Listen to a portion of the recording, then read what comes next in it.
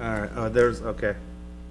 That one's open-sided and has, I think it's like 3-level racking outside exposed. Are you even allowed to, by code now, build exterior racking without at least, like in this case, wrapped on 3 sides? Would you be allowed to do exposed racking for marina storage nowadays? Double check that zoning really quick. You mean a new? Yeah, like a new one, because you have, you know, I mean, that, Maximo has outdoor stacking. Yeah. That's a different zoning district, though. That's our commercial district there, so it gets in, this one is, where Commissioner Flint's referring to as our institutional center, and, so it's more of a marina district down there, so it's a little different than, the marina you were just mentioning by your house, there. Oh, not to tell everyone, but.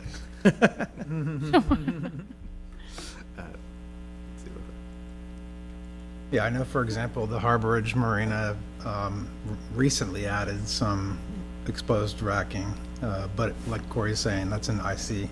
Well, yeah, but the other, and the other one on Terra Verde is enclosed, right? I think Loggerhead is enclosed. There's one in Gulf, is the one on Bogasega Bay and Gulfport, is that Gulfport or is that St. Pete? Sorry, I'm asking you 2 things at once.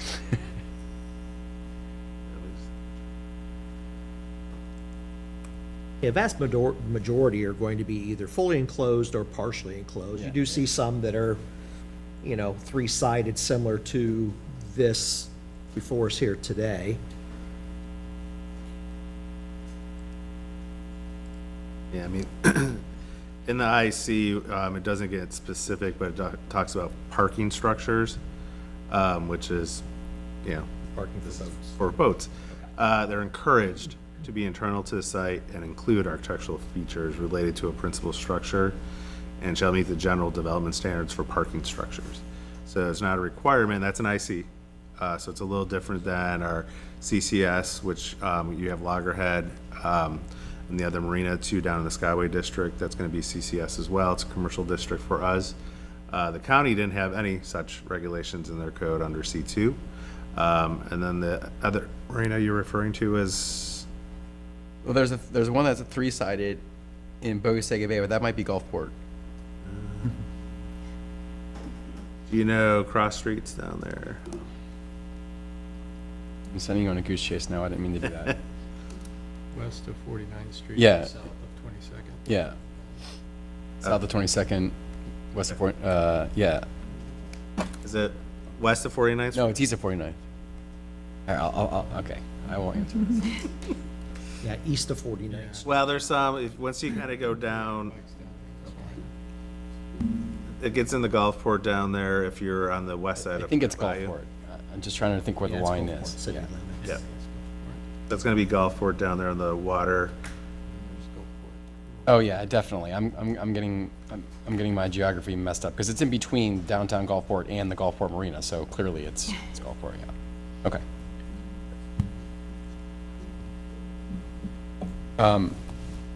You have more questions? I have a parking question, but I want to run this to ground first. This is, I don't have another question regarding this specifically, but on other cases, and this is very unusual here because the majority of this island is county zoning. I know we've been looking a lot at how many car washes are in an area, how many, oh gosh, what else? Banks, mini storage is an area. This is kind of sort of along the line of mini storage because a little bit more of a dead front to the public. Is there any concern with the city on this island due to the elimination of a sizable percentage of the commercial space for personal services? And it's unusual because generally when we're dealing with this, it's completely within the city limits. You know, here you're essentially, from initial glance at the island, you're looking at probably 30% of your commercial space is eliminated by this, as far as anything that would support personal services, barbershops, beauty salons, small grocery, whatever. Is that of any concern typically with the city by having a particular usages eliminated? I mean, this came up not too long ago with a different project, where, again, it was like a one-use approval, and there were some different discussions about a mix of use and why, like in C2, which is the county zoning, they don't have a minimum percentage of one use over another use. And even the overlay that they're referring to, the Terra Verde talks about marine uses as well as local businesses. So, and this has been developed with the marina, and there was a commercial piece to it as well. But yeah, there's really nothing in the C2 code and even the overlay that would force us to require them to keep X amount of commercial space. Thank you. Who city staff review parking? Is that transportation or is that you two? We reviewed it as well with Tom Whalen. So I'll ask the question generally then, and you all can figure out who's best to answer. But I actually did think the testimony talking about the parking reduction, I'd like to understand how that gets applied, because I agree. I don't think many people are riding their bike to Terra Verde to use the high and dry, so that's a general question of what's the discretion on applying that. And I'll ask both parts, so, but they may be separate answers. And then counting the slips, if the slips are going to be rented for a boat owner, whether they have a lift over the water or they have a wet slip, are those being used to reduce parking? I guess, well, I understand they had two different reductions that they used. Is that what you're? Right, I'm Well, it's the access for people coming in by boat to various uses there on site. right. Yeah. So is that true? Are all 80? So I'll start with the second one first. I should have asked them one at a time. Sorry. So is it true that all of the wet slips were used as a parking reduction? I believe they were.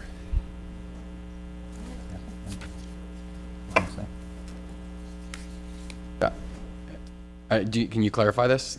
Yes, so there are 89 wet slips that are allowed per the sovereign submerged land lease. 29 of those we allotted for the parking reduction. That is for the ability to pull your boat up to then go to a use on the property. And are those 29 slips excluded from leasing? Yes, those are available for parking there. And you can enforce that? Okay. And then follow-on question, unrelated, but while you're up, the pool, is that part of the hours? Or is the pool open different hours than the stack?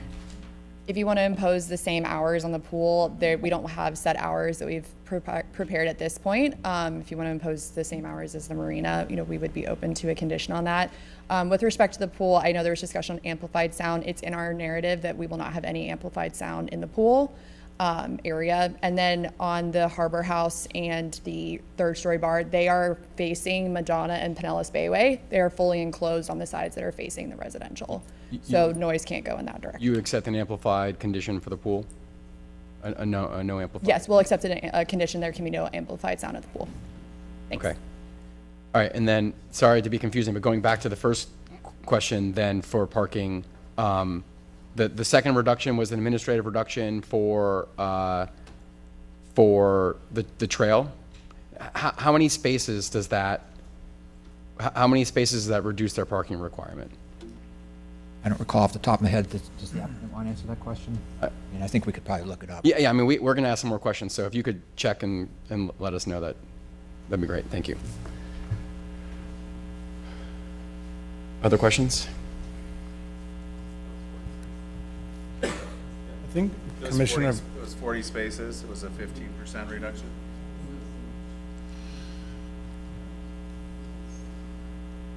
The one I was talking about is this one. It is west of. I cut off Commissioner Vallejo earlier when I asked a question, so I know she wanted to say something. Yeah, I don't think we're done. I just think. We got lots to say. Parking lot. Where'd it go? I don't think there's anything up there. But this one.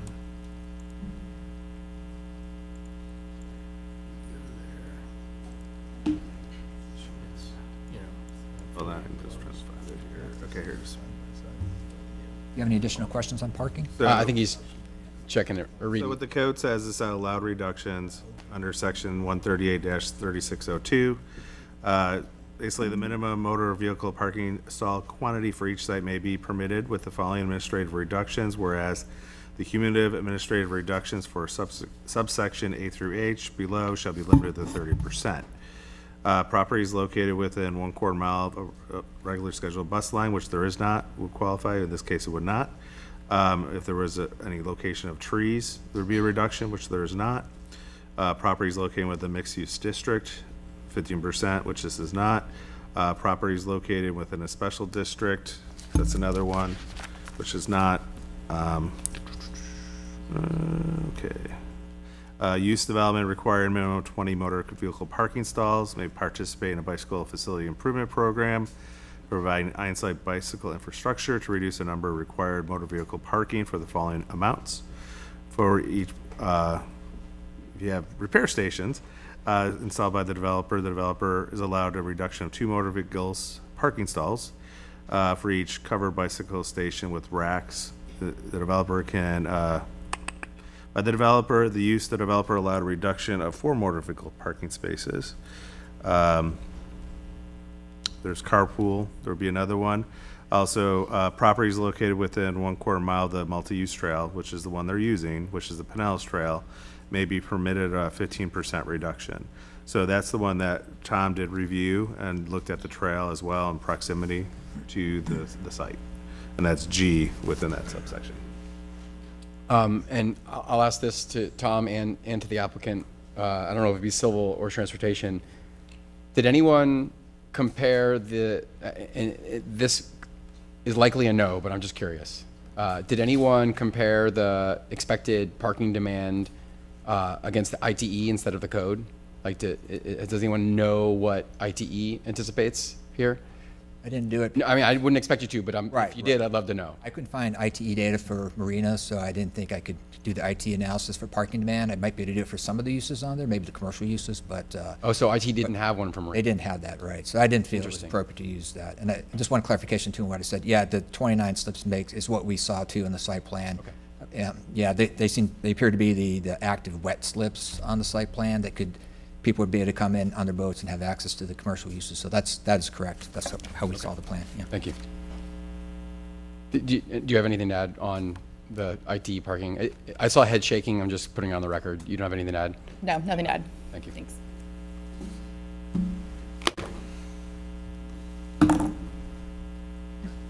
Let's have a discussion. Look, I don't take issue with the height itself, right? The 72-foot height in that location can be appropriate, and its placement beside the bayway is appropriate in that there's, the existing marina serves as a buffer in terms of height to the neighborhood. So that aspect I don't take issue with, but I do take issue with the nature of the open storage typology as a compatibility issue with the neighborhood, being that the scale of this boat storage at 72 feet is an industrial scale. And while the site has been approved for commercial uses that are appropriate to the neighborhood, it feels to me that that type of use at 72 feet is incompatible.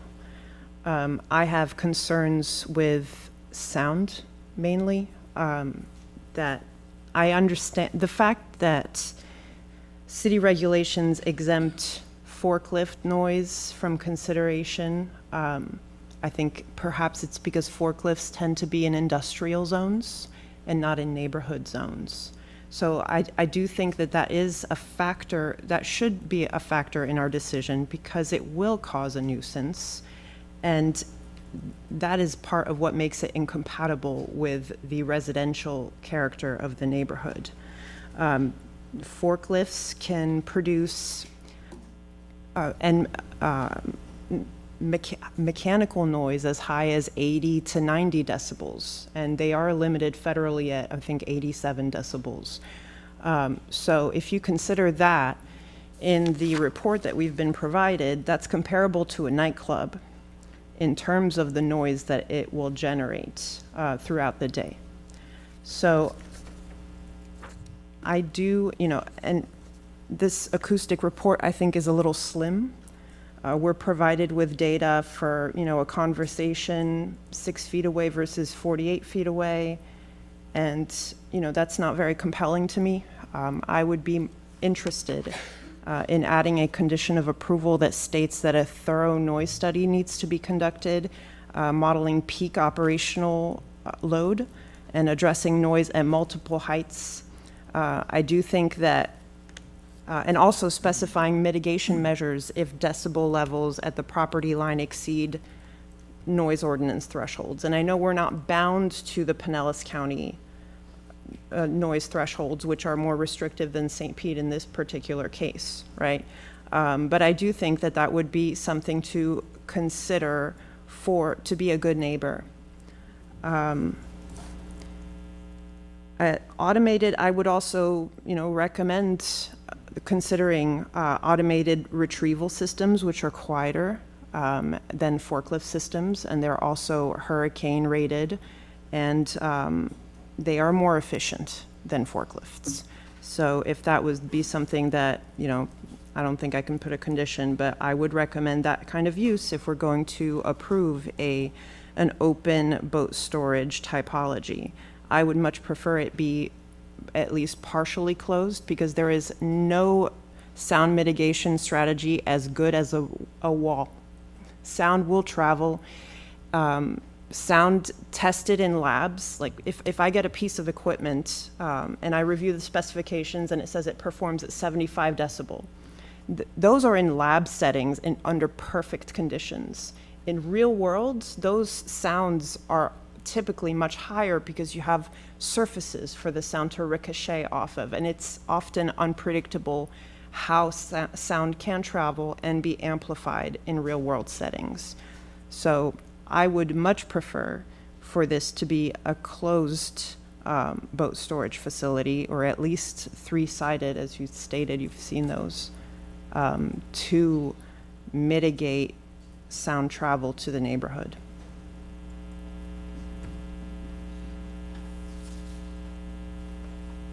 Other comments? So are you saying on the, essentially, the southern portion, the gap between the two buildings, which faces Madonna, which is what, the southern roadway, that it be, you're looking at probably a solid wall across there at a X height?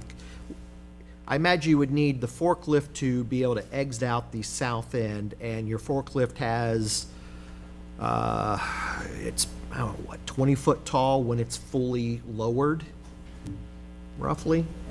I get loggerhead, the door is like 40-some feet. So you'd be looking at a 40-foot door, and so you'd be looking at an additional 30, 35 feet of solid above that. That that's way not- you shield. We don't have to solve that though, right? I mean, when I saw the site plan, I didn't think that the forklift was ever gonna go on the other side of the stack. I mean, That's true. They we don't, can ask they that don't, they don't question. have, does the forklift ever go south of those buildings? There's a gate there. since they have open to the north side, which faces water, would they enter and exit at all times through that side? For loading and unloading purposes, but they wouldn't be going in that direction regularly. There's nothing for the forklift to be. When you say loading and unloading, Like if they were taking something from off a trailer into the forklift to then put into the facility, because you don't want cars driving through the racks, so the forklift would be going in between them in that capacity. Again, in our hours of operation, and I think it seems to be a little bit unclear. The structures are enclosed on 3 sides. They're enclosed to the north, they're enclosed to the south, and then there's walls on either side of them that point to the exterior. So they're only open on the inside. Right, I think she was getting at,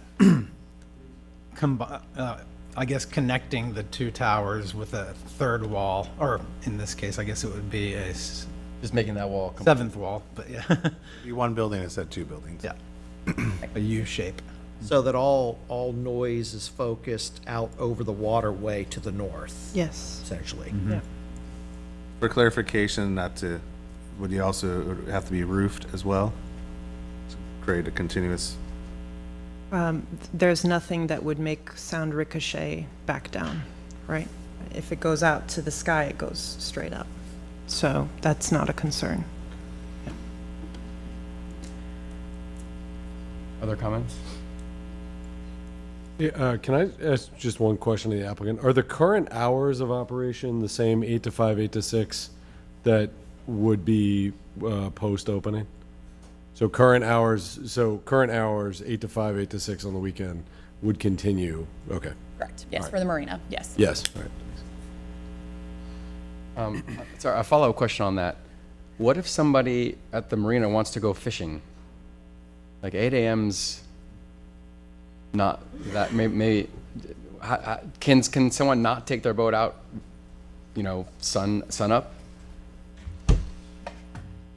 I can speak to that. So if theoretically someone wanted to go fishing, they would ask the marina to put the boat in the water. Oh, The boat would then be tied to the floating docks and left for the boater to come take out in the morning and then return. splash it on Friday to use it on Saturday. Yes.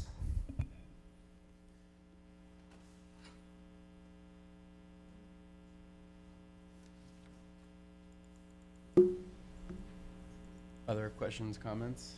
I think the one thing that's stuck with me was the concern over the openness of these towers and the comparison between the safety of those and in comparison to an enclosed structure in a storm event.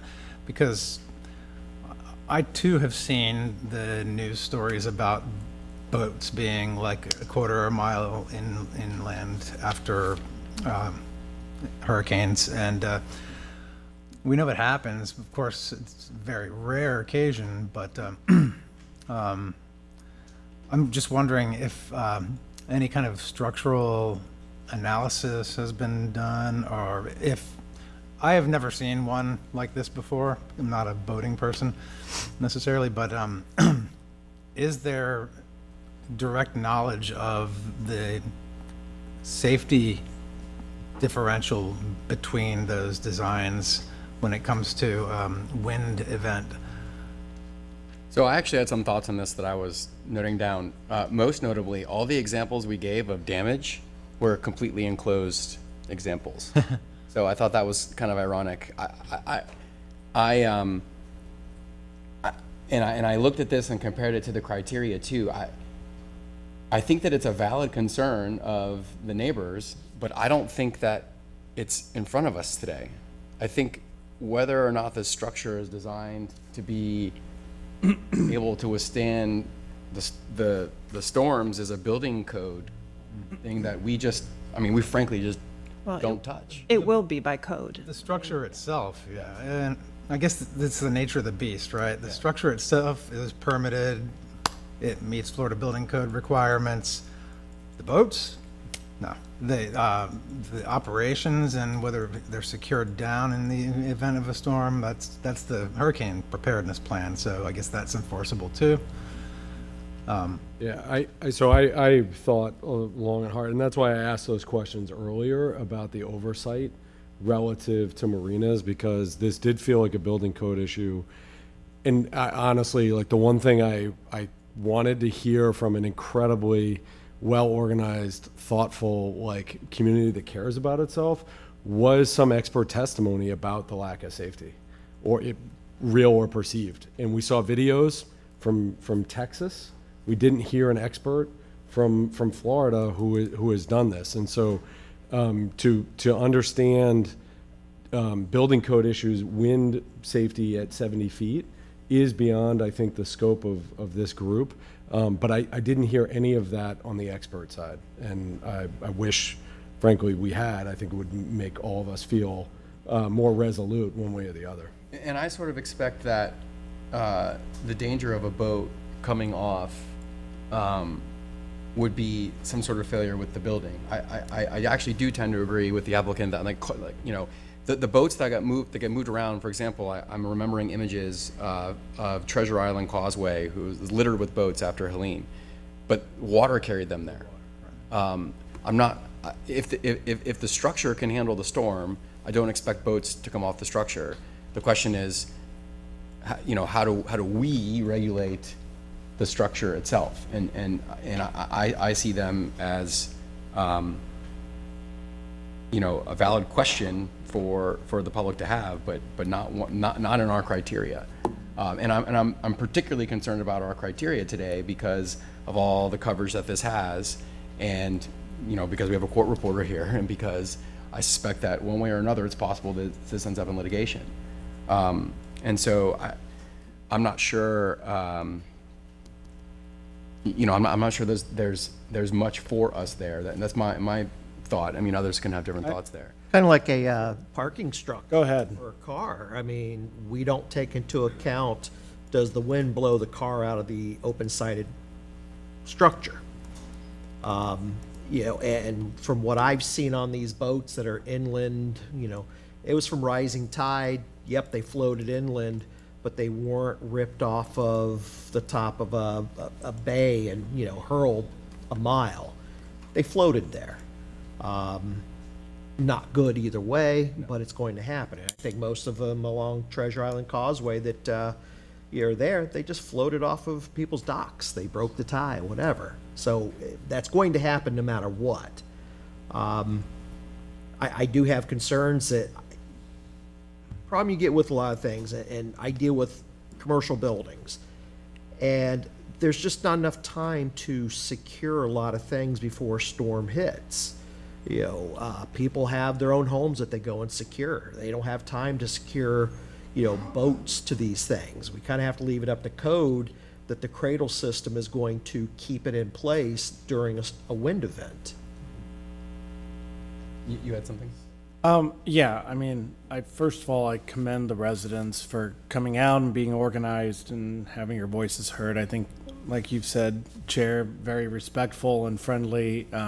We can't take any more questions from the public right now. I'm sorry.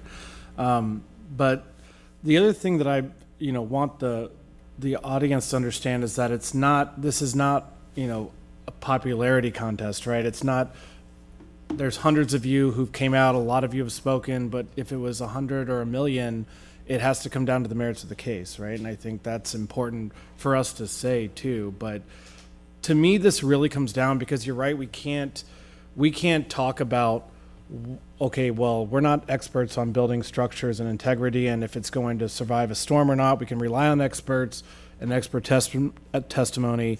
But to me, it comes down to, is this compatible with the Tierra Verde community overlay? That's what I keep coming back to, because that's what I think our job is. And in my opinion, I do not find this compatible based off what I've seen, what we've seen in the history. That said, I feel like my hands are kind of tied, because it feels like there's this law out there that basically said you can't change the height restrictions. And that's a big piece. I mean, unlike the other commissioner, I actually do think the height is a big piece of this, and that it's much higher than what's existing there, and what you can tell the county commission wanted to have in this location. Commissioner, sorry. Yeah, please. You can take into account the Tierra Verde community overlay as it existed in the comp plan prior to the county's 25-3 ordinance change. So I think Right. the majority is there, the height was not in that, but there is still many criteria that you can consider. Yeah, Compatibility. I understand that, and I think compatibility, obviously, of the uses is a big piece of this, and so I don't feel good about voting for this. I think the applicant has a good application. I do think that there was clearly some work they could have done in terms of engaging the residents, because something we heard every third resident was, they didn't listen enough, they didn't engage enough. So I just don't think this is the intent of this overlay. I don't think it's compatible with it based off this use next to the residential. So unless there's some big changes, like fully enclosing, potentially I'd like to see lower height and other things, I just think the size and scale of this is not appropriate for the overlay district. I think you're right too to point out the compatibility. That's why I was trying to ask a lot of really pointed questions on the code for, well, frankly, for our benefit, but also the public's benefit. Because another one, and I'll tell the public this, I know the transportation issues are a challenge for you, but I don't think we have anything to deny based on transportation. I think that and I know that that's frustrating to hear, but that's just not how traffic studies work. And we, almost every time we have a contentious hearing, it's the same complaint about traffic. But as the city's expert testified, there is a procedure for measuring that because they're designed essentially to not burden one particular property. For example, I think it's likely Fort DeSoto is your biggest problem out there. And so the way the studies are set up, it's so that one development doesn't carry the burden of that other traffic. But, so I do think this is a compatibility question, I agree. I had a lot of compatibility questions about the pool. I don't know where this vote is gonna go. So and I can't make a motion, but I would love it if someone would make a motion to limit the pool hours to the marina hours, because I do think that will go a long way. It's private, I feel a little bit better about that. But I do, I'm being repetitive here, but I do think it's a compatibility question. A lot of the other testimony, and a lot of the concerns of the public are very valid, but some of them are not really in our purview, and some of them, while they feel really bad to the public, I think that they're actually answered in the affirmative in the application. I keep looking at the marina across the street that several members of this board were here for that one several years ago. And the community worked with the developer and said, look, we were fine with the additional, 3-4 additional feet because it created the appropriate drainage, so a little bit of architectural detail to it. And when you start looking at compatibility from a visual standpoint, this is a big blocky building of a huge mass to be 70-something feet tall. When I look across the street at what we approved several years ago, and there's an existing marina building that was added on to. It wasn't 100% built at that time. It was one large existing building that they added to. That height fits. You've got a 300-foot long, 72-foot tall building, slightly mitigated because you're coming across a large fixed span bridge, but it is a very large mass. And that mass is really concerning to me. The noise is an issue, but it stands out when you compare others that we approved on Tierra Verde that the massing is substantially larger with this proposed design.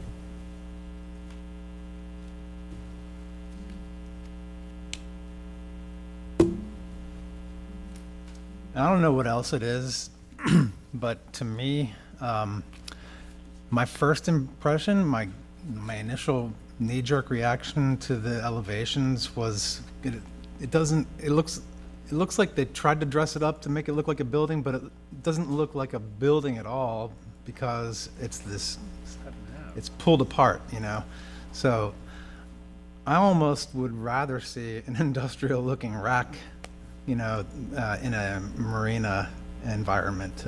But I guess that's the architectural purist in me, I like exposed structure and stuff like that. But to me, it looks kind of awkward the way it's been designed, and it's definitely not consistent with any of the other development on the island, even the other high and dries. So there's no precedence for something like this, and because it's open on the insides and you see all these boats, it's more, I think, intrusive than the other one right next to it. When you look at the property to the south, again, there were multiple things that were part of the variances years ago.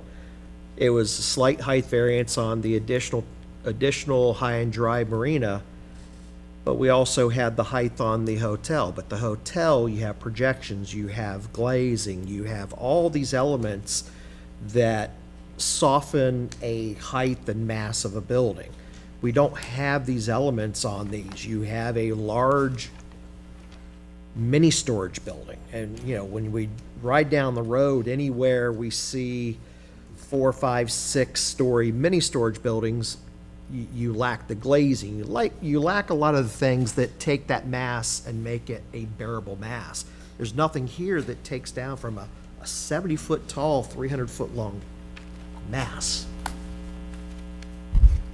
But I, to play devil's advocate, if that seems like a backdoor challenge to height, because if you think about the building coverage and the impervious surface and the gross floor area, all of which have room between what's proposed and what's permitted, the applicant, I think, could enclose this building, which then becomes, a real monolith. I mean, and maybe there's an architectural purity comment that one big behemoth is better than 2 3-faced, structures. But I do think that what the applicant could do with this building may be more stark than what we were seeing here.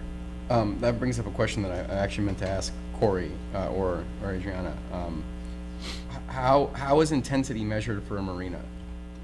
I know for the commercial parts in the restaurant, that's floor area, right? Is it measured by slip? How do you? No, I mean, this is an open-air structure, so it's all the enclosed, Yeah. based on the definition of floor area. And then we also look at impervious surface ratio. But the applicant, stumbling on it, because I don't know the exact number, but it's approximately a little less than 25%. Oh, you have it up. Yeah, that's what So it's 25%, 26% proposed, and the permitted's 0.55. So even if you measured it really draconianly, it's still going to be under that. That was my point, yeah. There's only one story, Right. right? So no matter how big and massive it is, it's just a one-story building. Yeah. And again, that's if it was fully enclosed and not just partially enclosed. Oh, right, to your point. So even if there's another wall, it still doesn't change that.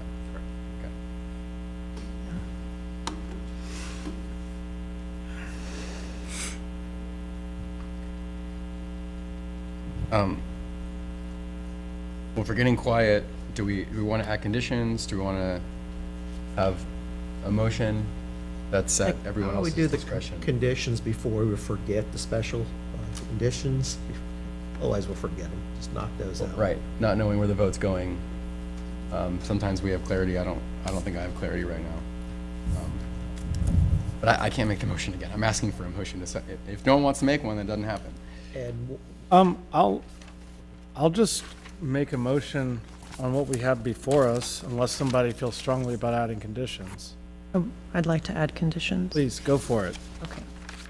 I'd like to make a motion to add a condition of approval stating that a thorough noise study modeling peak operational load, addressing noise at multiple heights, and specifying mitigation measures if decibel levels at the property line exceed, 60 decibels. I think that would be a fair number to put there.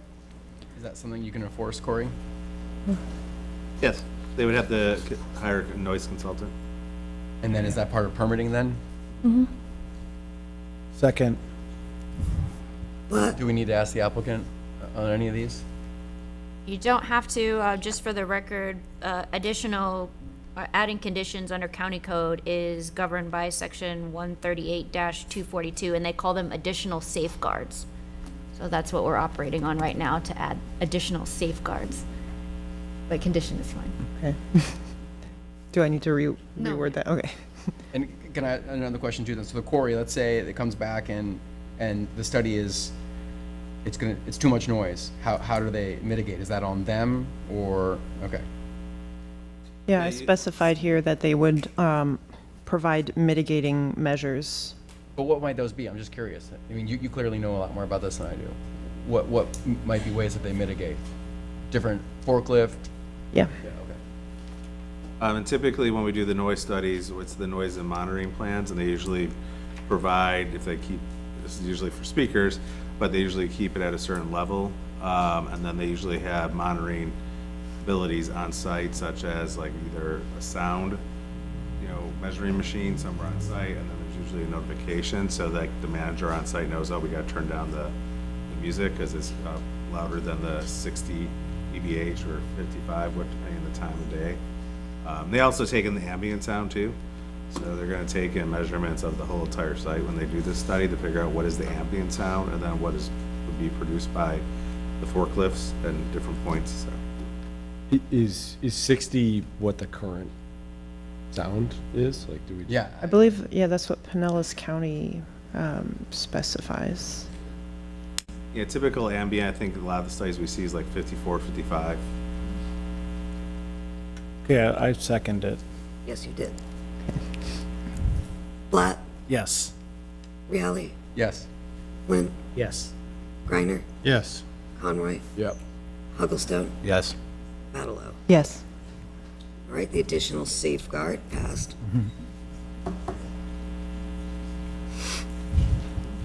Do we need one for operating hours as well? Part and parcel of Okay, noise. okay. I can't make that motion, but I would love to All hear right, that. okay. Move approval of an additional safeguard to limit the operational hours of the marina to 8 to 5, Monday through Friday, 8 to 6 on the weekends, Including the pool. including the pool. Second. Blatt, Yes. Reale, Yes. Flynn, Yes. Griner, Yes. Conroy, Yes. Hugglestone, Yes. Bigelow. Yes. That additional safeguard passes unanimously as well. So, I mean, I just want to say, kind of again for the record, that while I appreciate the applicant and what they've done, the increased landscaping, the things, I do think ultimately that this violates the vision, the objectives, and several of the policies of Tierra Verde community overlay, specifically around compatibility, but objective 1, policy 1.3, 1.5, objective 2, 2.1, and several others. And so I just think this goes against what the overlay's intent and compatibility is with the project, and I'm not going to support it. I agree, and I think there's a better solution that exists that involves, the community and finding a plan that works for everyone. So, this is why we have different professionals on the board. And I like the professional disagreement.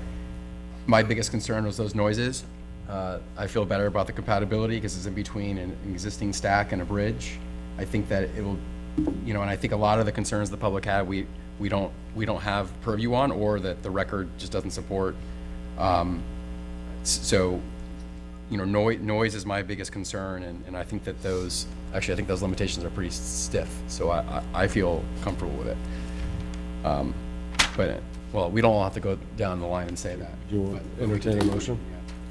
Okay. Move approval of a major modification of a previously approved type 2 use for a marina, Subject to the amended conditions. subject to the 2 amended additional safeguards that were previously voted on. Second. And that includes the staff condition Staff, of approval. Yeah. staff safeguards as well. Blatt, No. Reale, Yes. Flynn, No. Griner, Yes. Conroy, Yes. Hugglestone, Yes. Bigelow. No. The motion passes.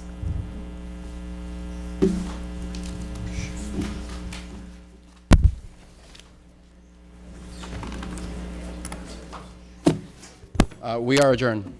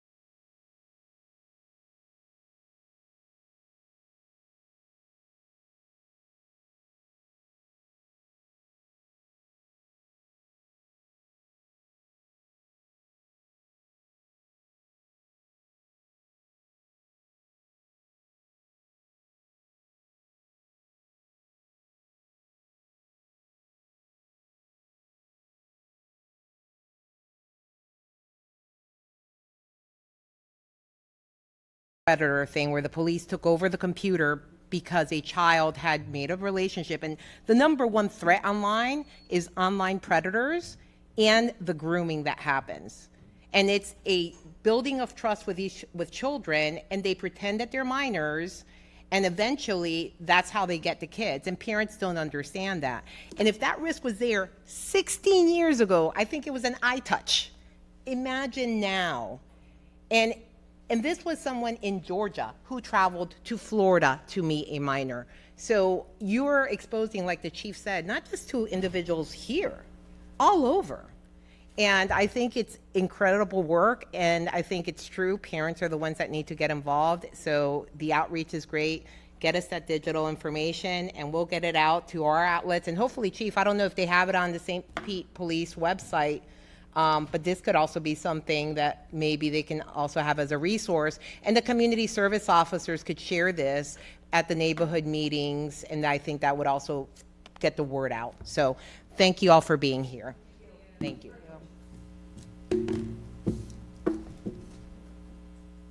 Thank you, Chief. Thank you, Chief. Next up, we have F4. This was an item that I pulled for good news. This is the construction that's going to be happening on Beach Drive and North Shore Drive Northeast. It's going to be a huge water main replacement project, and part of the reason I pulled it is because the area, as you will see, is a very heavily trafficked area. A lot of people are going to be affected, and we may start getting calls, and it's important for everyone to know what's happening with this project. So thank you, Brajesh, for being here. Good day, Council Chair and City Council, Brajesh Freeman, Engineering Capital Improvements Department, and thank you for making the time to attend these meetings. Your support in these meetings was astronomical with the amount of questions we were getting from the residents. And also thank you for bringing this forward as well. So this is such a major project for us because, this is really a network. The Old Northeast and the entire water system is a network, interconnected, but the entire network feeds Old Northeast, and even within that community dates back to the 1950s and 1960s. So it's a mix of PVC, cast iron, and galvanized pipe, which at this point, due to its age and the environment, which it's been exposed to, may be corrosive, may have resulted in corrosion, but also the pipes are approaching the end of their service life and in need of replacement. So this project is a continued commitment by the city for improving and replacing aging infrastructure, and this project is obviously located within the Old Northeast Neighborhood Association. This project will replace approximately 14,000 linear feet of pipe, 6-inch and 8-inch water main within the community itself. While the engineering department is administering the project, we did conduct 2 public meetings, and we did have a decent turnout from residents, which we were grateful for. And we also did facilitate quite a bit of feedback through our questions and our website, as well as the telephone numbers.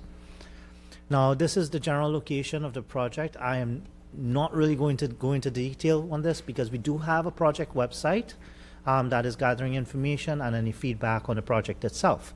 But as the council chair mentioned, it is along a major roadway section, which leads towards, and I'll touch a little bit on before I get into it, but really the project goals and the objectives.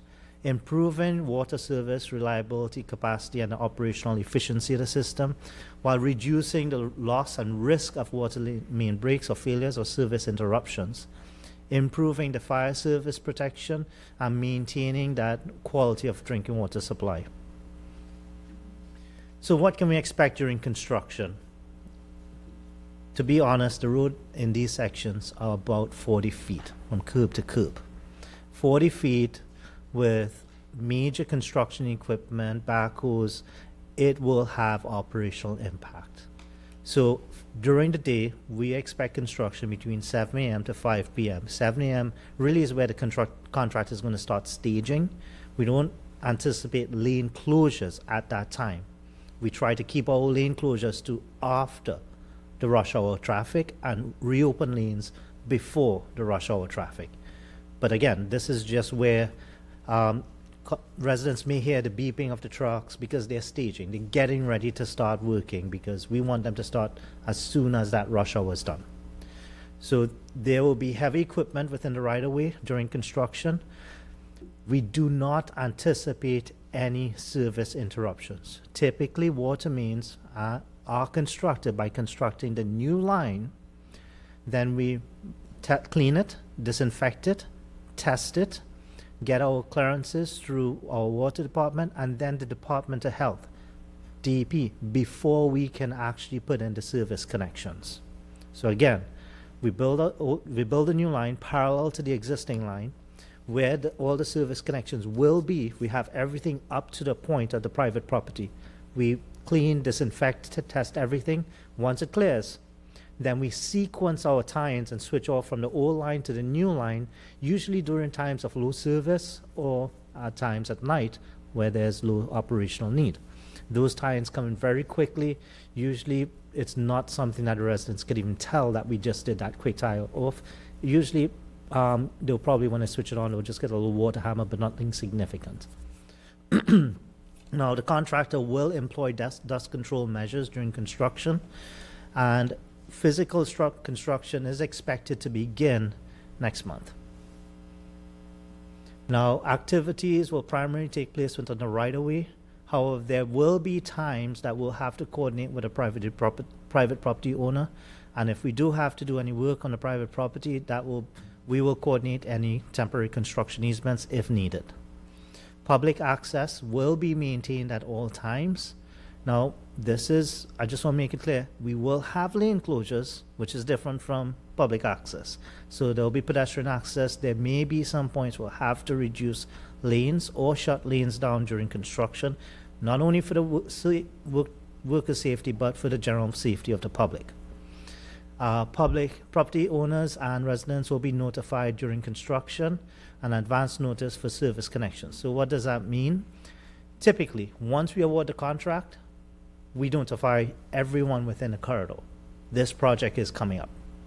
Now, once we do the pre-construction meeting with the contractor and we set that date, you're going to start work on this day, on this block. I'm going to treat this circle as the block. They're starting on this end of the block.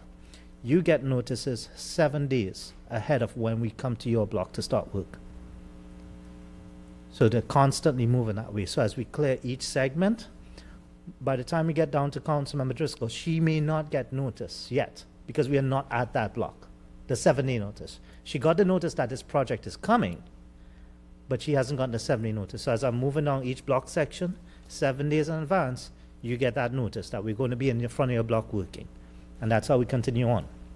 Now, the other element as it relates to the construction sequencing on this, and I want to go to this section to really show you all, is it's a long section of roadway.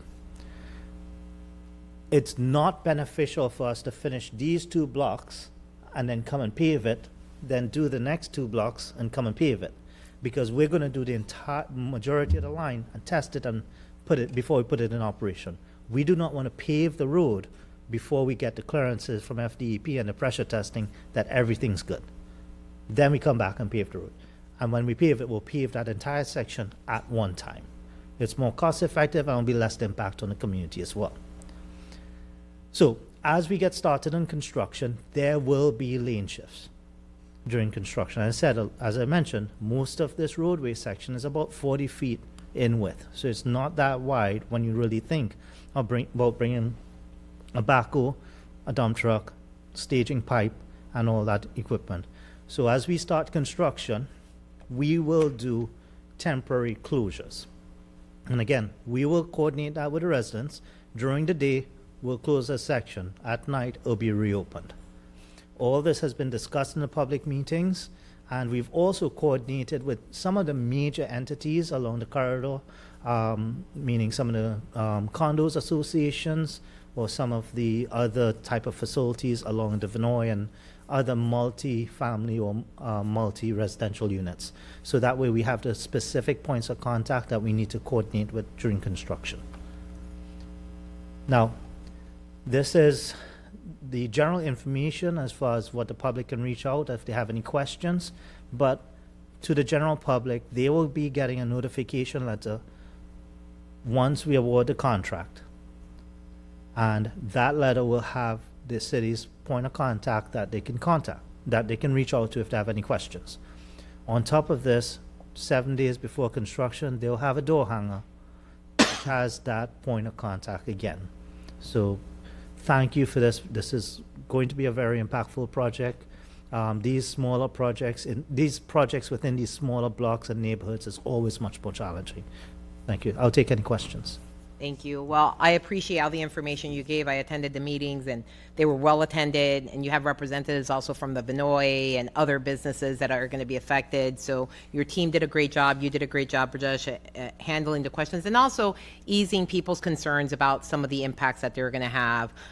So I'm glad that this is going forward. It's been many years. So with that, I'll entertain a motion. Move approval. Second. We have a motion and a second. Clerk, if you can open the machine for voting. Council members, please enter your votes. Seeing that all present council members have voted, clerk, please tally and announce the vote. Madam Chair, the motion to approve agenda item F4 passes unanimously with Councilmember Floyd being absent. Thank you. Next up, we have F5, and it's yours also, Rajesh. Thank you, Council Chair and council members. I'm here to give a update, and before I get started, I'll ask Councilmember Harding if there's anything, do you want to share about the project before I get started? No, sir. I think you understand it about 100% better than me. I know. I'd go to 101 if I can. Thank you for your time with this. No, I think council member is being very polite in the fact of the amount of time he's actually committed in understanding this project and also in supporting us in the public engagement processes, which we are grateful for. So that's really one of the first things I'll get started on, is that we've done a public meeting back in March 4, 2026 on this project, and it was, I would have liked to see little bit more people there, but I think we'll continue our engagement process. This element, and this I think is one of the big benefits of alternative project delivery. So the project is approaching 60% design, and this GMP that we're bringing to you all today is really for those long lead items, the generators, the pumps, the box culverts, the HDPE pipes, the fittings, things that we know we are going to put in that's not going to change. By example, the pumps that are going to go into this pump station, each one of those pumps is about 10 feet tall. So the pumps are actually bigger than the pumps in the lift station 85 on capacity and size-wise. So this gives us the ability to maximize the ability, because this project is grant funded, so we can advance these purchases to use the grant funding as quickly as possible, and then also get the ability of leveraging tax savings through the owner direct purchases. While this is being done and we put in these orders, we're also working on the 60% design, which just completed, and we're moving towards 90% and permitting. So we could complete the design while these elements are being ordered, developed, manufactured, and being shipped to the site. By summer of 2026, we'll then be putting out the utility adjustment package for all the water lines, all the reclaim lines, or sanitary sewer lines that have to be adjusted within the project limits. And then following quickly with the GMP for the actual construction, at which point we will then start receiving all these long lead items that we've ordered. So that's how we can shave some time on the front end of these contracts, leverage tax savings, but also utilize the grant funding as part of it. We do plan another public meeting in the fall of 2026 before we actually start the heavy construction on the pump station. And with that, I'll take any questions. Thank you. Councilmember Harding. Chair, thank you. Brajesh is underselling himself. The last item that we heard is replacement of pipes, critical to the infrastructure, harder than anything that I could ever imagine. But upkeep of what we already have. What Brajesh and his team have taken on this time will change lives. It will, by the time we're done, it'll eliminate the daytime flooding in at least a third, if not more, of Shore Acres. It will give life back to those that have to check the weather to see if they can get back to their house. It will never cause the LCC day school to have to call parents to tell them that they can't come to Carline because it's a king tide. This will change our community. And Brajesh, I think that, and it's the first time that we have done this, or utilized this technology, or utilized this level of engineering. And after successful, it'll be something that, according to Brajesh, we'll use in other parts of the city. But this one is different. This one isn't bringing us up to code. This one isn't replacing stuff that we have. This isn't re-engineering and making a system work better. This is literally changing the lives of folks who live in our community, because Mother Nature decided to act in a different way, which she will whenever she chooses to do. So I cannot thank you enough. My gratitude is underscored by how impressed I am with you and your team and what the city is capable of. So thank you very much, Brajesh, and with that, I move approval. Second. I have a motion and a second. Clerk, if you can open the machine for voting. Council members, please enter your votes. Seeing that all present council members have voted, clerk, please tally and announce the vote. Madam Chair, the motion to approve agenda item F5 passes unanimously. Thank you. Thank you, Brajesh, for joining us and giving us all this great news. Thank you for the support. Thank you. Thank you. Next up, we have F2, Advanced Metering Infrastructure Update. Hi, Claude. Council Chair, Council, good morning, good afternoon, sorry about that. So yes, as promised at the last council meeting, we come with an update on the AMI process. We posted yesterday the notice for the public to see that we have received this unsolicited proposal, and to invite others who may want to submit their own proposal to do so within a 30-day period. And so we've kicked that off as of yesterday. Okay. Well, that's great news. I think that was what we wanted to hear. So it doesn't seem like anyone has any questions for you, so I'm glad that we got this done. Thank you so much. Thank you, ma'am. Okay. Next up, we have new business, G1, referral to HERS. Councilmember Gabbard. Thank you, Madam Chair. Let me flip my page real quick, past my Post-it notes. Hold on one second. All right. So, before you have a respectfully requesting a referral to the Health, Energy, Resilience, and Sustainability Committee or other relevant committee for a presentation and discussion regarding the impact of House Bill 1217 on the Integrated Sustainability Action Plan. And I'll move approval, but I do want to give just a little bit of context. So this is what is affectionately known as the Net Zero Bill. And while this has not been signed by the governor yet, we do anticipate that it will be. And as a member of the Tampa Bay Regional Planning Council, this is something that they're looking very closely at. We received an update from their legal counsel at our Monday meeting, specific to really all of the work that the Planning Council does around resiliency, some grants that they have gotten from the federal government on net zero, and just knowing our ISAP plan so well, I know that there will be implications to the work that we are doing, some of our goals around purchasing electric vehicles and things like that. And so I think that, you know, even though it hasn't been signed yet, it's important to go ahead and get this in the hopper so that our team can go ahead and start looking at all of the implications from this massive preemption bill. So with that, I move approval. Second. We have a motion and a second. Clerk, if you can open the machine for voting. Council members, please enter your votes. Seeing that all present council members have voted, clerk, please tally and announce the vote. Madam Chair, the motion to approve agenda item G1 passes unanimously with Councilmember Floyd being absent. Thank you. Next up, we have G2, Councilmember Gabbard. Thank you, Madam Chair. This is respectfully requesting City Council approval of a resolution that is attached supporting the development of the Water Resources Development Act and urging Congress to include dredging of canals in St. Petersburg for flood mitigation in the WRDA. And you do have a resolution here before you that we worked on with our legal team. I believe Jane is here if we have any questions for legal. And really, I just want to speak to the residents of District 2 and thank them for their continued advocacy. Since the storms of 2024, you have all heard me talk about the need for dredging of our canals. This is something that you all approved some initial funding sometime back for us to start laying the groundwork. Unfortunately, we need our federal partners to help us with this. And, that is a massive undertaking, specifically Army Corps of Engineers, and the list goes on as to kind of the steps we have to go through. So this being one that I think is important to kind of helping us show our support as a city towards this need. And I think even District 1, there's some issues with dredging out there, maybe also in District 3, District 5, District 6, across the city, really. And we cannot do this work alone. We need our federal partners to help us with this. And so I am urging that we pass this resolution today. So with that, I move approval. Second. We have a motion and a second. Clerk, if you can open the machine for voting. Council members, please enter your votes. Seeing that all present council members, Big Sam, Councilmember. I've got a pushed, I'm sorry. Oh, there you go, you're good.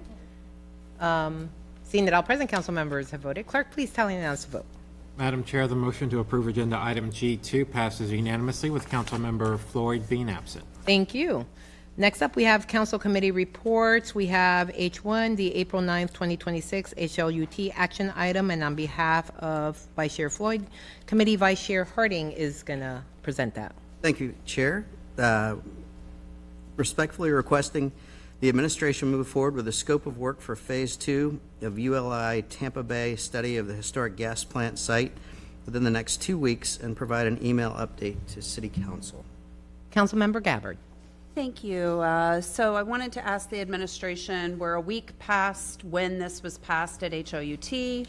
We're now a week away from when we wanted this to be moved forward. So can you just give us a quick update as we approve this item today? Sure. So Mr. Corbett recently met again with Ms. Lowry and the Downtown Partnership to try and keep moving forward on a scope. We're waiting on ULI to respond to us still with that scope, and we're doing the best we can to move it forward. Very good. I'll expect to probably speak with them for an update myself since I'm the one working on this item. So I'll continue to urge them to get back to you as well. Okay, thank you. Thank you, Madam Chair, and I move approval. Oh, was there already, would you move that as the one? Okay, because I was going to second if you already did it. So yes, I move approval. Okay, Councilmember Gertis. Thank you, Madam Chair. I guess this is probably a question for Councilmember Gabbard. Yes. And I watched this meeting and then went back to the transcript, and I'll just be very honest, I'm a little confused, and so I'm hoping you can help me, because to me it seemed like, and administration jump in as well, to me it seemed like we needed Phase 1 in order to get a Phase 2 scope, but maybe Yeah. I understand. If you could help clarify that to me, because I don't have a problem moving forward in the process that's been laid out, but I don't want to leave things out in Phase 2 if we need Phase 1 to be completed. That's my concern here. Yeah. So if just some clarity from whoever would be super helpful. So Phase 1 is the gathering of all of the information that we already have, all these plans, all these studies, everything that's been done. The Downtown Partnership has volunteered to step forward and be the financial stewards of that, and so that is currently underway. Phase 2 is the one that we need the scope of work for, so that we can speak with legal to understand procurement. We won't know all of that until we have that scope of work. And so that is, really the request is that administration and ULI move forward on that scope of work. So then legal can weigh in, they can evaluate that, they can understand it. And all of that piece of it does take a little bit of time. Phase 1 will be working, the partnership will be our steward on that. We will be working on Phase 2 to figure out what that looks like from procurement. The partnership is also working with other partners who could potentially help to fund Phase 2, along with whatever the city contribution might be. All of that also has to be worked out. But until there is a scope that is agreed upon between ULI and the administration for legal to even be able to look at, we're kind of stuck. Okay, So, I appreciate that explanation. What I guess my understanding is the gathering of information and some of the interviews that happened during Phase 1 help develop. The interviews are Phase 2. Okay, maybe that's where I'm getting confused. Yeah. That happens in Phase 2. That is a Phase 2 act. Okay. Yeah. So then part of that, again, this is helpful, thank you, is how do they know? How do they know who to interview just because of everything they've gathered? Is that how that's So put together? That's where right, I'm missing. Understood. Because If I it may, feels Madam like Chair? they need Yeah. to see everything from phase one gathering to decide who is it they're going to interview, what questions do we ask, things like that. And I want to make sure we're not missing anything. That's all. Absolutely. So the partners who will come together on the funding, if you will, led by the partnership. So Jason was there that day, Mr. Mathis, and he spoke about some of those partners. And, you know, he's going to be talking with the chamber. He's going to be talking with the Urban League. He's going to be talking with the foundation. The Suncoast Tampa Association of Realtors have stepped up to put some funding forward. They will all, during phase two, work on who these individuals are throughout the community. I have also talked with Jason because he was part of the work that I did to get us to this point, is that the descendants of the historic gas plant who were present during that conversation, they will be very instrumental in this. It will be a wide collection, but that group, along with the city and ULI, will decide ultimately who these 100 individuals are that end up getting selected to be interviewed for the ultimate end product. Okay. All right. Thank you for the clarification. So, Absolutely. and administration is working towards this now, and you're okay with, I mean, it seems a little bit, it seems like it's relatively the same path, but a little bit different. I mean, you're okay with moving this way and going forward and I don't want to speak for Mr. Corbett, but it's my understanding we don't need the results of phase one to do the scope of phase two. Maybe that, sorry. No, Maybe it's that okay. was the question I should have asked from the beginning. I'm sorry. But that was helpful because the conversation during the meeting, you know, it bounced. And then with Zoom speakers, it was a little tough. And then the transcript, again, it's still the transcript. It's not the minutes quite yet. And so I'm very much appreciate, thank you colleagues for a little bit of patience with me. I just wanted to make sure I was seeing through the right lens. So I appreciate that, and thank you very much, Madam Chair. Thank you. We have a motion. I need a second. Oh, second, sure. Okay. We have a motion and a second. Clerk, if you can open the machine for voting. Council members, please enter your votes. Seeing that all present council members have voted, clerk, please tally and announce the vote. Madam Chair, the motion to approve agenda item H1A passes 6-1 with council members Driscoll, Gabbard, Gertis, Givens, Hanowitz, Harding voting yes, council member Fig Sanders voting no, and council member Floyd being absent. Thank you. Okay, the next up, we have public hearings. That's at 5:01, so we have a little bit of break. So with that, we're in recess. Thank you, everyone.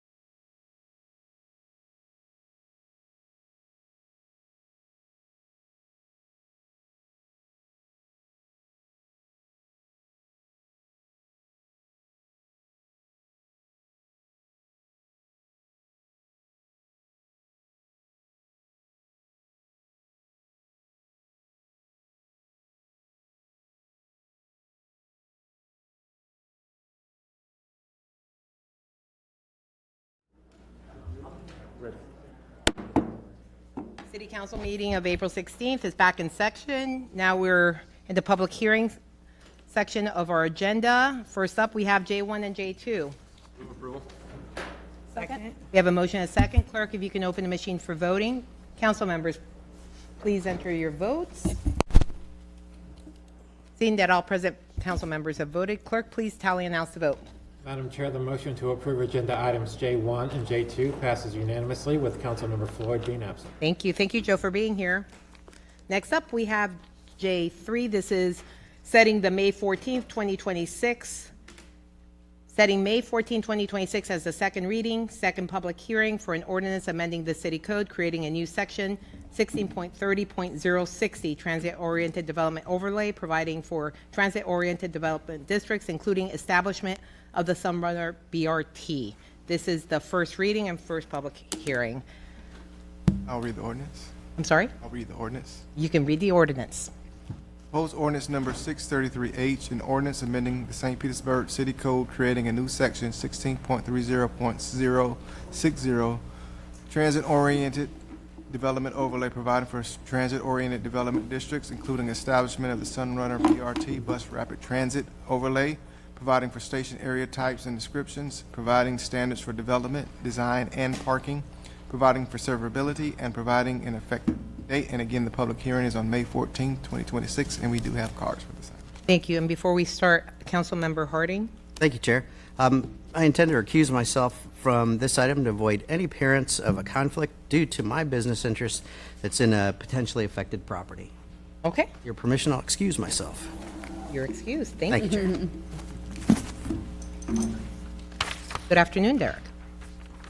All right, good afternoon, and thank you, Chair, Council. My name is Derek Kilborn, Director of the City's Planning Department, and we are presenting tonight on the Sunrunner BRT overlay. So almost everybody in the room I've talked to before. I think everybody here is familiar with the long history on this. But the long history is important because there are efforts that reflected where the community was at different points in time. And there has been an evolution in this process. And there are a lot of plans that are involved, including the countywide rules, the city's comprehensive plan, and the land development regulations. And so the intention today is to walk you through a presentation that is very similar to the presentation you have received in committee, or maybe you've seen us present at the DRC and CPPC. But we do have additional support information, and we're ready to answer any questions you may have about finer details of the proposal. So as always, I'd like to start with the 2012 Central Avenue Revitalization Plan to remind everyone that the bus rapid transit discussion didn't start today or in the last couple of years. It started in the mid-2000s when the idea of a bus rapid transit system coming to the First Avenues was first contemplated. And through the Central Avenue Revitalization Plan, there was a land use and zoning element in it that included changes and increases to the development potential for those sites. And so you can see on this slide that the development potential was increased from 15 and 24 units per acre with a workforce housing bonus up to 60 units per acre plus 10 units per acre workforce housing for a total of 70 units per acre, and a maximum building height was increased from 48 to 72 feet. So that is the code as written today, and those are the allowances along the corridor shown in the graphic. We then can jump ahead to 2019. There was the Union Central District Plan that was accepted on December 2019, and I included this master plan in the presentation today because this particular graphic shows the Central Plaza location as a recommended transit scale development option. When we get to 2022, we now are starting to look back at the 2012 land use and zoning regulations and asking, do those compare appropriately to the transit investment that has been made in what is the now realized bus rapid transit system? The stations are in, we know where they're located. And so this Sunrunner Rising development study was prepared and accepted in April of 2022, which shortly preceded the ribbon cutting on the actual bus rapid transit system, which started operating in October of 2022. In 2023, you had the Grand Central District Master Plan that was presented and accepted in August of 2023, and this had some different recommendations relating to Central Avenue corridor along the Grand Central portion between the interstate and 34th Street. And so this is something that may come up in public comments. You did receive one public comment that talked about some of the proposals and recommendations in that master plan. Also related to this discussion, 2023, the city adopted map amendments related to missing middle housing.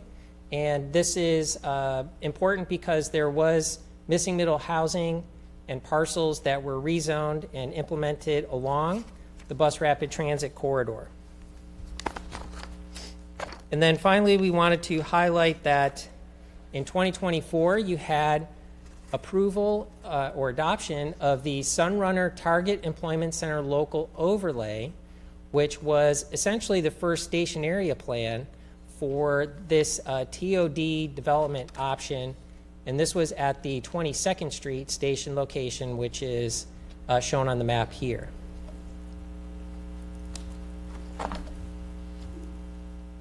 When you go through the Sunrunner BRT plan, there are 4 different station types identified within the city of St. Petersburg: downtown, urban, village, and neighborhood. And what we are talking about tonight, based on the geographic footprint of the Sunrunner Activity Center, are the urban, neighborhood, and village station types.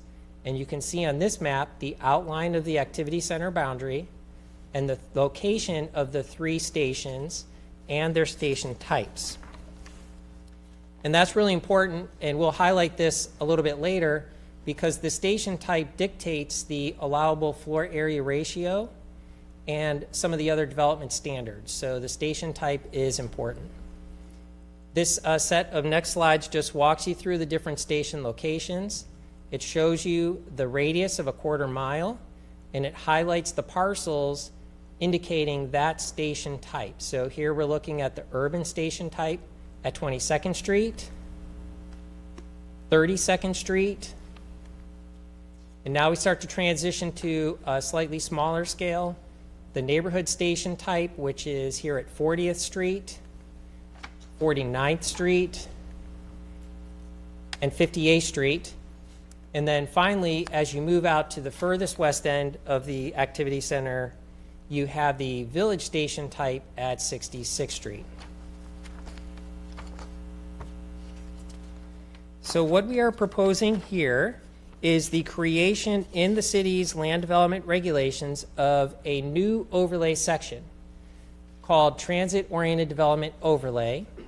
And this is a new section that will create the framework for us to consider the current proposal, Sunrunner BRT, but also be ready if there are future proposals for other bus rapid transit systems.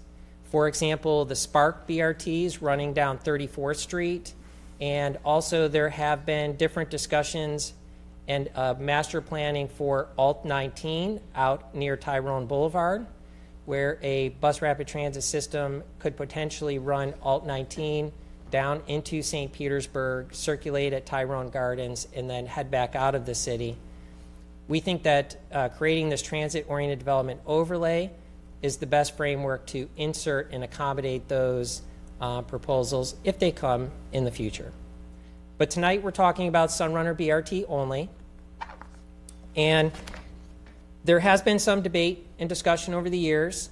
Should this Sunrunner action be a rezoning, or should it be an overlay? And some of this decision-making has been dictated by state preemption decisions, telling local municipalities what we can and cannot do with different land use and zoning decisions. I've previously explained that right now we are under a prohibition from creating new land use and zoning regulations that are interpreted as being more restrictive and burdensome. And so by proposing this overlay, this is a strictly voluntary opt-in option. The zoning that exists along the corridor today will continue to exist, and any development entitlement that the owners have today will remain. using that existing zoning. However, if that owner wants to opt into the overlay, then this is what we are considering tonight. What does the overlay look like? And so the flexibility of this overlay option, the voluntary action to opt in, keeps us compliant with state preemption rules, but still moves this action forward in a way that accommodates the bus rapid transit system and is consistent with the many goals, objectives, and policies that we have talked through over the recent years. Okay, when we're discussing use standards, the idea with any transit-oriented development overlay is to promote pedestrian connectivity and connect those pedestrian users and residents with the transit system, and in this case, the Sunrunner BRT. So one of the first things when we are thinking about land use is we want to move away from vehicle-dependent or vehicle-oriented uses. And so in the text amendment that is proposed, there would be a series of uses that are allowed in the underlying zoning, but if you are opting into the overlay, would be prohibited by the overlay. And so we have that list on the screen. These are very obvious vehicle-oriented uses: bank with drive-through, gas stations, car washes, any drive-through facilities. These use references are used in the use matrix today, and so that's why some things like bank with drive-through and drive-through facility seem duplicative, but they are individual lines in the matrix. The second thing we're doing is adding TOD supportive uses because the underlying zoning might not allow these uses as permitted principal uses.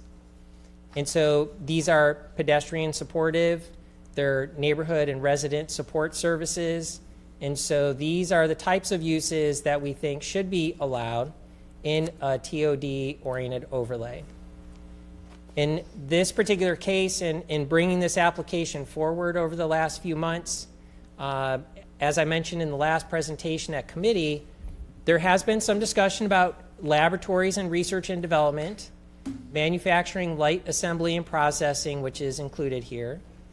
And since the HLUT committee, we did receive feedback from one resident who suggested that performing arts venue indoor more than 500 seats might be incompatible with the category and proposal. So I highlight those if we want to come back and discuss them. Next, we move into the individual station types and what is the development allowance. Starting with the urban station type, which you can see in the graphic here. This graphic is showing the quarter-mile radius, and it sets the development standard. The graphic table in the bottom left corner of the screen is taken directly from the Sunrunner Rising Development Study, which again was adopted also as the county-required special area plan that is the foundation for what we can and can't do with this text amendment. And in that study and special area plan, it had a maximum FAR cap recommendation of 5.0. And you can see in the table at the top of the slide, that's exactly what we're recommending. A FAR cap of 5.0 with an FAR base of 4.0. And you would use FAR bonuses to get from 4 to 5. But that is a top cap of 5.0 FAR.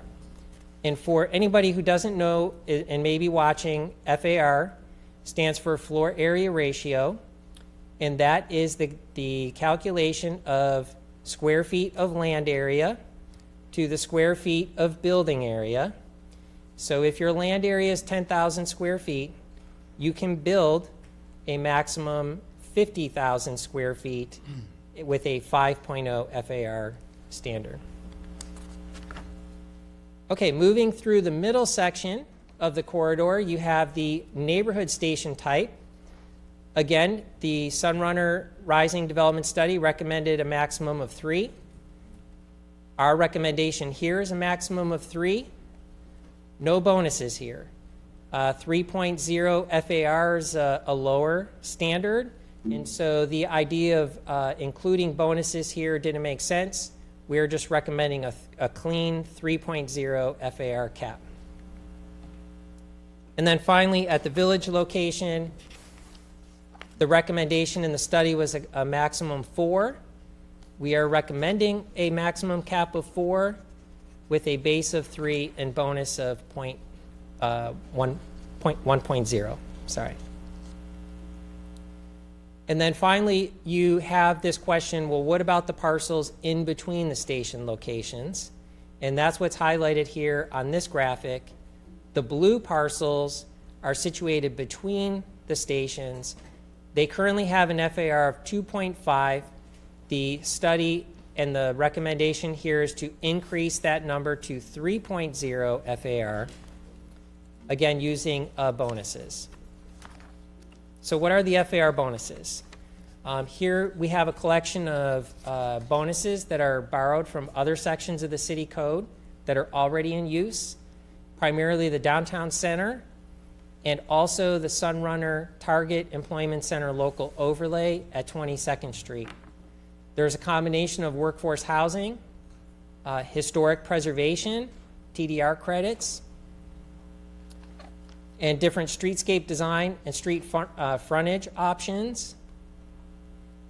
And this is a little different from what we presented again to the HLUT committee. At that time, we were referring to an affordable commercial space program. That language has been removed from the proposal you have in front of you. And in the alternative, we have put in language from the 22nd Street example that talks about activating or finishing out the first floor space for immediate occupancy.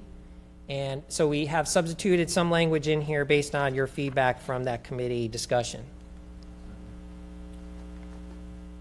On the bonuses, in the footnote, there is an exemption to floor area ratio calculation that was included that refers to, as you see on the screen, square footage of a designated local landmark that is retained and restored as part of the site is exempt from inclusion in the gross square foot area of the project. And so this is something that we do in the downtown center now as an incentive towards historic preservation. It was recommended by the Development Review Commission that the council consider accepting or this exemption for all buildings 50 years in age or more, regardless of whether they are listed on the National Register or local landmark designation.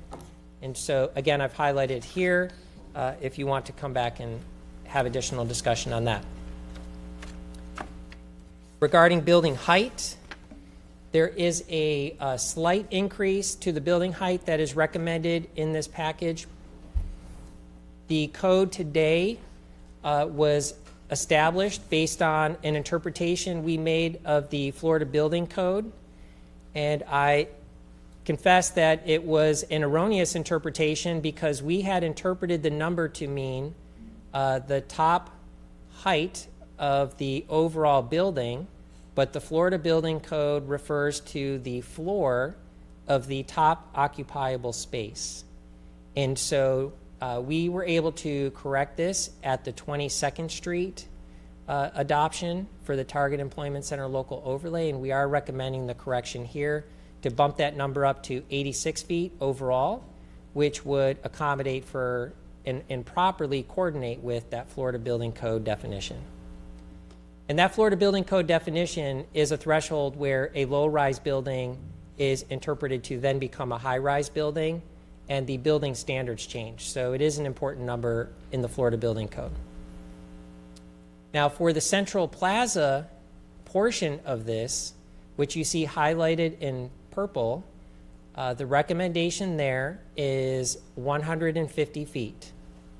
And that is based in part on some of the existing construction that is on site today, but also this graphic, which was included in the Sunrunner Rising Development Study, identifying for this area a maximum of 12 stories. with some staging on the perimeter, but we are recommending here 150 feet. And again, that is consistent with the transit classification in the Union Central Master Plan, which I highlighted in the timeline to open.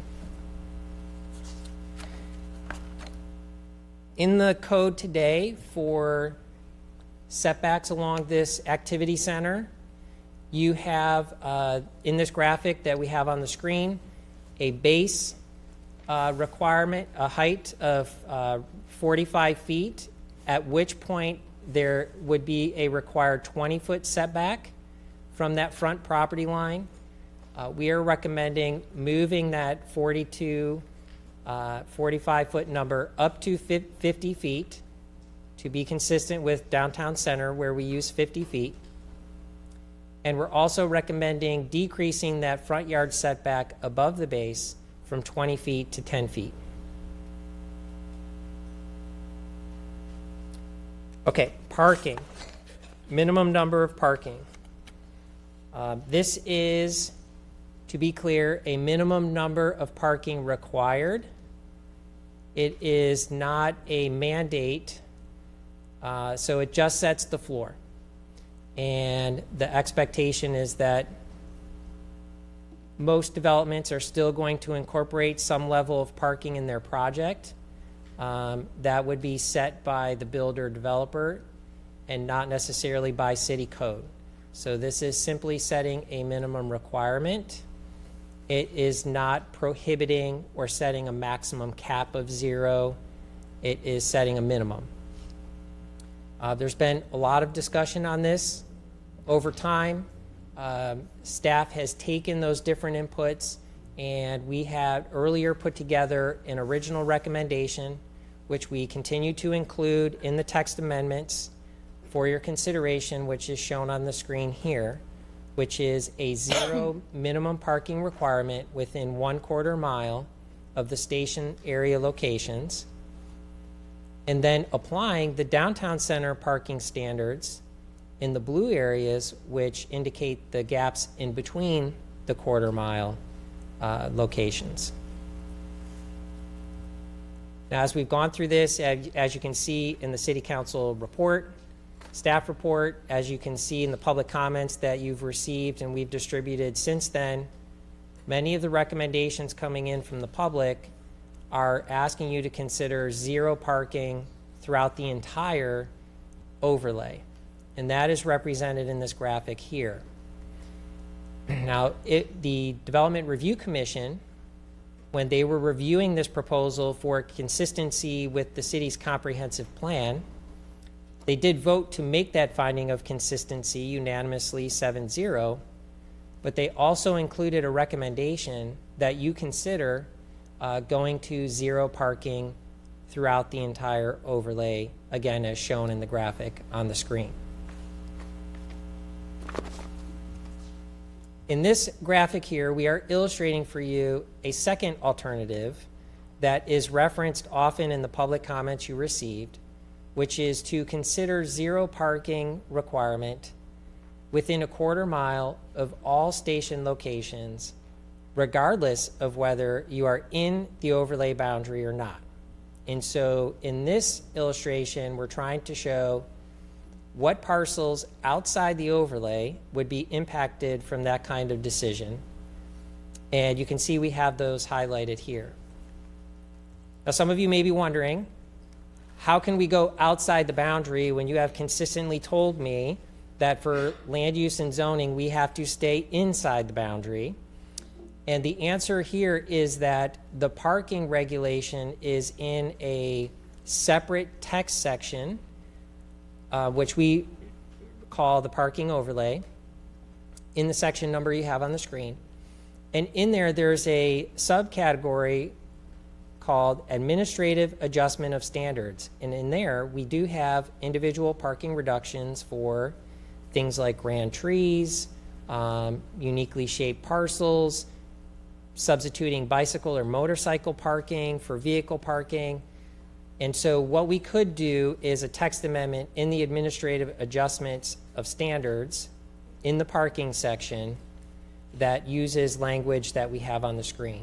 So again, we can come back and talk through this a little bit more after. And if both of those proposals are combined, this is an illustration just showing you what that would look like. Finally, we have building and site design standards articulated in the text recommendations, and those are featuring or focusing on site layout, orientation, and design, pedestrian circulation, designing buildings to have activated storefronts to the streets that are within those station locations, as you see them listed here on the screen. Finally, I want to go over some resources because this is the first reading and first public hearing, and there's a month's time until the second reading and adoption public hearing on May 14th. So for anybody who's been following this initiative or is just picking up this discussion tonight, please visit stpete.org/sunrunnerTOD, where we are updating all the information in real time. If you go there, you'll be able to access interactive maps. You'll be able to access all the different reports, archive videos, and presentation decks, really over the last 3 to 5 years, even as we have been taking action on the other comp plan and related changes. In terms of schedule, this is where we are in the process. We are here at the City Council first reading and first public hearing. And as I just mentioned, there's the second reading and final adoption public hearing scheduled for May 14. We did intentionally pad a little extra time in here so that we would be able to make any adjustments that you might direct us to do tonight. And then finally, regards to public engagement, we have had invitations out to neighborhood and business associations. Some of those have invited us to speak. You can see on the list here, we've presented to Kona, the Downtown Partnership, Central Oak Park Neighborhood, Historic Kenwood. We talked to the Live Oak neighborhood. It was not a presentation at a neighborhood meeting, but they did have several questions about the process and content. And you've also received a number of public comments. It looks like most of the public comments coming into our office were coming to your office and simply copied to us. But to our best ability, we did collate all those, and then we packaged those updates and sent them over to you. And those also have been published up online at the website. And then yesterday morning, we also attended the Mayor's Bicycle Pedestrian Advisory Committee. And this was a late action that they took yesterday, which is why you don't have a print material on it. But I'm just going to read this here because this came to me from the chair of that committee. The Mayor's Bicycle Pedestrian Advisory Committee supports, in general, the lowered or eliminated parking minimums proposed in the Sunrunner BRT Transit-Oriented Development Overlay per both alternatives presented. And so that was from the Mayor's Bicycle Pedestrian Advisory Committee. You have those public comments. We've talked about the process. And that concludes the initial presentation. And like I said, we have different resources over here to help answer your questions or also support the discussion that you might have after. Thank you. Thank you. Well, Derek, fantastic job as always of talking about this in a way that we can understand, even though there's a lot of moving parts. But I think the presentation was done really well given how complicated. That doesn't mean we won't have questions. Okay, so now we move to the public portion, public comment portion of the meeting. I just want to say before we start that I see a lot of familiar faces. I think a lot of you know how this goes. There's a lot of people here that feel passionate one way or the other. The only thing I ask is, you come up here, say your name and street address and cross streets, and then when someone else is speaking, please just let's maintain quorum and no clapping or anything else because, I know people get very passionate and it's very easy to lose control, but we just still have to maintain quorum. So with that being said, clerk? I'm going to call 2 speakers at a time. When I call your name, please go to an open podium, state your name, address, or cross street for the record. You'll have 3 minutes to address City Council. First 2 speakers are Kristen Ehrlich and John Tyler. And go ahead and start. Hi, my name is Kristen Ehrlich. I live at 2386 Granada Circle West, and I'm here today representing Connect Pinellas. I did want to make a note right before, as a personal note, I do live near the Spark Line, so this is really interesting for me to see how this works out with the Sunrunner. And also, I really do support the historic preservation provision that is in here that on a personal level. So I'm going to read a portion of our letter that's in your submission packet. On behalf of Connect Pinellas, a nonprofit organization dedicating to advancing transit and alternative transportation options throughout Pinellas County, we would like to express our support for the proposed transit-oriented development zoning overlay.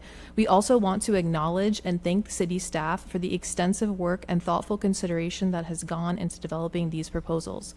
The Sunrunner has become a nationally recognized example of successful bus rapid transit, and the city's continued efforts to align land use policy with this investment demonstrate strong leadership and long-term vision.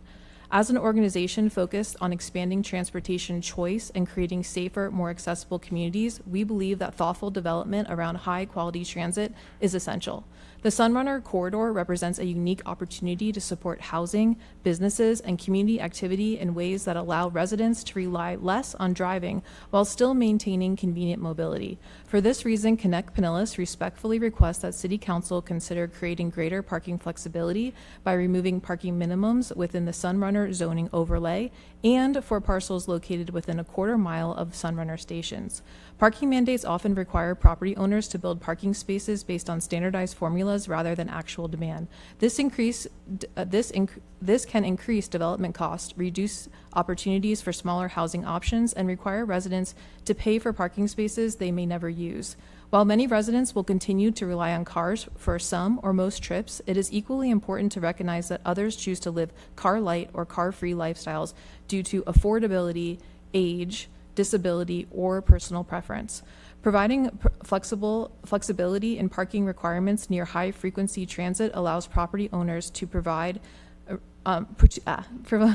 transit allows property owners to respond to the actual needs of residents and businesses while supporting the continued success of the Sunrunner. Eliminating parking minimums does not eliminate parking altogether. Most developments will still provide it where demand exists, but it allows projects to better align with evolving transportation patterns and the presence of high-quality transit. And you can see the rest of our letter. We reference the flexibility around ADU development, allowing parking choice, which we think is really important, particularly with an aging community where we have to take care of maybe not just ourselves, but extended family members. And so we'd really like to thank you for actually having this meeting. And I personally, when I moved here in 2010, I couldn't even dream that the transit would exist the way it does. And so it really is very impactful, everything that the city has done in these past 16 years. Thank you. And I wanted to mention, as you notice, the clocks are not working down here. That's the clock up there, so that's the clock you have to keep track of. And she did a great job. Yeah, I'm John Tyler. I live at 3701 13th Avenue North, and my Sunrunner stop is the 40th Street stop. I just wanted to come up today and talk about how, I got involved in this, and one of the reasons I got involved is my wife and I currently, like when we want to go out in the evening, we try to take our bikes or walk, and we have to make that treacherous crossing across 34th Street to get over to Grand Central. That's where all the great restaurants are and things we want to do are always over there. On our side of 34th Street, it has not experienced that kind of revitalization. It's a lot of parking lots where there'll be like 30 spots and 5 cars and vacant office spaces, all this kind of stuff. This package of reforms, including getting rid of the parking mandates, is going to be a really great step, I think, in revitalizing the west side of 34th Street and getting us, a lot of the same amenities that people on the east side currently get to enjoy. Just the second point I'd like to make is, if you go over into Grand Central, you'll see Slim Charmer, Twisted Indian, Wild Child. What they all have in common is they're locally owned, they're delicious, and they don't have off-street parking. On my side of 34th Street, you'll get, things like the Carrabba's and Burger King and all this stuff, and it's just surrounded by seas of asphalt, and it's, kind of your placeless, anywhere USA corporate chains.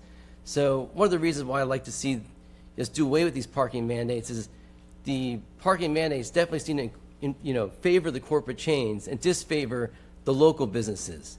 And, you know, I want my neighborhood to have businesses owned by my neighbors.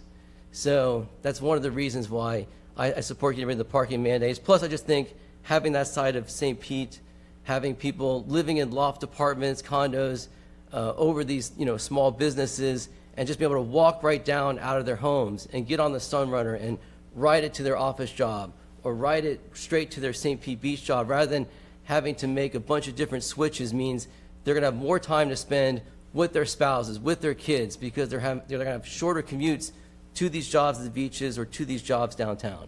Anyways, I want to thank you all for your time this evening. Thank you. Next two speakers.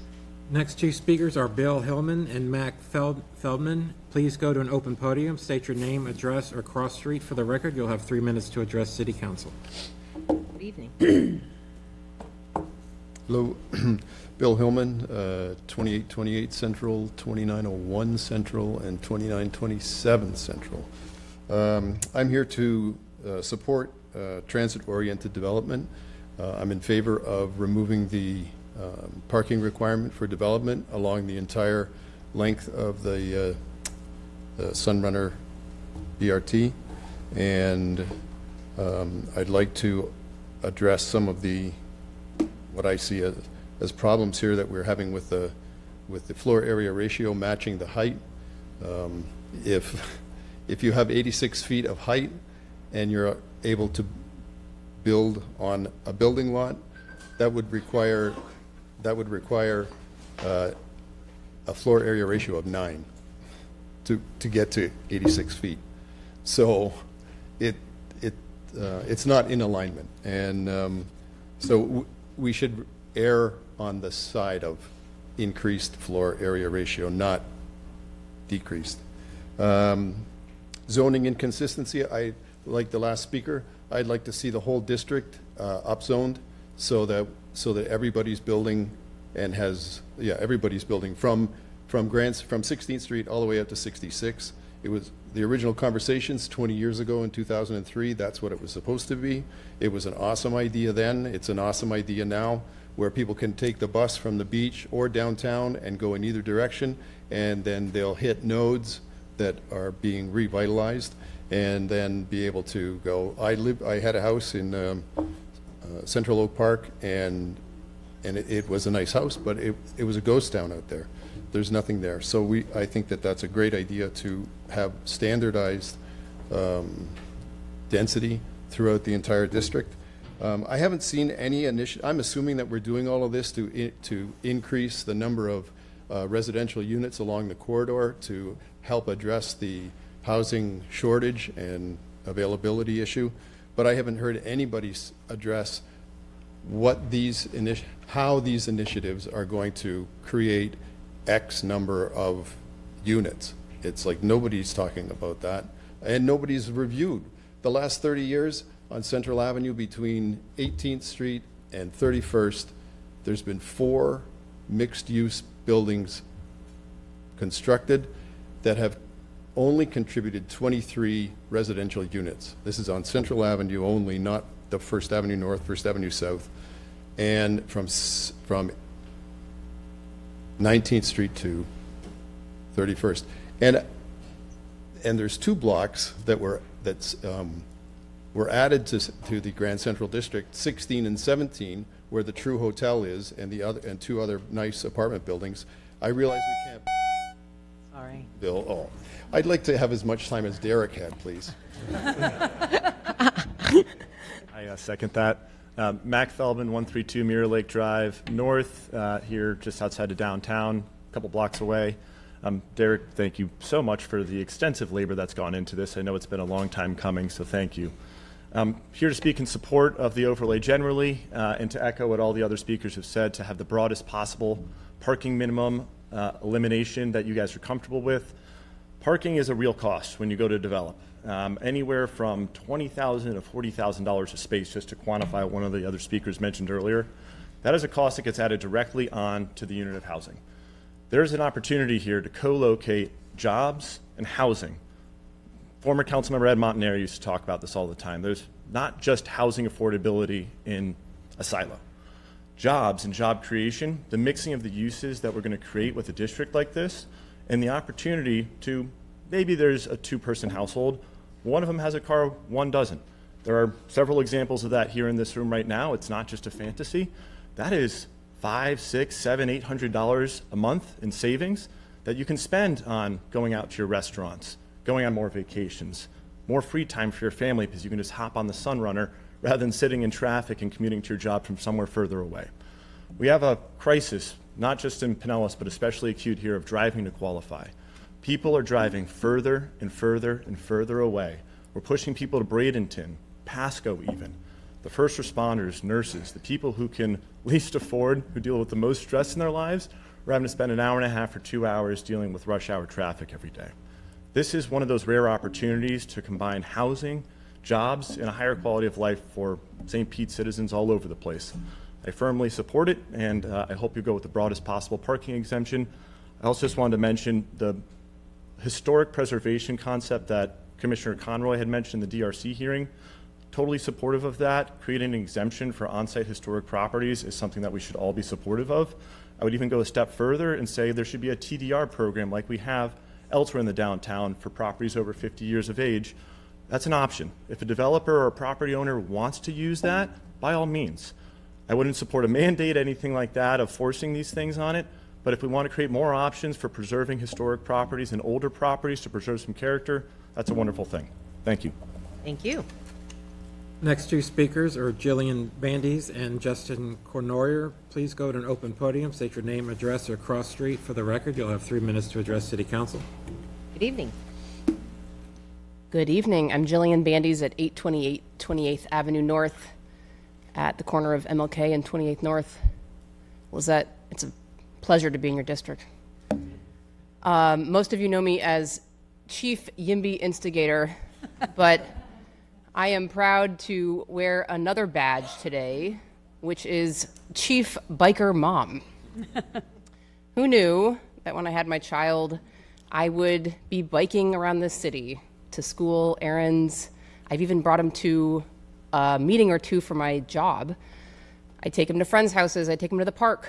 In fact, we are rarely in our cars when we are in St. Pete because that is the kind of quality of life that we have here. And discontinuing parking mandates in a Sunrunner district is a complete no-brainer. I can tell you that the biker moms that I'm friends with, because we all know each other, they are not here today because they are home taking care of their children. And none of us care about parking in the Sunrunner district. In fact, we want less of it. We would like fewer cars on the streets where we ride our bikes with our children, because that is why we moved to St. Pete. It's not because we wanted a suburban mecca with massive parking lots or chain stores or big thoroughfares with fast cars. We want traffic calming. We want fewer parking spaces for cars and more parking spaces for bikes. We want protections. We want safety. And we want policies like these to move the city forward. It's an easy win. It's an easy vote. And I will mention briefly about the development component of the Sunrunner TOD. I've spoken with most of you because you've been so gracious with your time to understand the nuances of why transit-oriented development is so important beyond the parking issues. It has taken too long to get to this point. I know there's been COVID. I know there's been a change in administrations, but 4 years after the Sunrunner was built is too long a period to wait to implement real change that could result in more patronage of the Sunrunner and, like Max said, more jobs and convenience. And so it is up to this body. It is not up to the unelected officials. It is up to this body to make choices about what types of coherent transit and housing policy make sense for our city. And so I would urge you to be outspoken on the next steps beyond this step to increase density around these stops. Thank you. Thank you. Good evening, Council. My name is Justin Cournoyer. I live at 1026 9th Avenue South. I'm here representing Campbell Park Neighborhood Association as well as Activate St. Pete. I support the removal of parking mandates from the overlay, in addition to the removal of parking mandates within a quarter mile of Sunrunner stations. Like a quarter of the neighbors that I have in Campbell Park, I don't use a car to get around St. Pete, and I choose to bike, walk, and use transit. My closest Sunrunner station is 13th Street at Tropicana Field. I personally feel the negative effects of what happens when a city prioritizes cars over people when I walk under the Interstate 175 and past the 50-plus acres of surface parking lots that was once the gas plant neighborhood. I was part of the coalition that had advocated to have parking mandates removed from the 22nd Street TEC overlay, which was approved by this council. We are the densest county in Florida, and we have a tremendous asset in the Sunrunner, the first BRT in Tampa Bay metro area, and smart growth with transit-oriented development as our future. Parking mandates are not. I actually support removal of parking mandates citywide.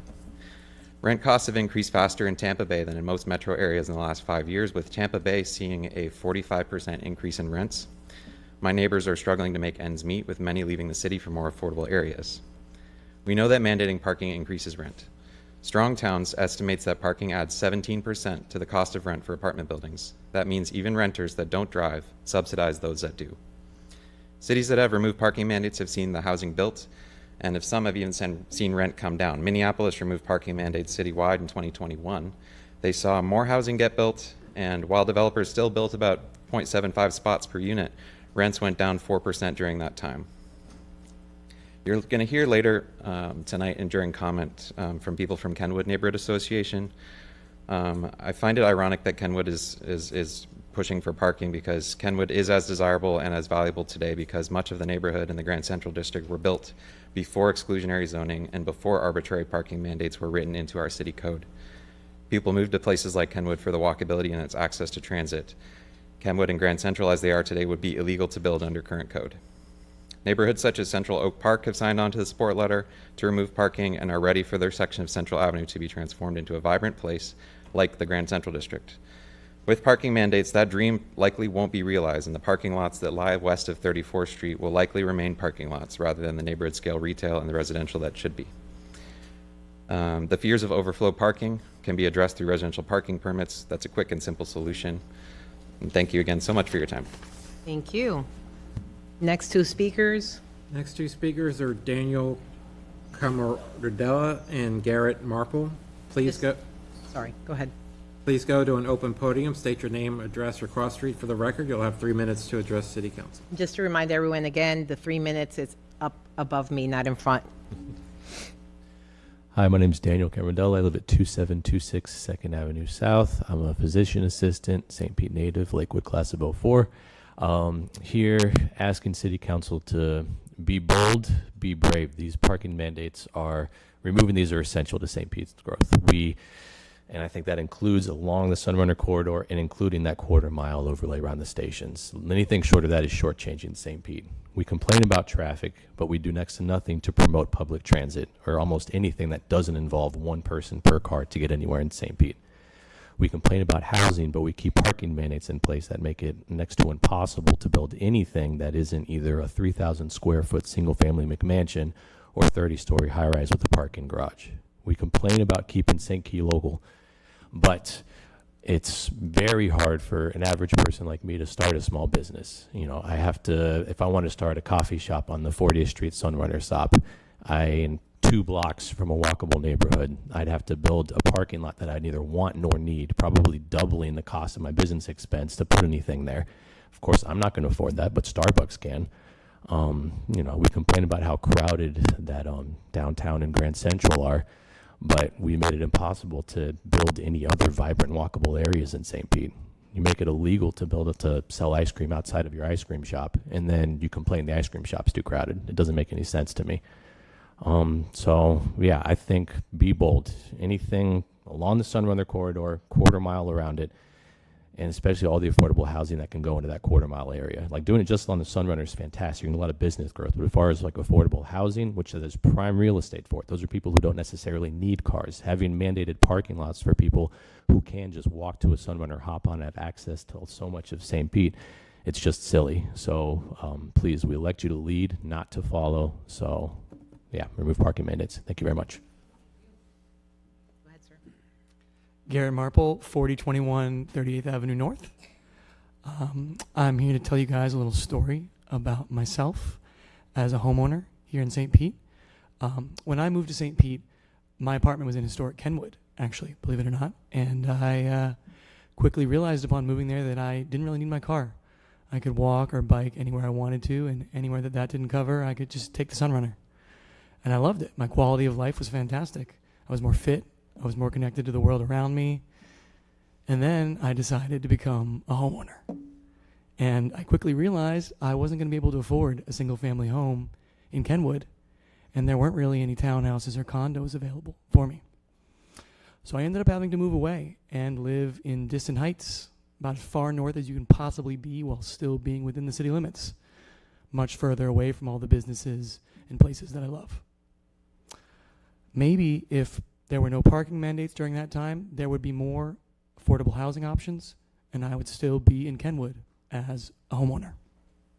Maybe if there were more walkable neighborhoods like Kenwood, there'd be less pressure on the Old Northeasts and the Kenwoods and the Palmetto Parks of the world, and there would be more affordable walkable neighborhoods for young homeowners. Please don't make young families have to choose between quality of life and affordability. Please remove parking mandates. Thank you. Next two speakers are Max McCann and Margaret Kinsey Rushing. Please go to an open podium, state your name, address, or cross street for the record. You'll have 3 minutes to address City Council.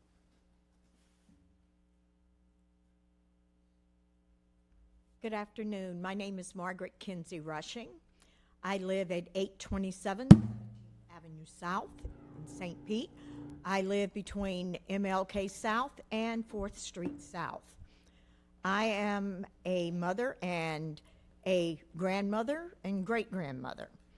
I have grandchildren who have become young adults, and they are now out in the workforce, and they live near me, a couple of them with me, in South St. Pete.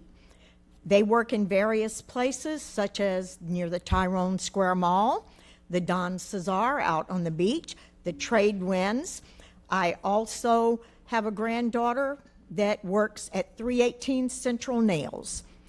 And she has explained to me that it's hard for her to be able to continue working downtown because the times and the hours that she works, she can't afford the parking. She can't afford the new prices of the gas. And if her clients cannot find parking and get to the business downtown easily, their whole business is going to suffer because the people that utilize them won't be able to park. So what are they going to do? They're going to go somewhere else. Also, the rental conditions for these young people today coming out into the workforce, getting their own apartments, they cannot afford the housing because of the mandates that require them to have parking spaces at the different apartments where they don't have cars anyway, so why do they need the parking? So many young people are being attracted to the places near downtown. They use things like the Sunrunner.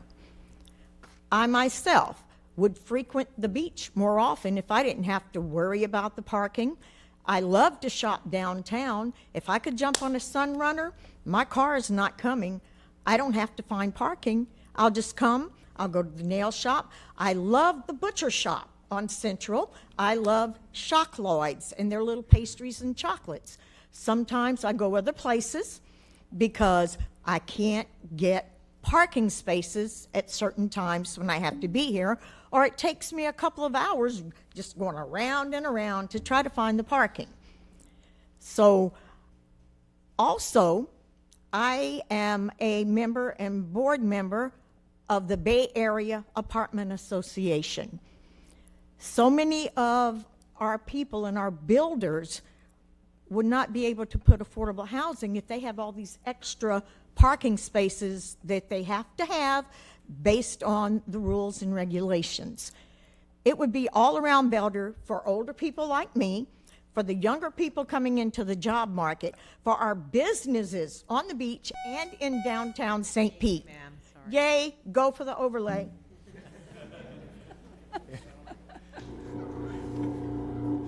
Good evening, everybody. Max McCann and Hi. Sloan McCann, 2648 3rd Avenue South. I'm a PSTA board member, vice president of the Palmetto Park Neighborhood Association, and co-founder of Activate St. Pete. My nearest Sunrunner stop is 22nd Street, and I'm here to ask you today to remove parking mandates from the overlay and from all parcels within a quarter mile of any Sunrunner station. These parking mandates force property owners to build an arbitrary amount of parking regardless of demand. Forgive me if you've heard this story, but I think it's really important. My wife and I are building a rental unit in our backyard, an ADU, and when we first got started, contractors told us we had to build 3 parking spaces on our property, even though we only have 1 car. We didn't have space for that, so that was going to kill our project. And that means less housing for a service industry worker, a healthcare worker, a teacher, an educator, something like that. Luckily, with Mr. Kilbourne's help, we found an exemption, but it's telling that our contractors didn't even know about this exemption. And now that the bus route has changed, we're no longer eligible for this. So if we hadn't started when we could, we would not be able to build our project today. Our ask is simple. Remove the parking mandates, let property owners decide for themselves how much parking to build. There will still be parking, I promise. You've got the most recent version of our People Over Pavement Coalition letter, and I just want to quickly point out the diversity of the members of our coalition. We've got left-leaning environmental groups and a right-leaning think tank. We've got real estate developers and neighborhood associations finally agreeing on something that parking mandates should go. I want to quickly address concerns about spillover parking. We don't have a parking crisis here, but we do have a housing affordability crisis. In 10 years, when my daughter's 18, she's not going to be able to afford to live here if we don't take bold action today to increase parking supply. So what I hear when people complain about spillover parking is, my daughter can't have housing because I'm worried about people parking in the public space in front of my house. We've got to rearrange our priorities, stop asking where people are going to park, and start asking where people are going to live. Put people over pavement, let's support housing abundance, and then we can get housing affordability under control. Thank you. Next 2 speakers, please. Next 2 speakers are Eric Garduno and Neil Camardella. Please go to an open podium, state your name, address, or cross street for the record. You'll have 3 minutes to address City Council. Good evening. Good evening, City Council. Thank you for the opportunity. Eric Garduno. I am the Government Affairs Director for the Bay Area Apartment Association, representing the association. Our business address is 12477 Telecom Drive, and our cross street is Rivergate Place. I had to look that up. I didn't know. First off, for City Council members who may not have gotten our letter, I sent it out earlier this week. I apologize. I had some technical challenges, so I'm not sure if everybody received our letter directly. We did send it out directly.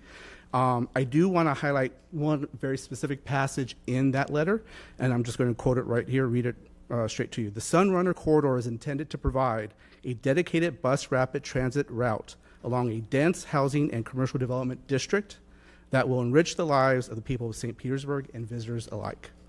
We absolutely have that rapid transit route. We don't necessarily have the full length of that, a dense corridor for both housing and commercial development. We believe this overlay will certainly help address a lot of that. Certainly there are things that could be improved over time, but at the end of the day, this overlay proposal has a lot of positive things that will help developers build both the commercial and the housing projects that people want and need here in the city.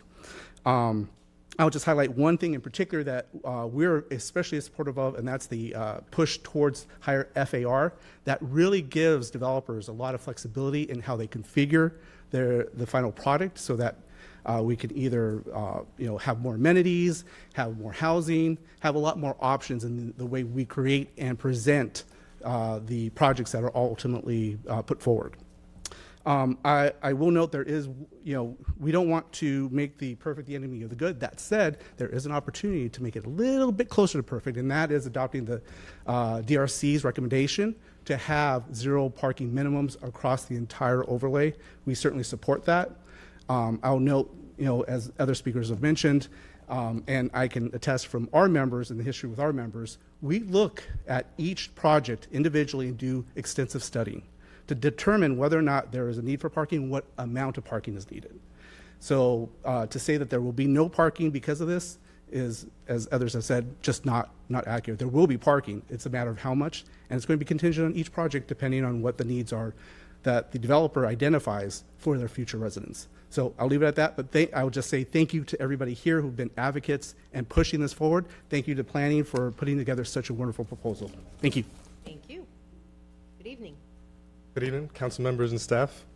My name is Neil Camadella. I live on 24th Street and 2nd Avenue South, and my Sunrunner station is 22nd Street. I'm here to ask you to please remove all parking minimums from the overlay and within a quarter mile of every Sunrunner station. I've shared a document with you. On the front page, you'll see a partial list of the over 100 cities in the United States that have already abolished parking minimums citywide. Here you'll see that the citizens of Baltimore, Buffalo, and Gainesville have spoken. They say it is immoral to mandate housing for cars as our neighbors struggle to house themselves. And here you'll see that the citizens of Gastonia, Chapel Hill, and Albany have spoken. They say they want their property rights back. They're tired of giving up their land to give away free parking. And here, you'll see the residents of Wilsonville, Cambridge, and Branson have spoken. They say it is unjust to force those who can't afford a car to have their rents increased to provide free parking for other people. On the other side of this document, you'll see an amount, $200 per month. This is a reasonable estimate of the average burden that your parking laws impose on our monthly rents. What does this mean for someone in St. Pete right now? Let me tell you a story about something that happened last night in Palmetto Park. I was enjoying a weekly Wednesday game night with friends at a local bar. On my way out, I see my neighbor who I've known for years. We'll call her Alice for this story. I see Alice asking patrons for money to buy herself a meal. I'm surprised and concerned. I say, let's go, I'm gonna fix you a plate right now. So we walk back to our block, and we walk slowly because Alice doesn't have a car. Her only mode of transportation is a walker. Where Alice lives, there are 6 parking spots. All of them are empty every night. Alice and her neighbors could be saving hundreds of dollars every month if you allow them to. To be clear, your position on this issue will send a signal to every voter in St. Pete about where your priorities are. Do you care about allowing Alice to feed herself, or you continue taking money out of her pocket to give privileged car owners free parking? I dare every one of you in this room to have faith in the free people and free markets of America to provide parking at the right price and in the right amount. So lastly, clearly and simply, what we're asking from you today is to step out of Alice's way and allow her to help herself. Thank you. Next 2 speakers, please. Next 2 speakers are Nicholas Igneri and Julia Vasquez. Please go to an open podium, state your name, address, or cross street for the record. You'll have 3 minutes to address City Council. Hi, Nicholas Igneri, President of the Historic Kenwood Neighborhood Association. I live at 2217 3rd Avenue North, intersection 22nd Avenue. Okay, thank you. And I would like to start by saying that Historic Kenwood is not against development or increasing mass transit usage. In fact, I'd say that we strongly support this. However, we are concerned about the impact in our neighborhood based on the reduction or elimination of parking in the proposed zoning overlay. If a building is constructed along the 22nd Street station with reduced or no parking, then the parking overflow will be concentrated in the historic Kenwood neighborhood. We already see this on weekends, and will get much worse with the proposed density increase. As you know, the Sunrunner does not connect all parts of Pinellas County. Ridership is low. The no-car commute data is lower in the 22nd Street station area, as stated in the study, which indicates most residents in the area travel to work by car. Our concern is that development will be strong, which is a good thing. Ridership will increase, which is also good. However, car reduction will be minimal and parking spillover will be high. So I know someone just talked about car spillover. So if we want to really reduce cars, let's just make historic Kenwood resident parking only as part of the proposal. That will eliminate our concern and fully support the proposition. If we can't do that, we are asking for a study on the impacts of the proposed zoning changes on residential communities and mitigation strategies to reduce negative impacts. These mitigation strategies might include immediate parking, residential parking permits, and public-private partnerships for our public garage infrastructure. I see there is language to support public parking permits, but it's pretty onerous. It requires 2/3 signature and also a study. Besides parking, deliveries are a major concern in our neighborhood with trucks stopping and blocking traffic and a lot of commercial cars parking. Again, we are not opposed to development or increasing mass transportation usage. However, we want to preserve the character of our neighborhood. Historic Kenwood is attractive for a reason, and our property taxes provide a substantial revenue stream for the city.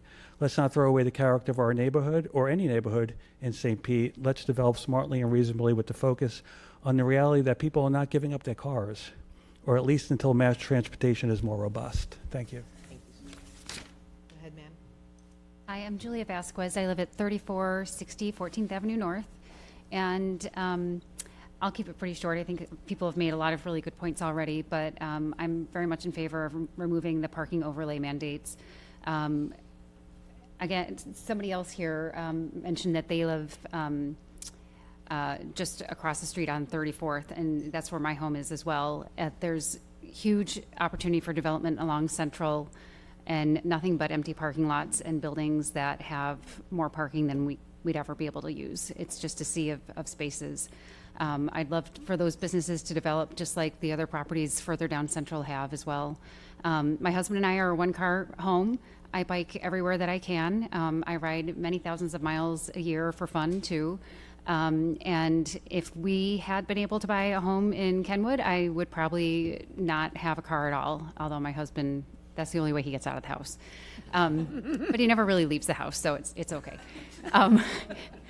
But I'm just simply, I'm here in support of Activate St. Pete and Max's work, and urge you to remove the overlays. Thank you. Thank you, ma'am. Next two speakers. Next two speakers are Manny Leto and Tara Hubbard. Please go to an open podium, state your name, address, or cross street. For the record, you'll have 3 minutes to address City Council. Good evening. My name is Manny Leto. I'm the Executive Director of Preserve the Burg. We're at 2219 6th Avenue South. You received a letter that we submitted, and I just want to go through some points. I had a script here, but I'm going to go a little off script and say that, our concern here is really primarily with the Grand Central section of Central Avenue and those historic structures that are lining Central.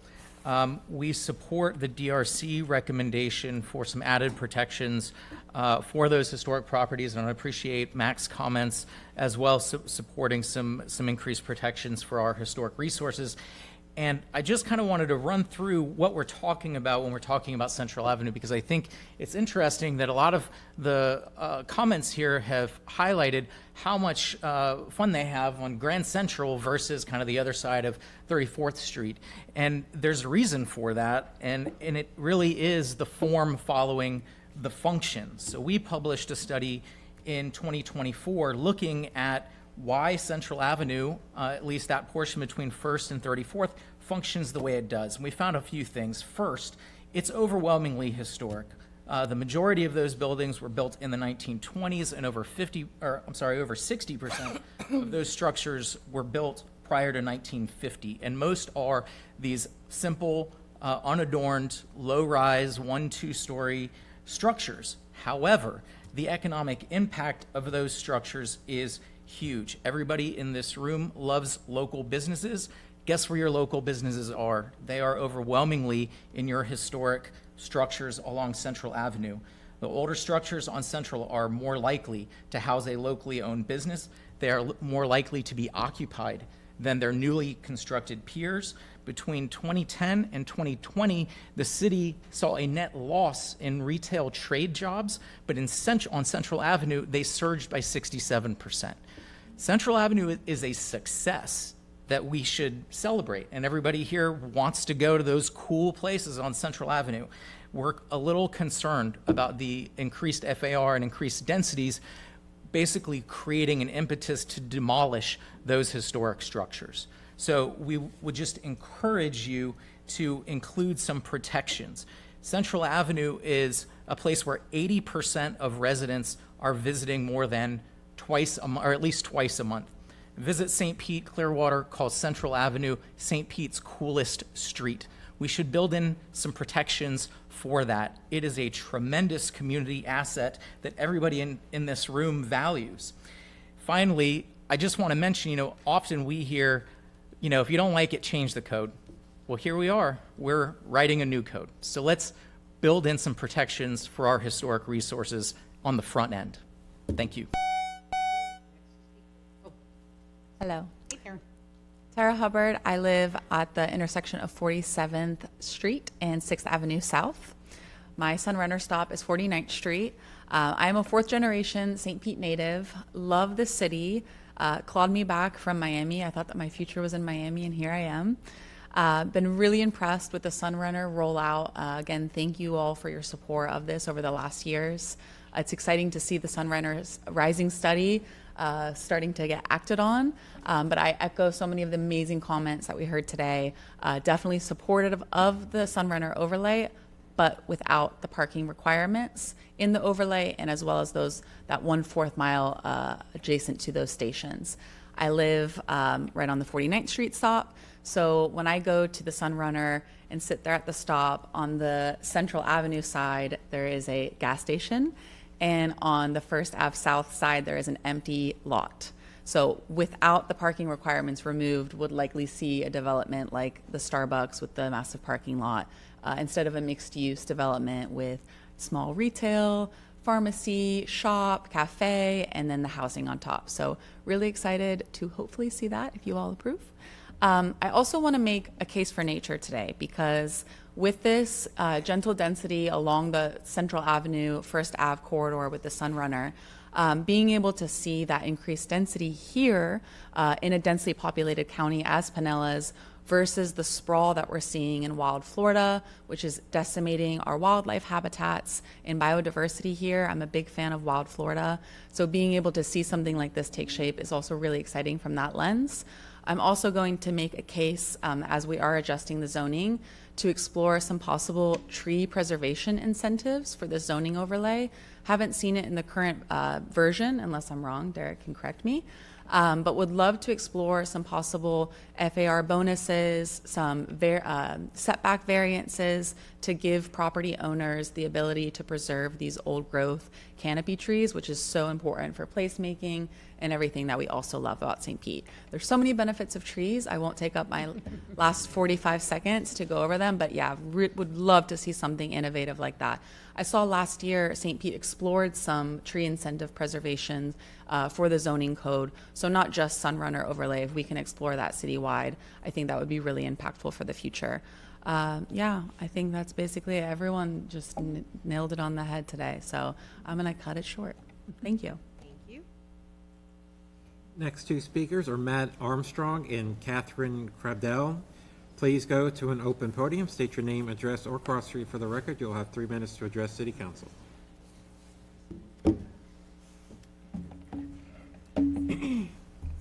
Hi there. My name is Catherine Cradle. I live on 44th Ave and 22nd Ave South. I've never done this before, so thank you for having me. I'm here on behalf of quite a few different community groups, but tonight with Activate St. Pete, which is a group that I found through my partner, Alfonso, through our friends and community members here who brought us here. So thanks for having us. Thanks for hearing. I'm going to keep it short because they've said a lot of really amazing things, but I'm an avid biker. We are a one-car household, and we would not even have a car if we lived closer to the Sunrunner. We take the bus and bike and any combination of transit almost daily. And I'm really just here to make a case for community and connectedness. And I think that what we're asking for here is the removal of those parking mandates to really just encourage folks to get really creative with how they think about the way that community is built. And I think that the more that we can introduce opportunities for diverse modes of transit and diverse modes of being together and third spaces, and all of that is sort of more accessible and doable if we stop centering cars. I'm also here to sort of make a case for sustainability. I work at Sands Market as a manager and very focused on public health, environmental health, and I think that public transit and diverse modes of transit are directly connected to those things. So I echo what Tara says about prioritizing sustainability and nature conservation and all these efforts, and so I hope that that will be something we keep in mind with this, this project. And then finally, I just want to share a personal story of how our life has sort of been recently impacted by cars and bikes. And like I said, my husband and I both bike to work almost every day. We both work in the Central Ave area. And about 3 months ago, my husband was hit by a car on Central Avenue. And since then, he has not been able to bike. And our time spent in the car has dramatically increased. And I've noticed a very significant impact on our connectedness and our ability to kind of feel at ease when we're in public spaces, both from sort of a fear of the way the cars are moving and the way that cars are prioritized here in St. Pete, but also just from the way that it feels to be on a bike versus in a car. When we're on our bikes, we are connected to nature, we're outside, we're with each other, we're connecting with our community, we're saying hi to people, and when we're in cars, we're just kind of isolated and solo and trying to get somewhere quickly, and we're really irritated and often struggling to figure out where we're going and what we're doing. So thank you for listening. Thanks for having us. And excited to see what's possible here. We are also in the process of buying a home, so we're hopeful to be here in St. Pete for a long time. So I hope that this will be the first of many times here at City Council. Thank you. Thank you. Go ahead, sir. Hi, Matt Armstrong. I work at 831st Street South, St. Petersburg Distillery. Our Sunrunner stop would be on 34th, well, somewhere between 34th and 31st, actually, halfway. It's a beautiful city. This is a beautiful city. There's beautiful people here. There's a lot of really intelligent, creative people in St. Pete. I've had the pleasure of meeting while I've worked here. I wish we lived in St. Pete. It's been 6 years. I've been commuting from Pasco, so I'm one of those people. And the irony there is that I'm an urban planner and architect by training. I worked in the public sector for years advocating policies just like this. I've lived in Austin and Houston, Phoenix, Denver, Colorado Springs, the East Coast, been all over the country. This is a unique place. It really, really is. We've got 4 kids, ages 9 to 20. The older kids don't want to stay here. They don't want to stay in this area. They want to move to a city where they don't have to have a car.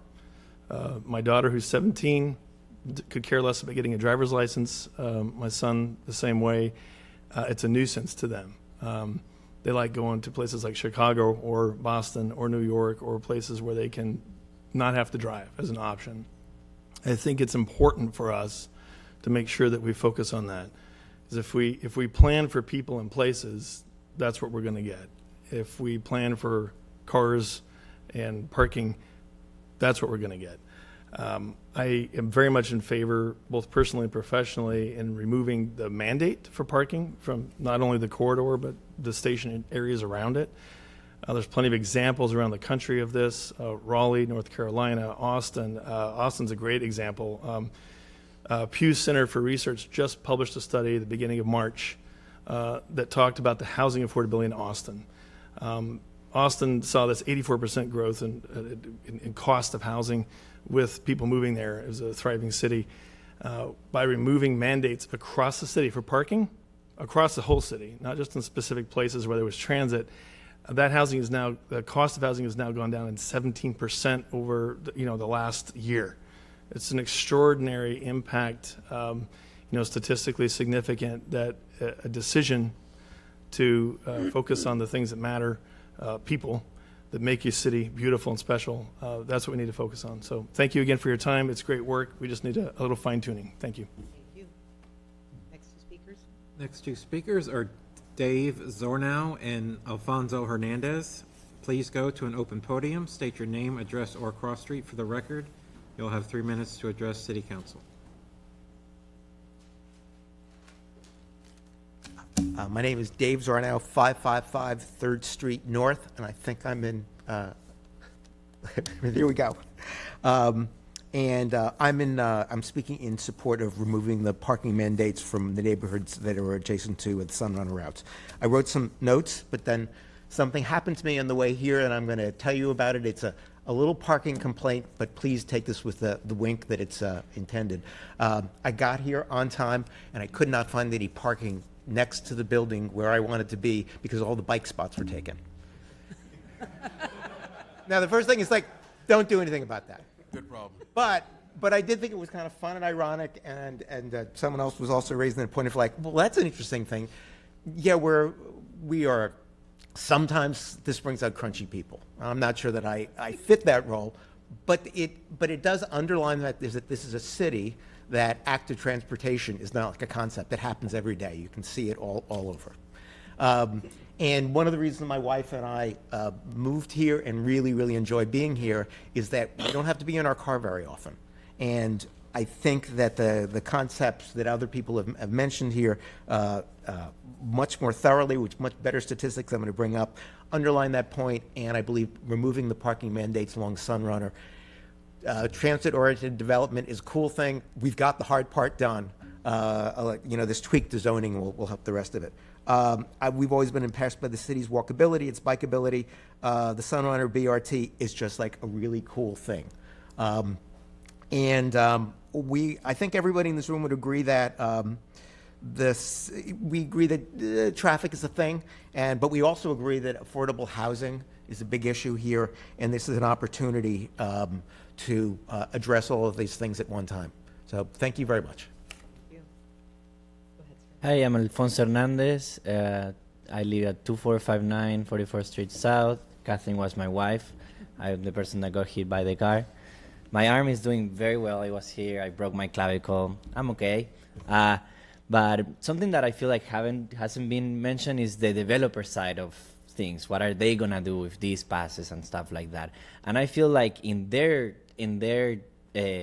a positive note for them is like, if they don't have to worry about building parkings or building a garage or even in normal house and stuff like that, that gives them more space to build a studio, to build a little apartment, or to do something else. And for them, that's going to be more rent or more price for the property, right? So, in that sense, that's where the developers could win a little bit more, But like everybody here have said, I am for this plan. I think I work at a very popular bagel shop in Central Avenue, and there the parking situation can be crazy sometimes, but I always seen that most people come walking regardless of the situation of where we are, because they know already that parking is dire in the area. So it is kind of like a give and take, right?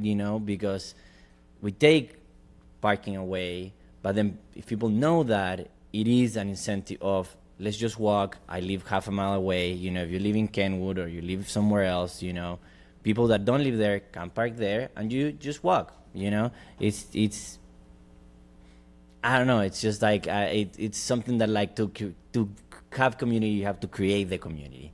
And I think this is very, like she was saying, it's very just community oriented is what we have to focus on, and what brings people together is being with other people and not being separated with other people. People have mentioned how like past 34th, it is like a black and white on how Central Avenue behaves, and if we can create everywhere along Central Avenue, it's just gonna be such a game changer for the city, a city that is already super good, So, yeah. Thank you, guys. Thank you for having me. Next two speakers. Next two speakers are Carlos Gomez and Christine McCann. Please Please go to an open podium, state your name, address, or cross street for the record. You'll have 3 minutes to address City Council.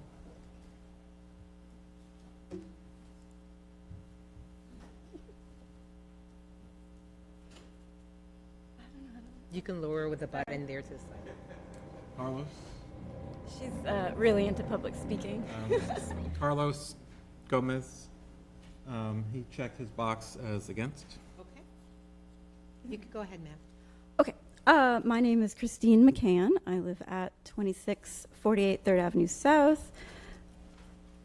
I would like to request the removal of parking mandates from the Sunrunner overlay and from all the properties within a quarter mile of the Sunrunner station. I am a big supporter of the overlay. I'm very excited to have the west parts of Central line up with all the rest and look awesome. I am an employee of the public school system. I am a volunteer with my neighborhood. I am also a biker mom. I also had a hard time finding parking in the bike lot out front. I would just like to say that it doesn't make sense to prioritize pavement over people. We're here to support the people that live in St. Pete. Parking mandates are required parking for cars, not people, cars. So I also want to mention, because it is a little weird, but removing parking mandates is not removing parking. As Derek mentioned for the first half of his speech, it's just the floor. The floor is 0. We're not getting rid of any parking, and I'm sure it will not happen right away. So I don't understand why we have to force people to give cars free housing, but then we don't do anything for housing for people. We have so many people that can't afford St. Pete. A lot of teachers at our school have to move away. Every year we lose a couple amazing teachers because they can't afford to live here. They don't need big housing with a lot of parking. They just need a condo with one spot. We also don't need to require free parking for cars over small businesses. Grand Central, obviously where I live nearby, it was made before all these parking mandates, and it's awesome, and everybody comes there.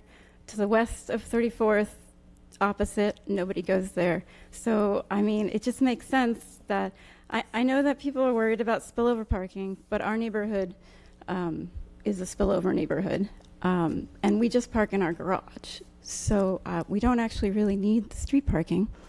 It's not technically ours anyway. Our neighbors were required to put in 3 spots, and they are removing one of them to put in a pool right now. And they just park in the street anyway still. So it's not like parking mandates actually really help too much. There's also, sorry, thank you. You're good. Next 2 speakers are Michael Long and Anna Ose. Please go to an open podium, state your name, address, or cross street for the record. You'll have 3 minutes to address City Council. Hi, I'm Anna, and I live on 163rd and 24th Street. I will be very short and sweet and just say that I'm in favor of removing the parking mandates to increase the availability of affordable housing. Young people like me need affordable housing, as well as a lot of other people. So, thank you. Thank you. Go ahead, sir. Hi, Michael Long off of 22nd and 22nd, representing a development firm. Someone mentioned earlier, I think it was Alfonso, what is this going to incentivize developers to do? Standing here is one that has 3 parcels that would be in this overlay that would allow us to bring up to 240 units of attainable housing at 40, 60, and 80% AMI rents to people that need them most. We've got a long background in social services, foster care, juvenile justice, still do a lot of work in that space. We have over 600 kids that age out of foster care in Pinellas and Hillsborough alone. Most of those kids cannot afford a car. And I'm using this as a very micro example of who would need affordable housing and then who would need that housing without a parking space. This is one micro example of who that person would be. We see a lot of our kids that age out of foster care. They make their way around town on the Sunrunner, on buses, and on e-bikes. So this is a very small subset of the population that this would work really well for. I also want to just point our attention a little bit towards the future. It's 2026. We've got autonomous vehicles that are roaming around cities across the country. It's not far off before that becomes more of a norm and a standard here. Living in such a progressive city, thinking 5-10 years down the road with these kinds of policies is really helpful, right? There's a scenario where we don't need this much pavement in very real terms when we have autonomous vehicles, cabs, taxis that can move people around much more efficiently and cheaply, and give people the opportunity to not have the burden of car ownership and the costs that come along with that. So strongly support this agenda item, and generally removing parking mandates where it makes sense, where there are existing resources and infrastructure for people to get around the city safely. So thank you all. Thank you. Our final public speaker is Justin Holmes. Please go to an open podium, state your name, address, or cross street for the record. You'll have 3 minutes to address City Council. What up? I'm Justin Holmes. I'm at 1849 12th Street South. That's 18th Avenue South and 12th Street South. I mostly just want to join the consensus of people who feel we need higher parking minimums for bikes at City Hall, because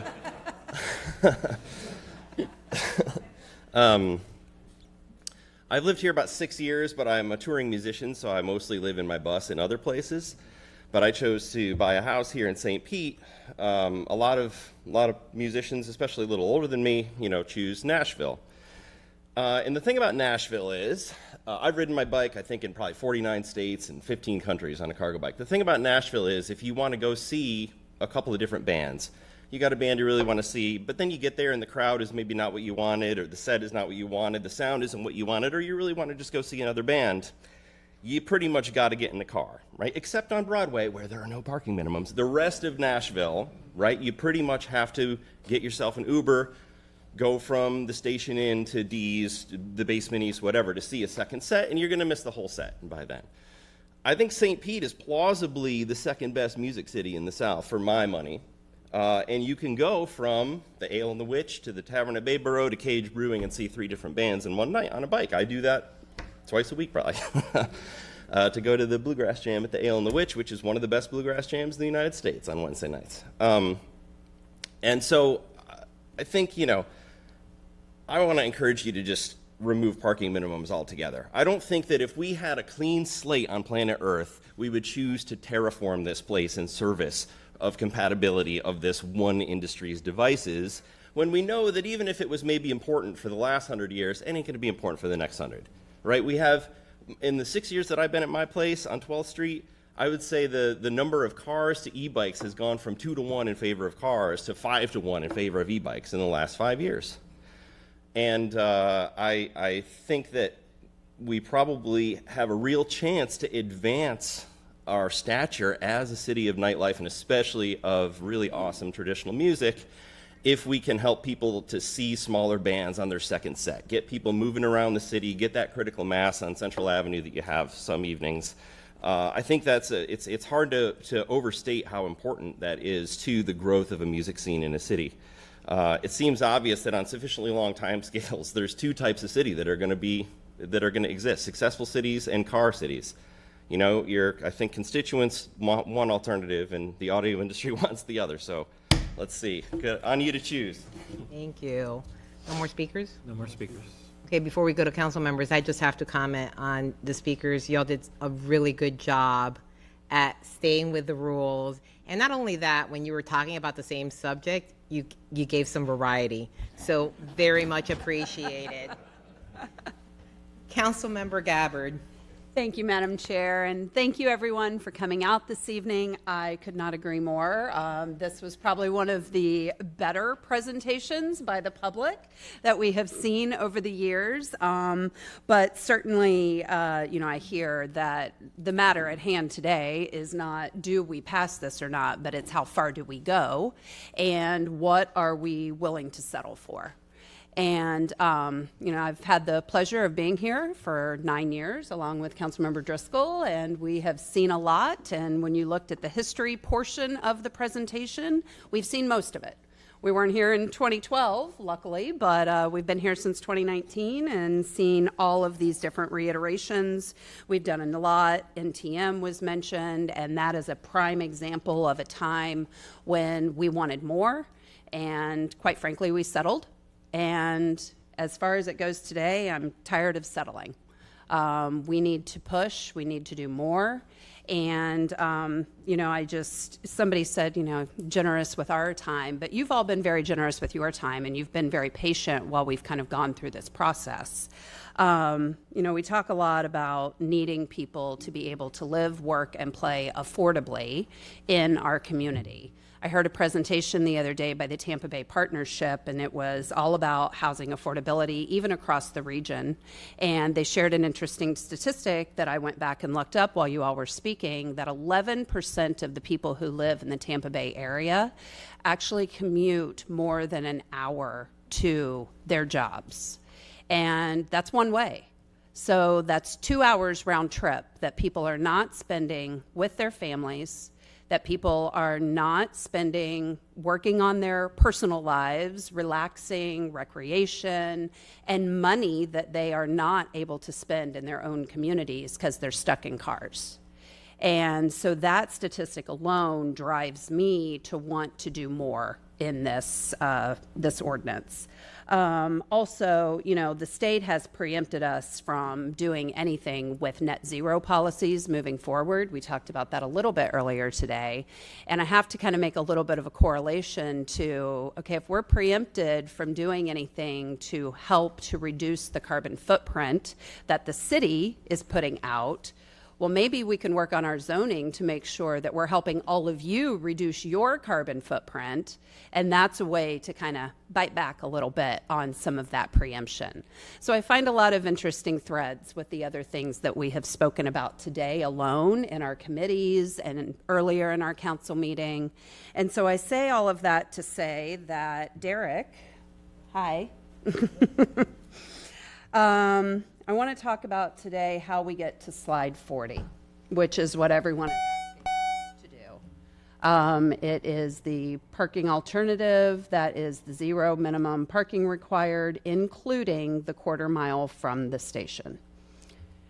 And legal, please help me with this. We're always cautious when we're working on these things, and obviously this is just the first public hearing, but I want to make sure when I read the title of the ordinance and it talks about standards for development, design, and parking, changing and going to this slide and this being the ultimate recommendation, that doesn't change the title or anything like that, correct? It does not. Mm-hmm. So we anticipated that there might be some changes requested in this process. So the ordinance title was intentionally written to accommodate for that. Okay. So the answer is we do not have to reset the timeline. Okay. We can continue on the same schedule, and because we do not have to change the ordinance title. Okay, and so process legal, what would we have to do to get there for our voting purposes today? So there's a couple ways to do it. Probably the cleanest way is just to start making motions for any changes that you would like to see. Okay. And then vote on those separately. And then at the end, it could be moving forward, whatever it is as amended. It's a little easier tonight too, because this is the first public hearing and there will be a second public hearing for you to see exact language and vote on a final product. So that's also helpful. Okay. Yeah, because there's a couple other things I do want to touch on. The FAR bonuses, I had a question on one of those, and then also the historic piece. I want to talk about those, but I really want to dig in on the parking first. So I'll just go ahead and make a motion for the sake of discussion that we, and help me legal if I say this wrong, but that we amend to have 0 minimum parking required at the stations and within a quarter-mile of the station areas. Is that sufficient? Okay, that's my motion. Second. Thank you, Madam Chair. So do we vote on each one? Councilmember, Each motion, you can discuss. You can discuss the now motion and now. then. yeah, we can Yeah. discuss the motion, so, okay. Anything else? Councilmember Driscoll. Thank you. Thanks to everyone who has joined us here tonight. Also those who have emailed or had conversations with any of us. If you couldn't make it tonight, it's encouraging to see that this is so important to so many people. We want to make sure we get it right. And boy, it took a long time to get here, but I'm glad we're here. I'm still not totally satisfied with it because when we talked about it in the last committee meeting, I pointed out that the Sunrunner runs on First Avenues North and South. But the boundaries of this overlay don't include anything that is on the north side of First Avenue North or on the south side of First Avenue South.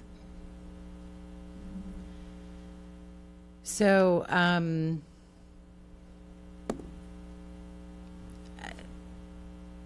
sure, Central is included, but without that, without both sides of the street where the Sunrunner literally goes, this is not complete. And it's disappointing that we came so far to only come this far. But I'm not going to throw it all into jeopardy right now. It just means, all right, we came this far. Please keep going. Keep going. I will not be on city council to see that part. But I urge you, and I'll come and I'll do my 3 minutes too. Please keep going. So I didn't get what I think I didn't get what I want, but I'm going to go along with what we have if we change this parking situation and eliminate the minimums, as Councilmember Gabbard has moved to amend this. It's something of a consolation. I mean, I want both, but it's called transit-oriented development, and that's how we need to be doing our planning.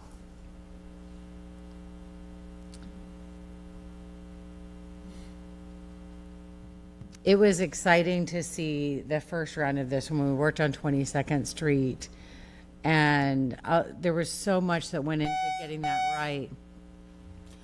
You may think that there hasn't been as much discussion around this, but it's because we have been talking about this for so long, and we put so much work into getting the 22nd Street overlay right, that this round is moving a little bit more efficiently now as it's come to us.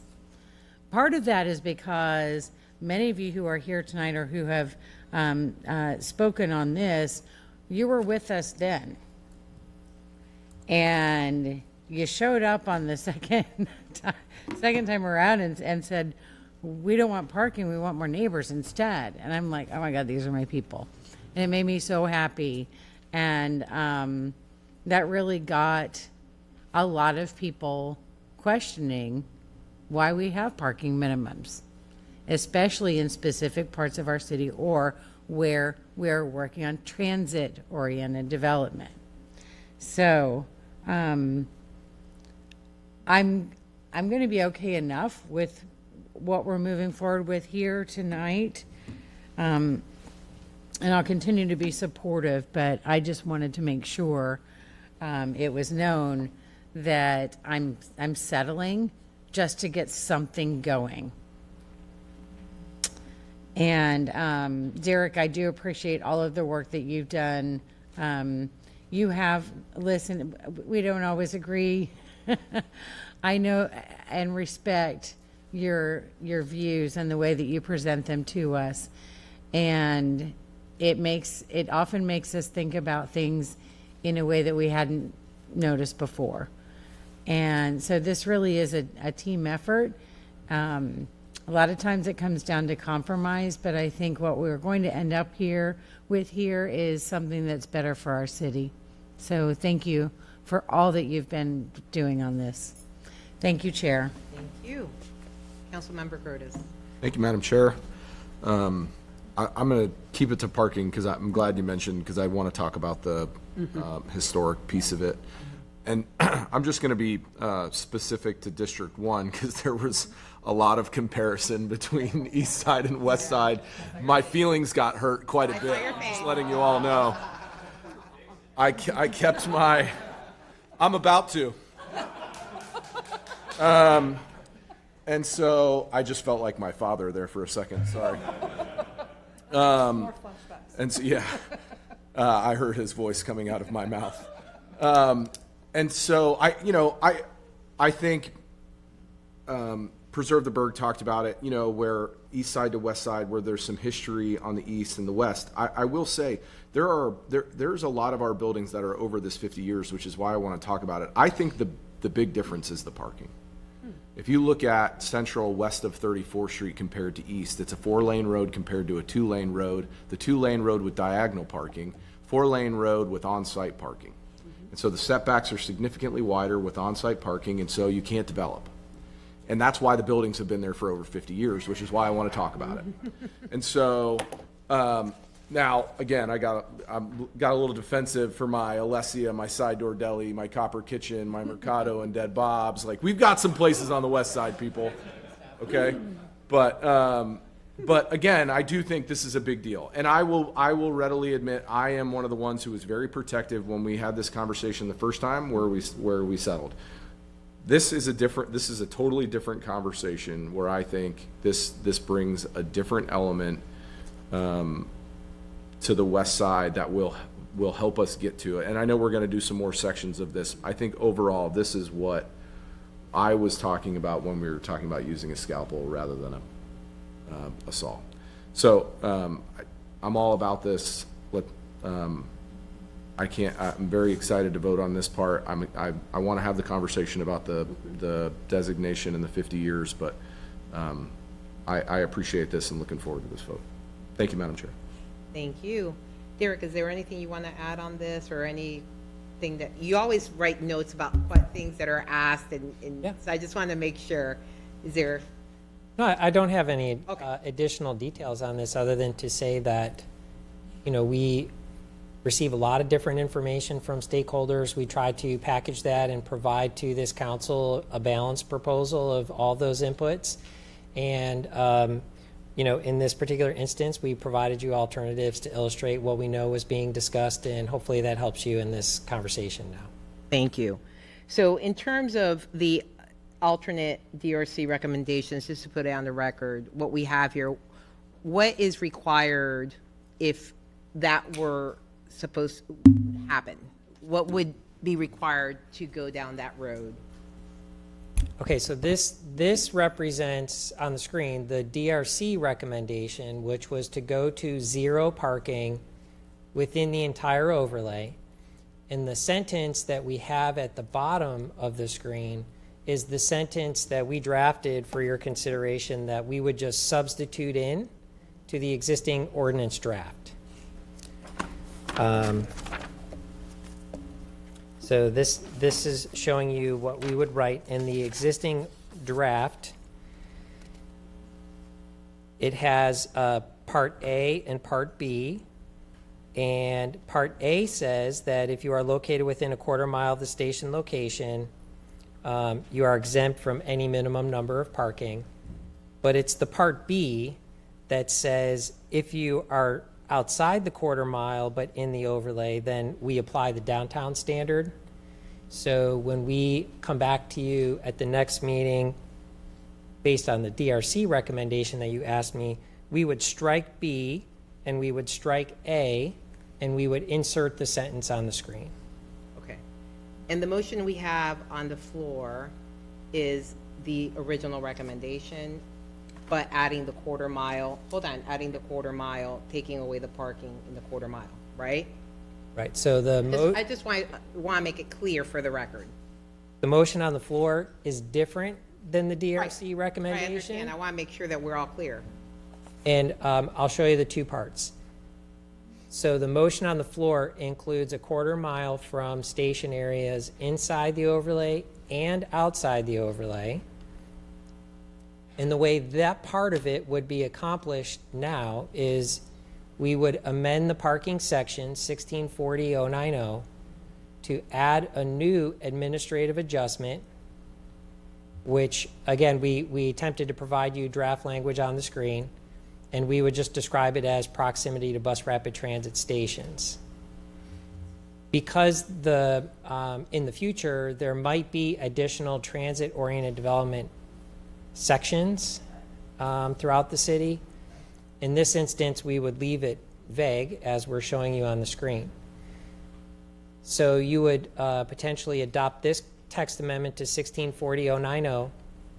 When you combine it with the Sunrunner BRT section, which would say no parking within the overlay, this is what it would look like if you combine the two.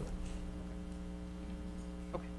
I just want to make that clear. And in terms of notice and the requirements, Heather, do you want to say something? Oh, I think Derek just got it in right at the last bit, but I was going to say there's actually going to be, right now you've got page 6 of 10 of the ordinance in subpart F, parking requirements. It currently has a A, B, and a C.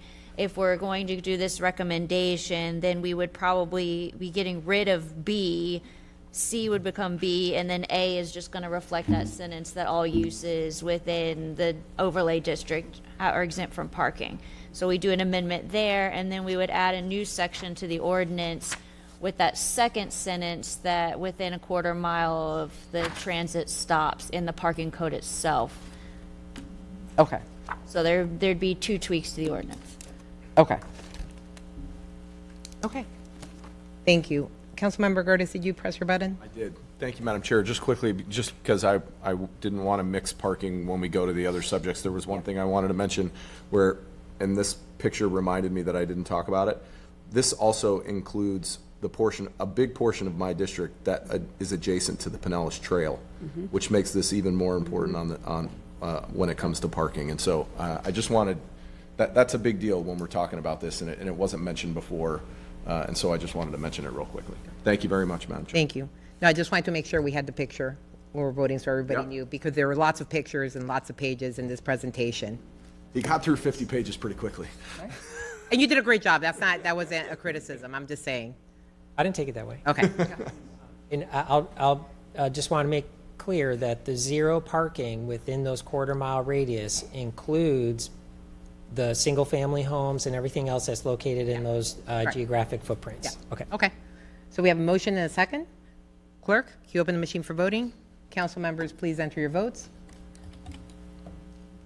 Seeing that all present council members have voted, clerk, please tally and announce the vote. Madam Chair, the motion to approve agenda item J3 passes unanimously with, It's the motion just for the parking amendment. oh, I'm sorry, the amended. Okay.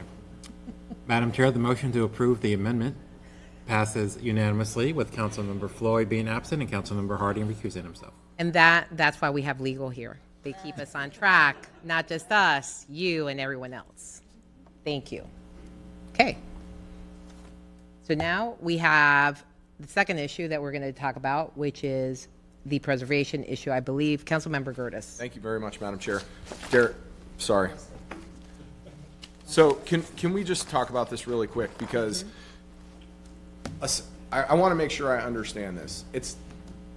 We're giving people the option to have the bonus, and the recommendation is for any structure that's 50 years older, you get the bonus if you keep the structure on. Am I understanding that correctly? That's the DRC recommendation, right?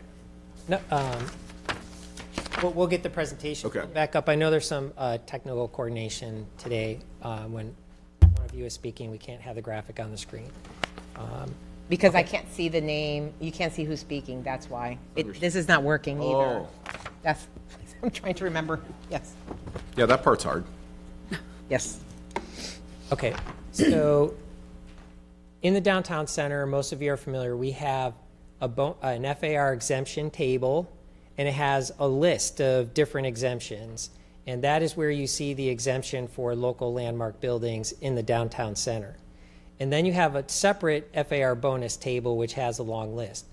In this case, there aren't exemptions listed. We just have an FAR bonus table. So what we did is we just, rather than have a whole separate table with an FAR exemption just for this one thing, we have just put it into this subsection as a footnote. And it basically, the footnote would just say that if you have a local landmark building that's designated and it's preserved as part of the site or project, then we just exempt the floor area in that building. We don't count it. So preserving the building doesn't take away from any potential new floor area you might build elsewhere on the site, because we're not counting it towards the FAR number. Okay, that's very helpful. Thank you. What I wanted to make sure is that it wasn't going to quell development. I won't use specific buildings and I won't call anybody out, but like I want some of them to be redeveloped and go out to what we're talking about rather than keep it the way they are. And so, okay, I'm gonna wait to hear from my colleagues on what they want to do. I could go either way on this because, again, I don't think we have any technically historic local landmark designations, but we certainly have buildings older than 50 years the further west you get, because they build them west to east. And so it's really, I'm happy to go with however my colleagues want on this, so I'll sit and listen. Thank you, Madam Chair. Thank you. Councilmember Driscoll. Thank you. I think this is actually a great idea. We may not be able to think of one off the top of our heads right now, but it's not just those that are, it's not just the one that we haven't thought of today. It's the one that will become historic 20 years from now. And so that kind of secures this for the future. And I think anytime that we can incentivize or encourage someone to keep a historic building, you know, it's not likely to be, it can really make a difference when someone's trying to make the numbers work if they don't have to count this, that particular building in their calculations. So I'm supportive of it. I'm interested to hear what others have to say. Thank you, Chair. Thank you. Seeing that there are no others that have pressed the button, I mean, I'm interested in it also. First of all, the DRC recommendation to me carries a lot of weight to start with. And we've heard both from developers and Preserve the Burg, they're supportive. It's really an option to have a bonus, which makes it even easier. And frankly, when we talk about, and going back to that sense of place and how you feel about an area, I mean, at the end of the day, part of what we like about what's cool about St. Pete is that variety. And this is a way to allow for some of that variety and the types of structures that we have in that area. And some of the coolest areas have some of the older structures. Right, Derek? Or am I wrong? Of course. Of course. Right answer, Derek. So, right. So anyhow, that's the way I feel. So if someone I can't make a motion.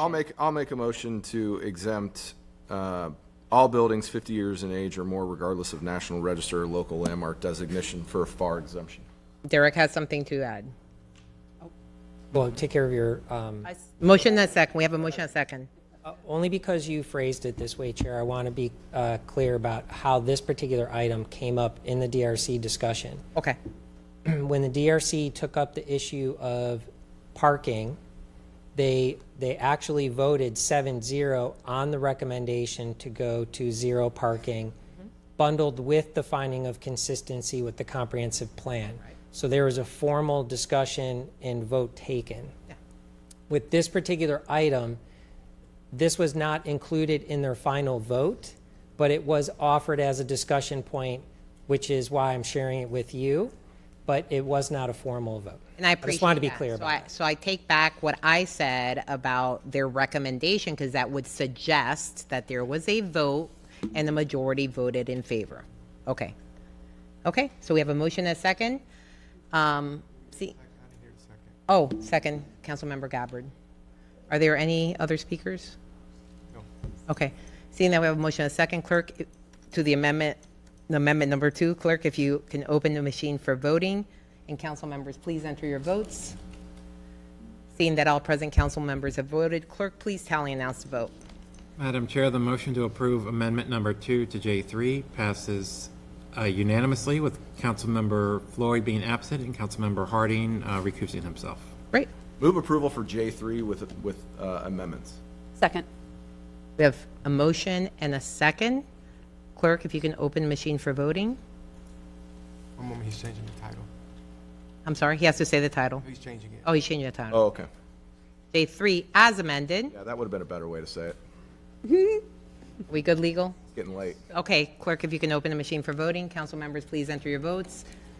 Seeing that all present council members have voted, clerk, please tally and announce the vote.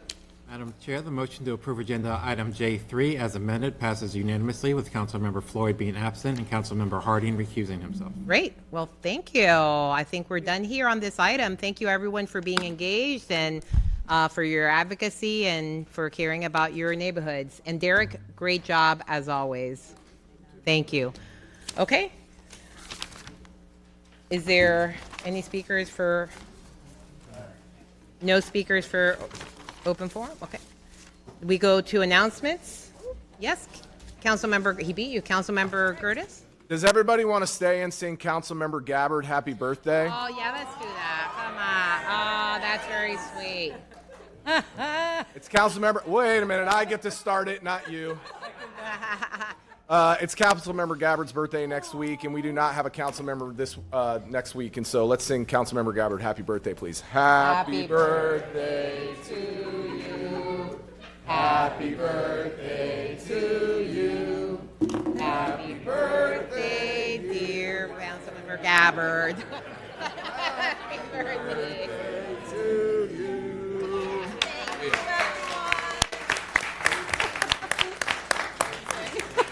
Also, just really quickly, Madam Chair, Green Thumb Festival is next weekend, not this coming weekend, but next weekend. And again, we don't have a council member. I hope everybody to see on the west side where we're pretty cool, all right? Thank you very much, Madam Chair. Thank you. Absolutely. Councilmember Gabbard. Thank you, Madam Chair. I just want to say, for those who missed it last night, my face still hurts from smiling because the Senior Hall of Fame Awards were last night. It was the 42nd awards. 37 seniors were nominated. The ages ranged from 62 to 90 years young, and it was 953 years of combined volunteer service for St. Petersburg. Yes. So I know they'll be with us in May, but I just wanted to recognize them all today and thank them for their service and encourage everyone to go to the Senior Hall of Fame Awards next year. You will not be disappointed. Thank you, Madam Chair. Thank you. And it was a great event. As always, they hit it out of the park. Amazing. Our team, so great job. And if you can attend one year, anyone who has not attended, it's one of the best events in the city. It really makes you feel really good once you leave there. So it's great. Okay, great meeting, everyone. Thank you for being here. Meeting adjourned.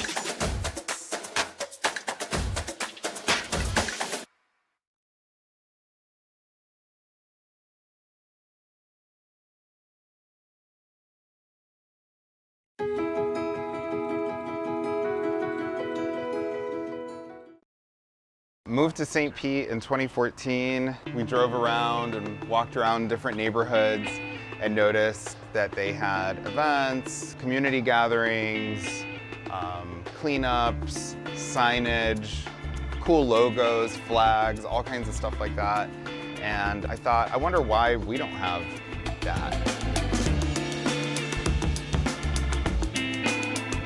For the longest time, one of the things that annoyed us was anytime we met locals from St. Pete, one of the first questions they would ask us is, what neighborhood do you live in, right? And so people would say, well, I live in Kenwood, or I live in North Kenwood, or I live in Old Northeast, or Old Southeast. And we would just say, you know, we're that neighborhood north of North Kenwood. When we were initially looking at this house, on Zillow they had it listed as North Kenwood, which we thought was a bit of a stretch. A little bit of a chin scratcher. Yeah, I think they were trying to kind of just jump on the Kenwood bandwagon. We wanted to have an identity. We wanted to have something that we could be proud of, but also that our neighbors could be proud of together.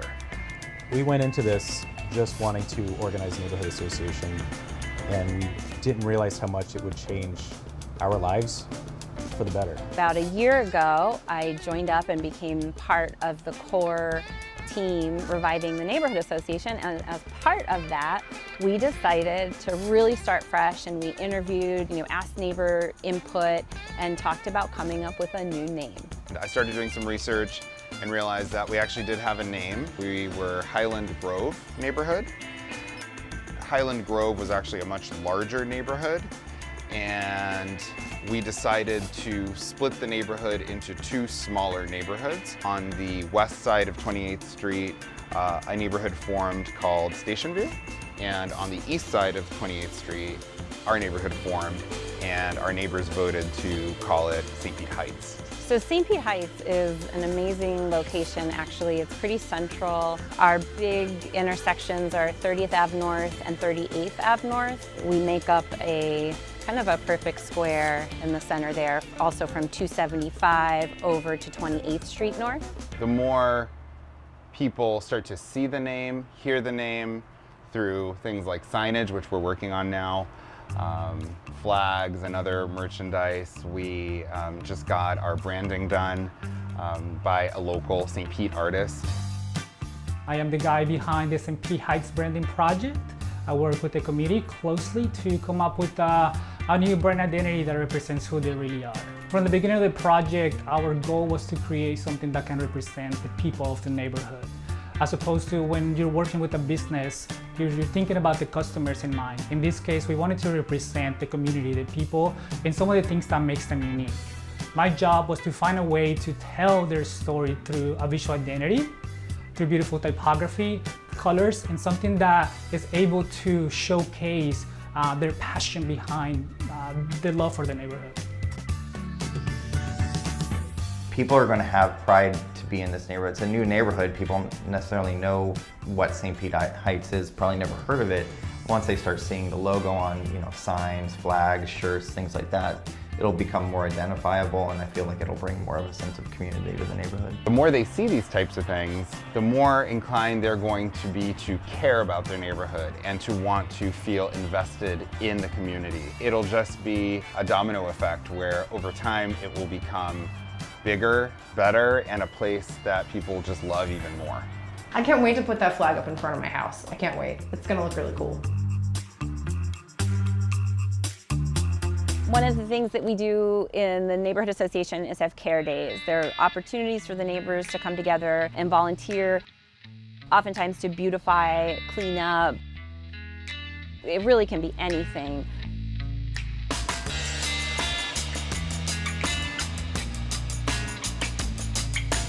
But the most recent one we did was a Drains to Bay project, where we put the signs that say Drains to Bay on the storm drains. We did every one in St. Pete Heights. We had a day where we put signs that say drains to the bay on all of our storm drains, so people know that any water that go into the storm drains will wind up in the bay, so they're more careful about that. When we do these care days, we're walking around the streets. Like, how often do you just walk around the streets of your neighborhood doing something like cleaning up? Or people notice that. Neighbors notice that and want to know, like, what are you guys doing? And then we get to talk about the neighborhood association. We even had one guy join in. I would say it's very worth it. We've met so many incredible people in our neighborhood that we didn't even know lived just doors down from us. Had it not been for the neighborhood association, had it not been for this initiative that we had, none of that would have been possible. And to me, those human connections are really what it's all about.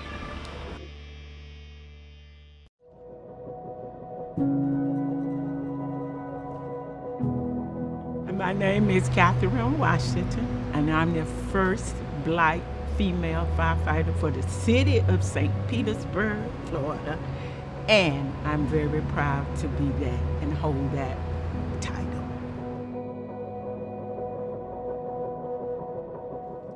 A trailblazer is a person, and they go out and they do something that is mostly done by one gender, and they pierce that and they make something out of it that redistributed what people think of each other.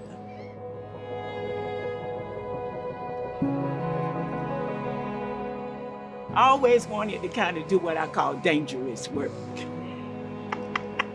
Something that somebody else didn't want to do, you know. So when my sister said, hey, they hired us, I said, I want to go for the fire department. And I went. In this world, for me to be a firefighter, it was the most unique thing that I could ever think to be. Me being in the Army Reserve gave me a step up to think I could do way more things. I could lift the weights, I could come out of the building and out of a window just like the man did, and that gave me the chance to do it. We used to have the Martin Luther King parade. One time, I didn't want to be in the parade, I wanted to see the parade. Well, I had these 3 African-American older females that I knew knock on my door and say to me, you do not miss another parade as long as you're on this department, because we have young girls out here who need to see you and know that they can aspire to be what you are. So don't be standing over here in the crowd with us. You be out there walking with them fellas. If I could say something to kids who think they can't aspire to be this because they have problems and they think those problems hold them down, don't let what you think you hold you back. Aspire to be what you want to be in spite of that. And then you can see yourself being somebody else.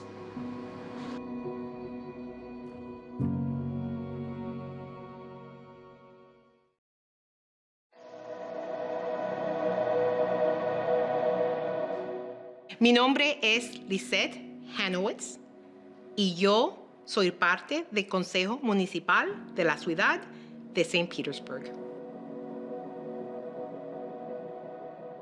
To me, a trailblazer is someone who sees opportunities that others can't see.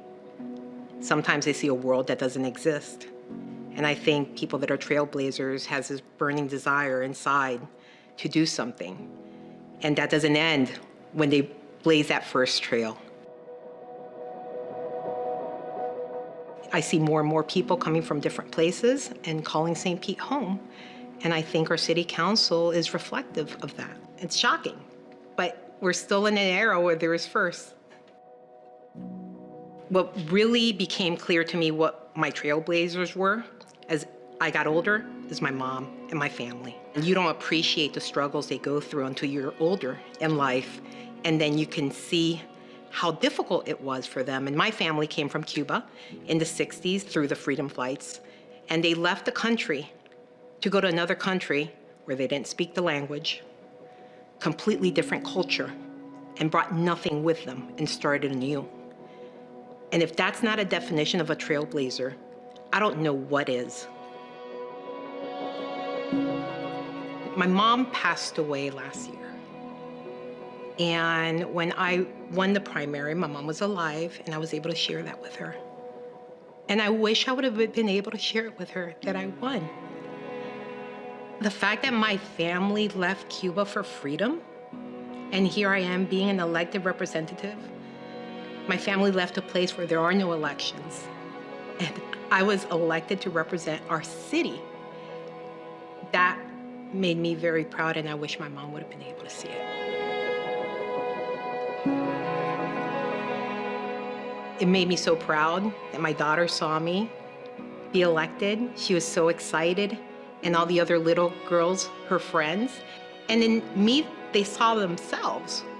And I think that's important because there were times when I was a child, I didn't see elected representatives that looked like me.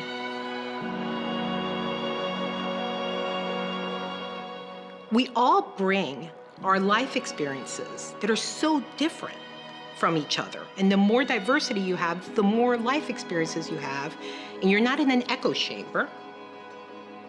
You're able to make better decisions if you do have diverse points of view. I think people think it's better when everyone agrees with them, but the only places I know where everyone agrees are places like Cuba and not free societies. In a free society, you should have discourse. And with discourse, diversity is important. I think everyone needs an example or someone to look up to.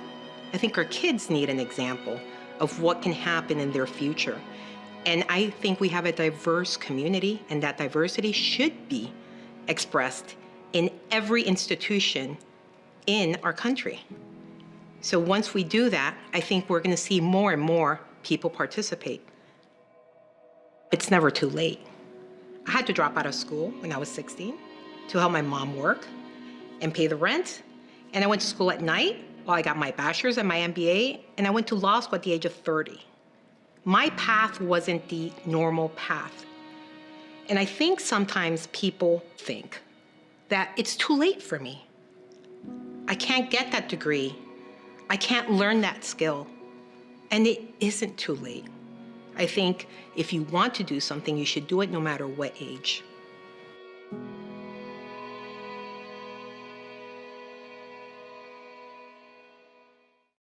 Hey St. Pete, and welcome to the definitive guide for how to be the best president you can be. A little tip from your good neighbor guide.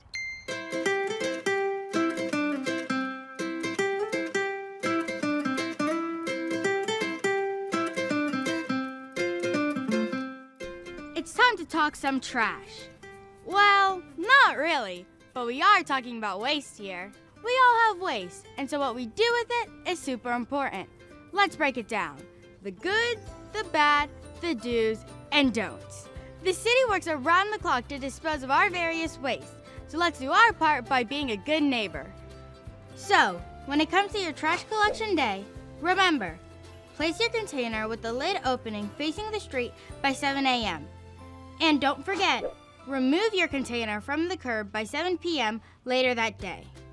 Here's what not to put in your container: appliances, furniture, and any hazardous materials, such as batteries, paint, electronics, and more. But there's good news, people. The city will pick up the following items for free. Box springs, footboards, refrigerators, car batteries, fuel tanks, sofas, car tires, headboards, stoves, dishwashers, mattresses, washers, doors, nightstands, water heaters, dryers, ovens, and windows. There's a super helpful link on the bottom of this screen that will give you more details on special pickups. Yard project got you loaded with yard waste? No worries. We've got you covered with 5 brush sites around the city. St. Pete residents can drop off yard waste and other organic byproducts for free. You just have to show proof of city residency like a driver's license or utility bill. Just remember, yard waste must not contain plastics or metal. Limbs and logs should be less than 5 feet long, and tree stumps should weigh less than 300 pounds. While we're here, let's cover recycling, because eliminating waste is the right thing to do. Let's break down what the City of St. Pete recycles. Here's what to recycle: aluminum and steel cans and lids, cardboard, glass containers, milk and juice cartons, all paper materials, plastics labeled number 1 through 7, and plastic cups and bottles. What isn't recyclable? Ceramics, electronics, flimsy plastic like food wrap, anything tainted by food, think pizza box. Light bulbs, batteries, mirrors, plastic bags, or styrofoam. One more time for the people in the back. No plastic bags in the recycling bin. Thank you. There's a printable Good Neighbor Guide and a whole bunch more information on this topic that can be found on the City of St. Petersburg's website. The St. Pete Collects app is also a super convenient way to help you with all your waste matter questions and schedules. Join us in the road to zero. St. Pete's plan to be zero waste by 2050. And remember the 6 R's: refuse, reduce, repair, reuse, recycle, and rot. This stuff is so easy, a kid could do it. We all love our city, so let's do our part by following St. Pete's Good Neighbor Guide.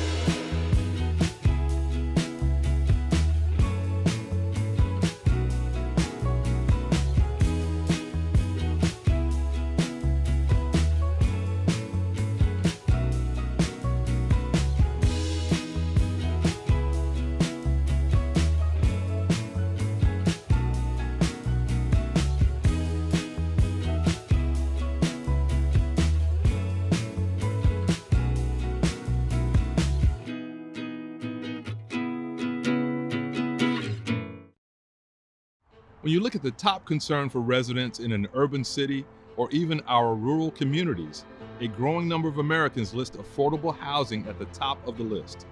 Here in St. Pete, it's no different. I'm standing here at the Shores in South St. Pete with 51 new affordable units made possible by a county-wide collaboration. Understanding the relationship between our quality of life and housing is critical. That's why I'm launching the Housing Opportunities for All plan, an intentional expansion to our existing housing plan that addresses the current state of our city. The plan aims to produce new affordable housing units, preserve existing affordable housing, and protect tenants. Housing Opportunities for All is more than a priority in our administration. It's a foundational part of our mission, a pillar for progress. This year, we've designated more than $40 million to build new affordable housing units and plan to help thousands of residents preserve their current homes over the next several years. We've also implemented powerful protections for renters with our Tenants' Bill of Rights. There is nothing more important to me and our City Council than improving the quality of life for the people of St. Petersburg. And these are just a few examples of the impactful work that's underway right now. I will continue to keep you updated on progress made as we help more families settle into their new homes and stay in their current homes. So working together and listening to each other with our eyes on inclusive progress, we will continue to move the needle on affordable housing. To learn more about the Housing Opportunities for All plan, visit www.stpete.org/affordable housing. We are St. Pete.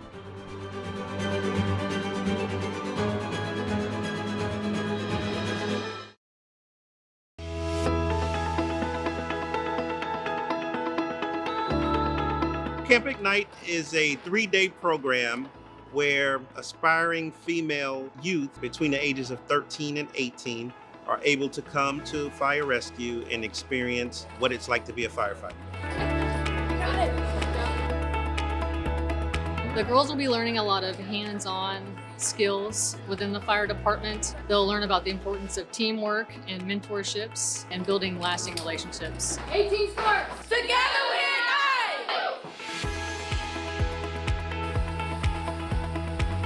We want to leave a lasting impression so that when it is time to figure out what their career is, they keep in mind that St. Petersburg Fire Rescue is here.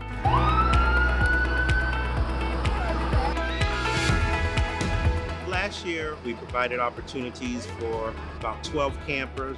This year, we were able to expand that capacity and actually double those numbers through continued partnership with Pinellas County Urban League, partnership with Parks and Rec, and our local union, Local 747.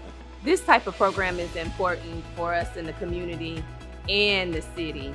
I want the girls to be enlightened about all of the opportunities that they have available to them here in our city, that the Urban League is there to support them in ways that they could not imagine, to make a selection that best fits what they want to do with their future. Growing up, you don't see female firefighters as much as you see the males. So to see a female doing this is great for girls. So I think this is an excellent opportunity for young females to get involved and see what they can do. It's very rewarding to see children get excited about our job.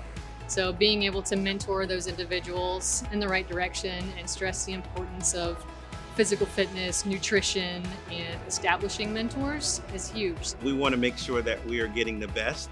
And this is an opportunity for them, if they do decide to become firefighters, they can be local heroes. And this is a great career. And we want to make sure that we continue down this path of ensuring that we provide the opportunities for them.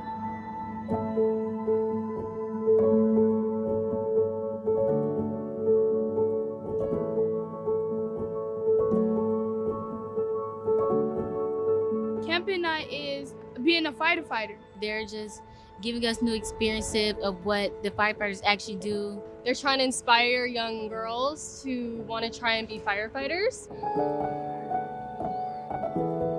I think my favorite thing to do was probably saving the baby, and you have to like go through the smoke and crawl on your knees to try and find the baby. I think that was pretty fun. I really liked going up in the ladder truck because they took us like all the way up. It was like 100 feet. It was really fun. My favorite thing was when we went in an ambulance, we got a thing on the radio that said there was an alligator attack. It was like cool to feel like the adrenaline and try to like save them. It's inspiring to see females doing firefighting because like when they do it, it means that I can do it too, and so many other women can too. They have taught us a lot, and they have brought different perspectives of being a female firefighter to us. Girls feel like that they can't accomplish the same things as men just because of the standard. But really, there's like some really strong women out here, and it just inspires you to do what you think you can do. I think they are all amazing women, and they do such a hard job. And I think it's very inspiring, and it really encourages like girls like me to really like want to join this force. 18 sparks, together we ignite. 18 sparks, together we ignite. 18 sparks, together we ignite. 18 sparks, together we ignite.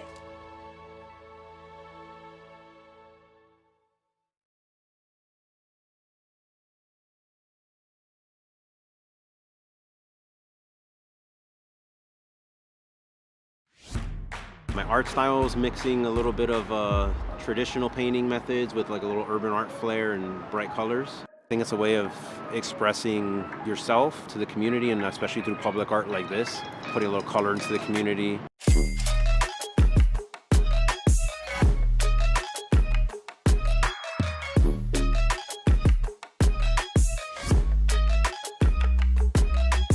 It helps tell a story of the community. It helps have a sense of pride in the area. A lot of us live in the area, so you're contributing to the growth and belonging of your own backyard.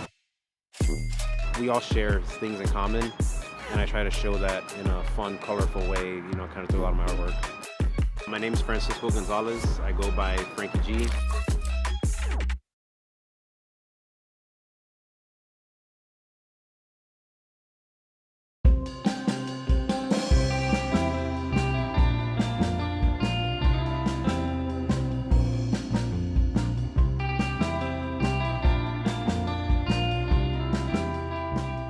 Hi, I'm Aurelis, and I'm the owner of the Happy Snapper food truck, and we've been in business for a little over 3 months. My name is Raphael. I am a full-time charter captain here out of O'Neill's Marina in St. Petersburg, Florida.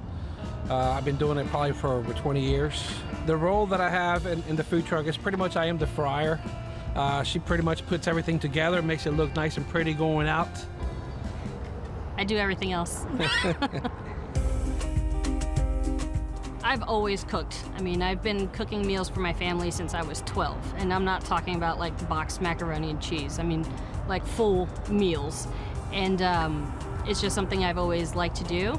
And my son actually played club soccer for Strictly. We went out of town and we decided to cook for the entire team and all the parents. And ever since then, after multiple teams showed up and ate, everyone was asking us when we were cooking again, and 7 years later, here we are. When I cook, I put my heart into it, so you're getting food that is happy and inviting and it's fresh. You know, with a little Spanish twist to it, because we do have a couple of things on the menu that is definitely you know, from being from Puerto Rico, you know, we're gonna have some plantains in there, you know, and we're gonna have some rice. Our main thing is fresh fish with a Spanish twist to it. Apparently we're putting out food that there's not many other trucks doing, and we're getting customers asking, you know, when we're going to be back, where we're going to be set up. We're having breweries that are in St. Pete asking for us to come back to their location because their customers are asking about us. And I feel like St. Pete is a very good place for people that, I mean, they love supporting the local community, local businesses, and it's just a great place for anyone to thrive.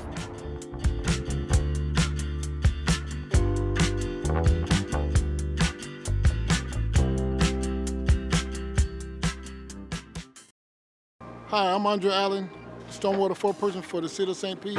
I'm here to talk about sandbags. First important thing you need to know about sandbags, we have them year-round. We distribute sandbags every second Saturday of the month. You can get sandbags at our complex, 1744 9th Avenue North.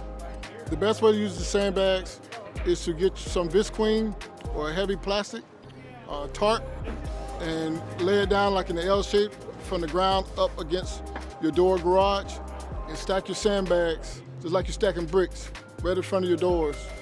If you didn't have no flooding in your area and no flood water touching your sandbags, you should store them in a safe area just in case another storm comes through. If flood water touch your sandbags, we recommend you take it to Pinellas County Dump. For more information, you can follow us on social media at St. Pete FL.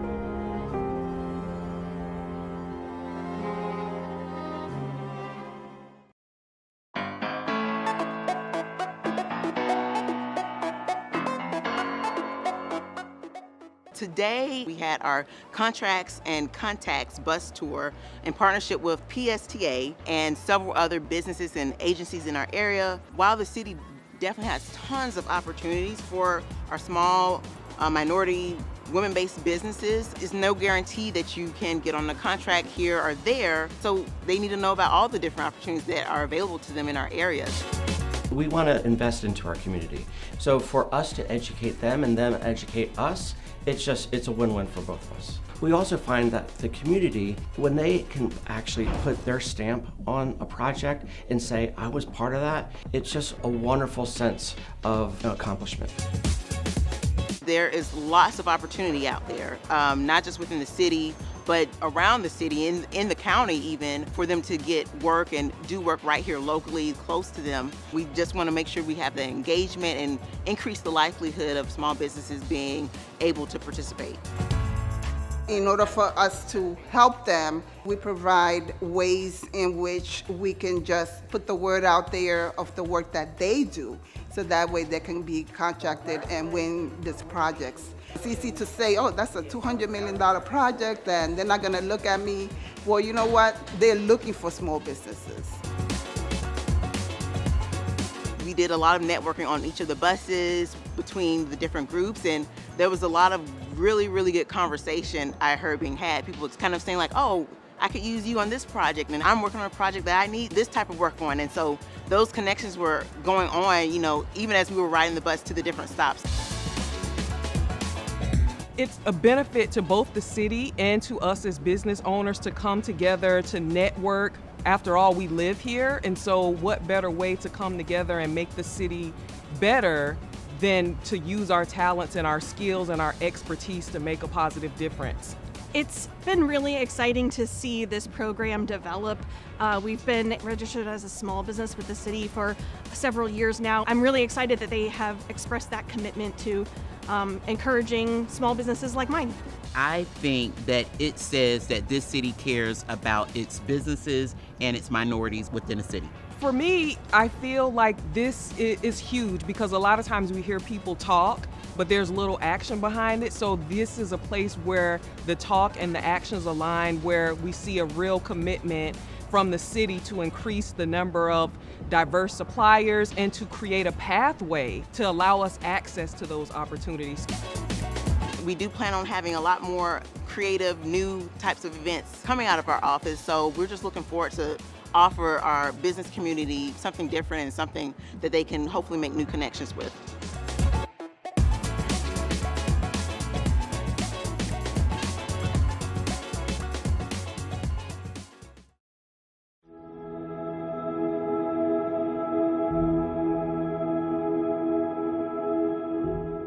My name is Chan Srinivasa, and I'm the first African-American city clerk for the city of St. Petersburg, Florida. To me, a trailblazer is someone who sets out on a journey to accomplish something. An individual who sees a path or has a path, and even though obstacles may be in their way, they find ways to get beyond those to reach their goal. To me, that's a trailblazer. I began my career 24 years ago on January 26, 1998. It was a cold, rainy day. I started in the Parks and Recreation Department as a temporary employee on the waterfront, cutting grass and maintaining our parks. Throughout there, I developed as an individual, as a person, but also as an employee of the city of St. Petersburg. And from there, in 2014, I was appointed as the city clerk for the city of St. Petersburg. The city clerk is a very responsible role. Not only are we responsible for the legislative issues of city council, but also our city elections. If you look at the history of how elections are, and being the first African American to hold the role of city clerk and conducting our elections in the city of St. Petersburg, it's a significant role because that within itself is literally setting some type of trail for others to follow as well.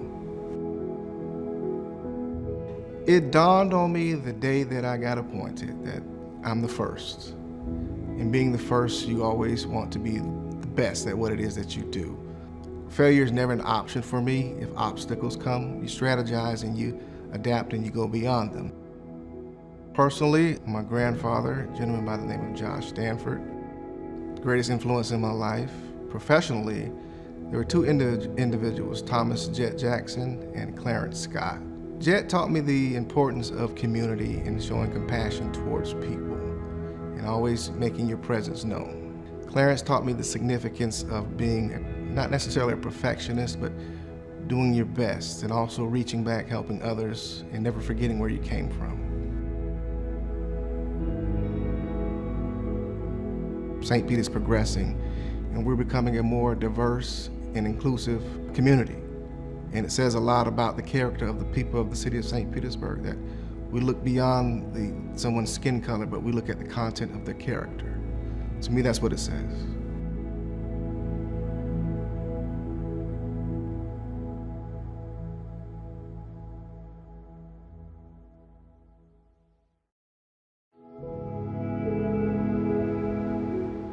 I think a trailblazer is a person who looks at the needs of now without high regard for the status quo or the way we've always done things, but focuses their work on how you make our community better today and for generations to come.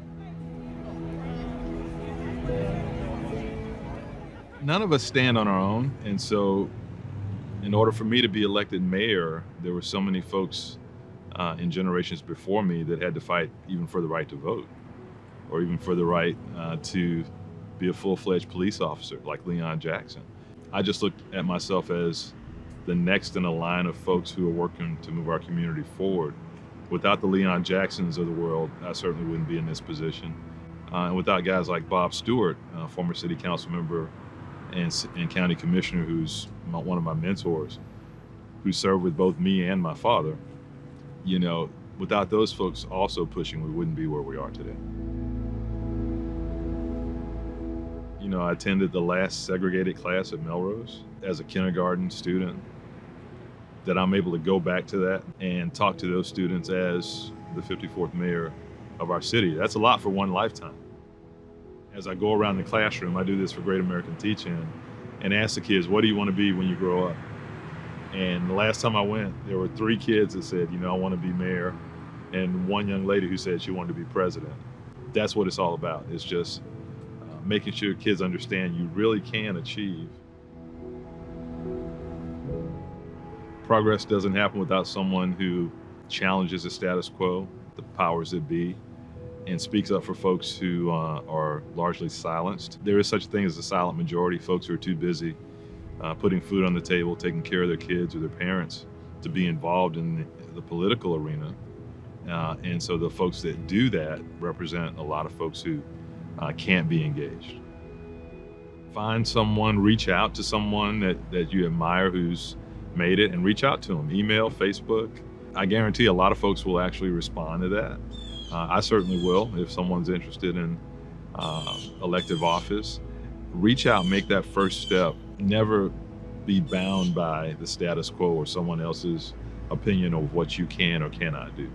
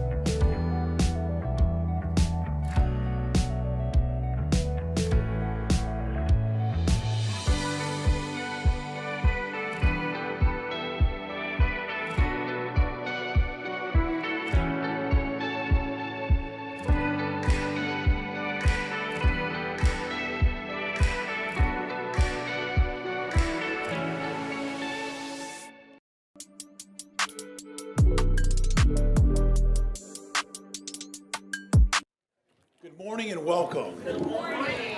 I don't think we could have found a better day to be in St. Petersburg than this weather, with no clouds in the sky, talking about building something that's so important for our community. I'm Jeff Brandis. I'm a former state senator, current president of a group called the Florida Policy Project. We work on 4 areas of public policy: housing, insurance, transportation, and criminal justice. But really today we're here to talk about building more affordable housing. So it's exciting to be involved in the conversation, not only on the policy level statewide, but actually doing it in person and seeing and going through the process of actually building a project like this. So it's kind of go back to the old hair club conversation where I'm not just the president, I'm also a member. But it's exciting to be a part of this, to watch it grow, and to think about the history of this property. This property has been everything from an orange grove to a seaborne rail line. For the last 50 years, it's been in our family's care as a lumber company. And when we think about what the history of the lumber company was and what it meant to this community, I mean, Tibbetts Lumber and before that, Cox Lumber really grew this community and grew along with it and helped build many of the houses that you and I live in today, whether it's the trusses, the windows, the doors. But it's exciting to watch, and I'm honored to be joined with 4 generations of my family today. My parents, Russ and Mary, are here. My sister, Polly and Tyler, are here. My sister's kids are here, and we have a great-grandchild that's here as well. So it's exciting to be part of that and watch kind of a part of a family legacy that will continue for hopefully many, many more years. So I'm honored to be part of this, honored to be with you today, and it's just exciting to watch what's happening in our great city. So I'm here right now to introduce Monsignor Gibbons, who's going to give the invocation and bless this property. So Monsignor Gibbons, welcome.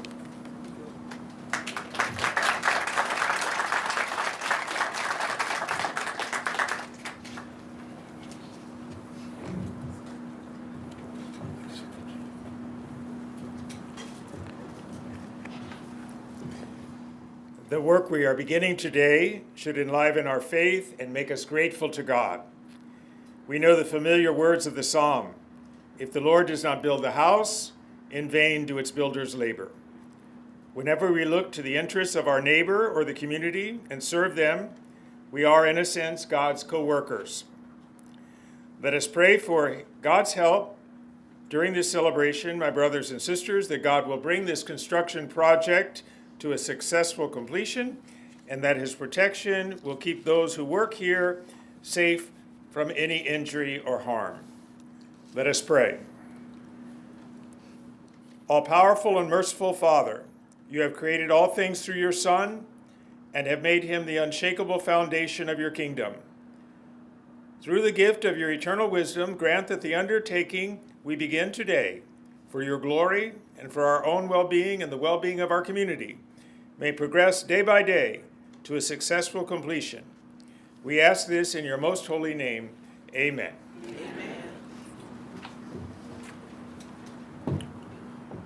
No project like this takes place without a partnership, and we have had a great partner in the city of St. Petersburg. So now to provide some remarks is the mayor of our great city, Mayor Ken Welch.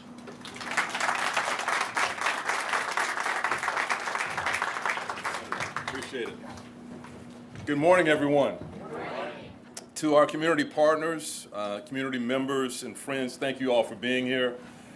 Senator Brandis, I know not of this hair club that you speak of, but I understand it's a great thing. It's an honor to bring greetings on behalf of the city of St. Petersburg as we come together to celebrate the groundbreaking of the Fairfield Avenue apartments. I'd also like to acknowledge members of our city council, our chair, Hanowitz, who you'll hear from in a few minutes, and other members of our city council. I also want to recognize members of our great city team. Administrator Rob Gertis is here somewhere. Rob, wave your hand usually.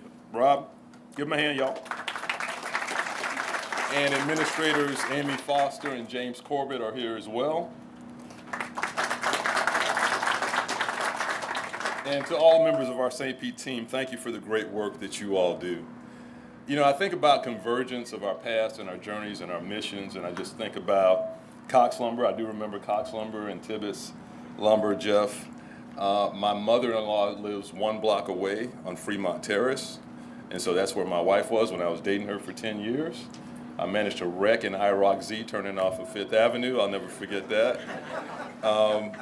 And I know Councilmember Fig Sanders, I think, is in a PSTA meeting, but of course she's a proud Gibbs gladiator.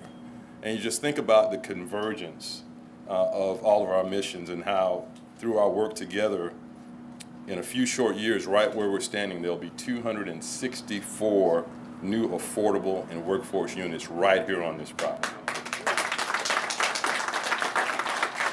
And we all know it's no secret that the most urgent challenge facing our city is affordable housing, access to safe, affordable housing. Today we're taking an important step in an ongoing commitment to housing opportunities for everyone in our community. Now, the city proudly invested $9.7 million in CRA funding, and I do want to thank our county commission for being strong partners in the CRA. Commissioner Latvala, thank you for being here.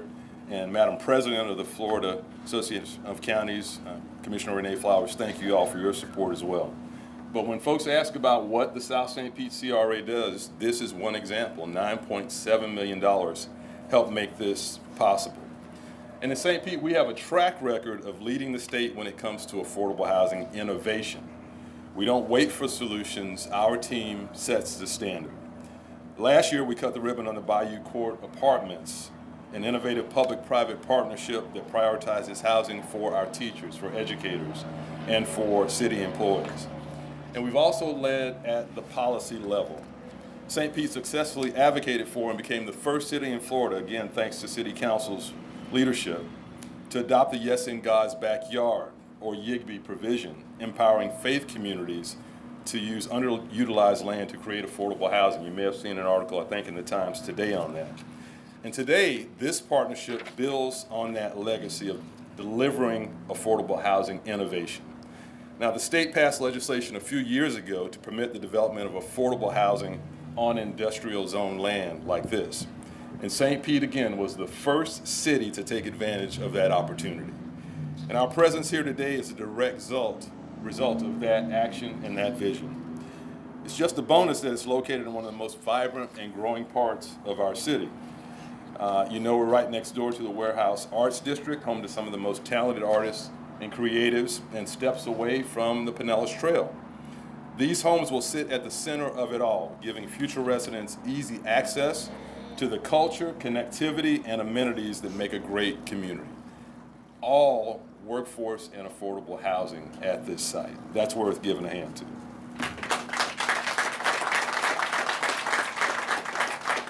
So in closing, I want to thank our partners at Pinellas County, the Housing Finance Authority, the Pinellas County Housing Authority, HP Capital Group, and all of our public and private partners who believed in what was possible here.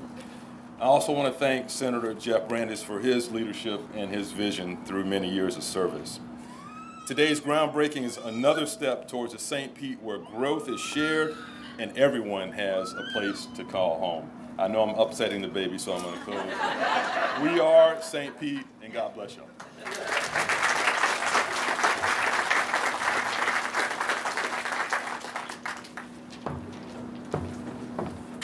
When my grandfather immigrated here in the 1940s, I can imagine little else he could think about than kind of starting a family, and starting from kind of when I kind of first heard the early stories of him.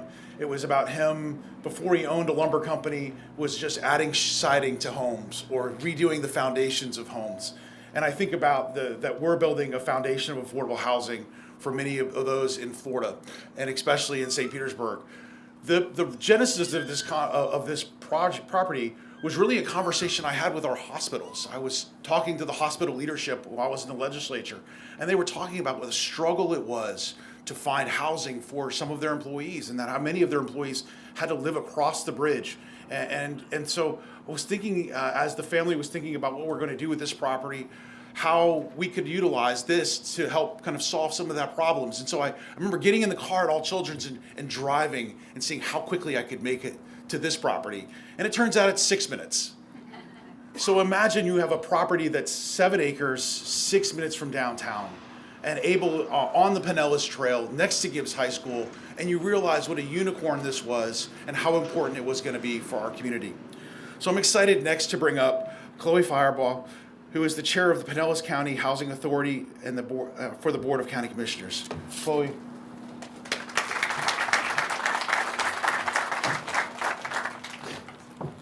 Good morning, everyone. Thank you for being here today. Standing on this site together, it's hard not to feel the weight and the joy of this moment. After 5 years of planning, problem solving, and persistence, we're finally breaking ground today on 264 new affordable workforce housing units for our community. That alone is worth celebrating. But this project is more than just the number of units. It's about the families who will live here and the kind of community we are intentionally creating. These homes, as the Senator said, are designed for working families, the parents balancing jobs, school schedules, and rising costs, the people who keep our local economy moving and still struggle to find housing that they can afford. The development says something important to them. You do not have to leave your community to build a stable life. We were intentional about the amenities included here. It's not just housing. It's a place to live, to grow, and to belong. Families will have access to safe outdoor spaces, areas for children to play, spaces for neighbors to gather, and features that support health, connection, and quality of life. Affordable housing should never mean settling for less, and this project reflects that belief. Getting here took time. 5 years ago, this was just an idea. Along the way, there were a lot of challenges, financing hurdles, regulatory complexity, changing markets, and movements when it would have been easier to just walk away. But no one did, because everyone involved understood that projects like this are not quick, but they are worth it. I want to thank our development partners, lenders, elected officials, staff, and community supporters who stayed committed when the process was hard and the timeline was long. Your perseverance is literally what made today possible. And to our future residents, know this: these homes are being built with intention, care, and respect. They are meant to support families, create stability, and offer an opportunity for generations to come. At its core, this groundbreaking represents a shared belief that affordable workforce housing is essential infrastructure, that families deserve quality places to live, and that when a community commits to the long game, real progress happens. Today, we turn 5 years of work into forward motion. We break ground not just on buildings, but on possibility. And thank you all for being here to be part of that journey.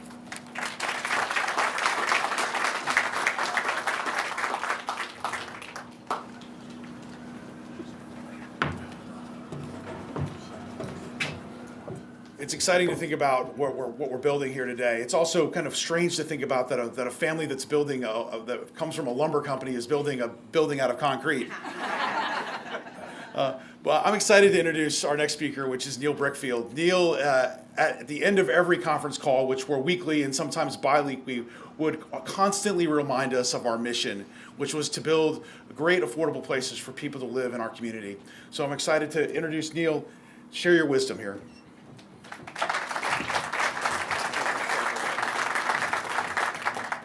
Good morning, everybody. Neil Brickfield, Pinellas County Housing Authority Executive Director. Wow, what a turnout. What a day to celebrate, isn't it? You know, the senator's right. About a year ago, I got on our first closing call, and it's not like when you buy a house where you have 1 3-hour thing of signing. It's a lot more complicated than that. There's just 20 lawyers there, not even the other people. And I thought we needed to be talking about our mission. And Pinellas County Housing Authority is a mission and value-based organization. So our mission is to provide quality, affordable housing and improve the lives of residents.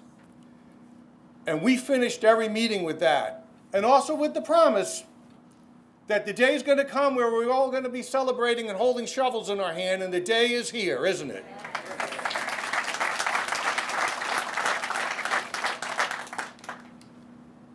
Nobody's going to remember the pictures of us, right? We're going to be faded pictures one day.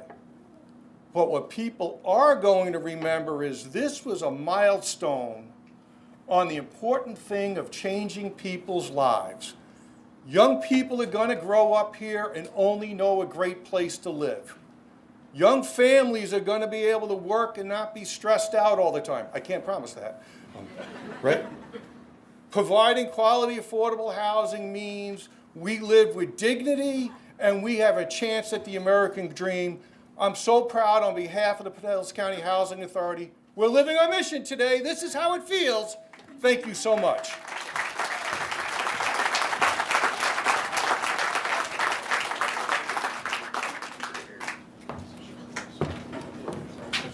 So I learned to drive a forklift on this property years before I learned to drive a car. Probably not legally, but definitely learned a lot. It was a skill in our family, and the way that you earned respect is if you could pick up a quarter off the ground with the front of the forks. That was like, you've made it. You know how to drive these things. And so luckily that was something that I practiced time and time again, was picking up quarters with the front of a forklift truck. I'm excited for our next speaker. Chris Latvala and I have been friends for a long time. We served together in the legislature, and I can think of no one else from the county commissioning that I would rather come talk about than the great work that we're doing in the county and the state to bring more affordable housing. So Chris, welcome. Thanks for being here.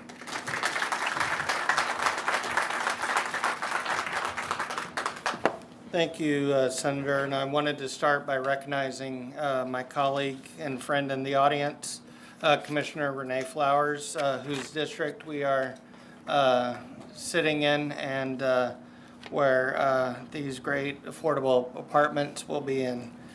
And I learned a lesson recently I missed a few meetings late last year due to an illness that I had. And when I came back, I discovered that I was voted vice chair for this year. And part of that is I have the honor of coming to events like this and speaking when our chair is unable to, so it is an honor to be here. A lot of people ask why it's so important for Pinellas County and our cities to back affordable apartment developments like Fairfield Avenue. The County Commission is making a big investment, $12.4 million from our Penny for Pinellas to help these apartments get built.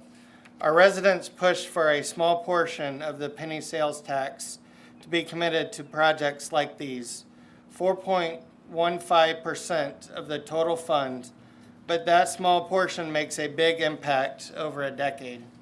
Our County Commission continues to hear from our residents that having homes that our workforce can afford near their jobs, as the Senator talked about, is critical to the future of our neighborhoods and our local economy. We're glad to see private developers and our local, state, and federal partners step in to make projects like this happen. But a lot of times there's a funding gap, and that's where we as a county commission can step in. We filled the funding gap that makes it economically feasible to build 264 apartments for people at a different range of income levels. What we get in return for this public investment is a guarantee that these homes will remain affordable for our workforce for the long haul. There's a 99-year land use restriction on all these homes to keep them affordable for our residents.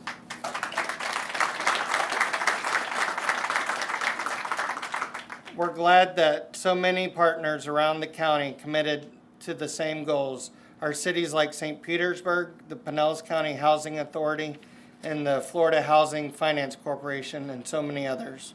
On behalf of the Pinellas County Commission and all of our residents, thank you for the continued commitment to creating local homes for our local residents. Thank you.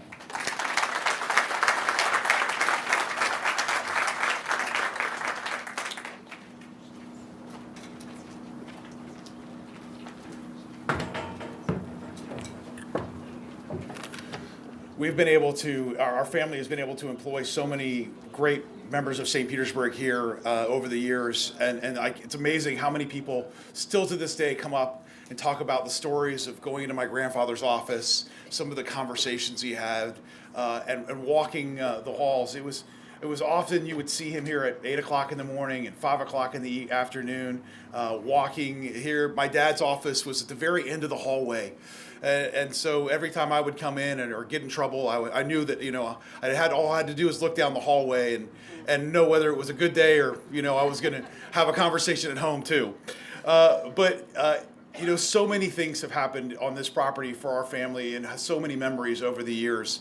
It's just incredible to see how this is going to change and know that this is going to be, again, in our family, not only for the last 5 generations, but for the next many generations as well.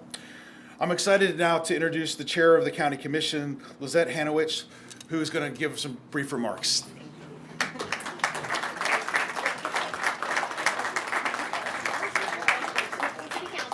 City Council. City. I gave you a demotion. Sorry. That's okay. Okay.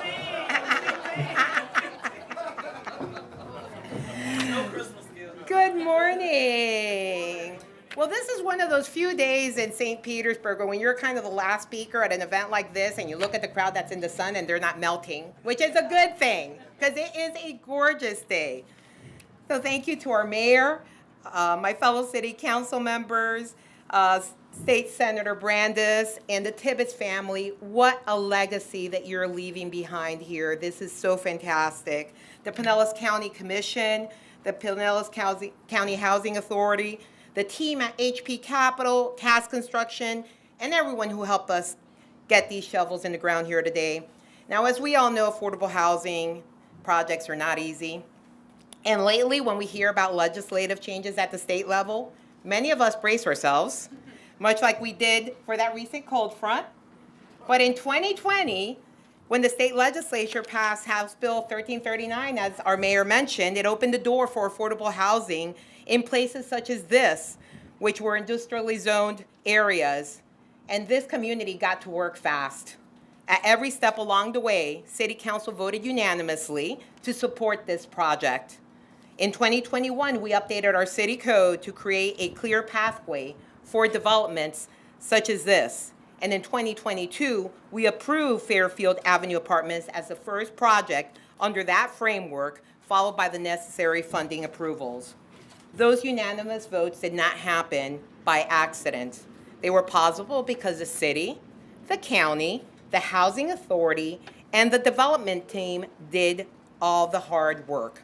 They stayed transparent, aligned, focused on the same goal.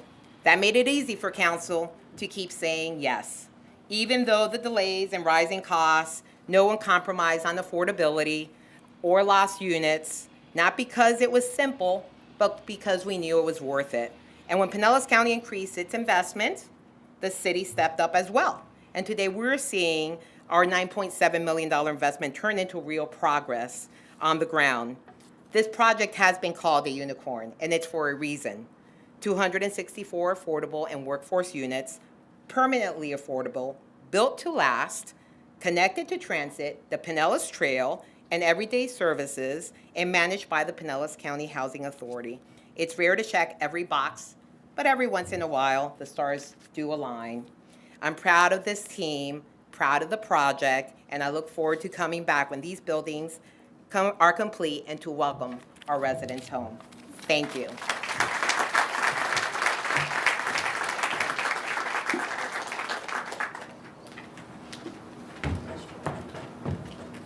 As many of you know, I'm a pilot, and so one of my favorite quotes is by Amelia Earhart. It says, "Once you've made up your mind, the rest is just tenacity." And there has been nobody more tenacious about getting this project done than Angelo Capelli with HP Capital.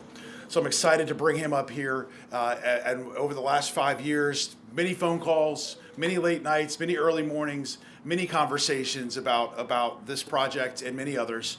But he has been incredibly tenacious in helping us get this across the finish line.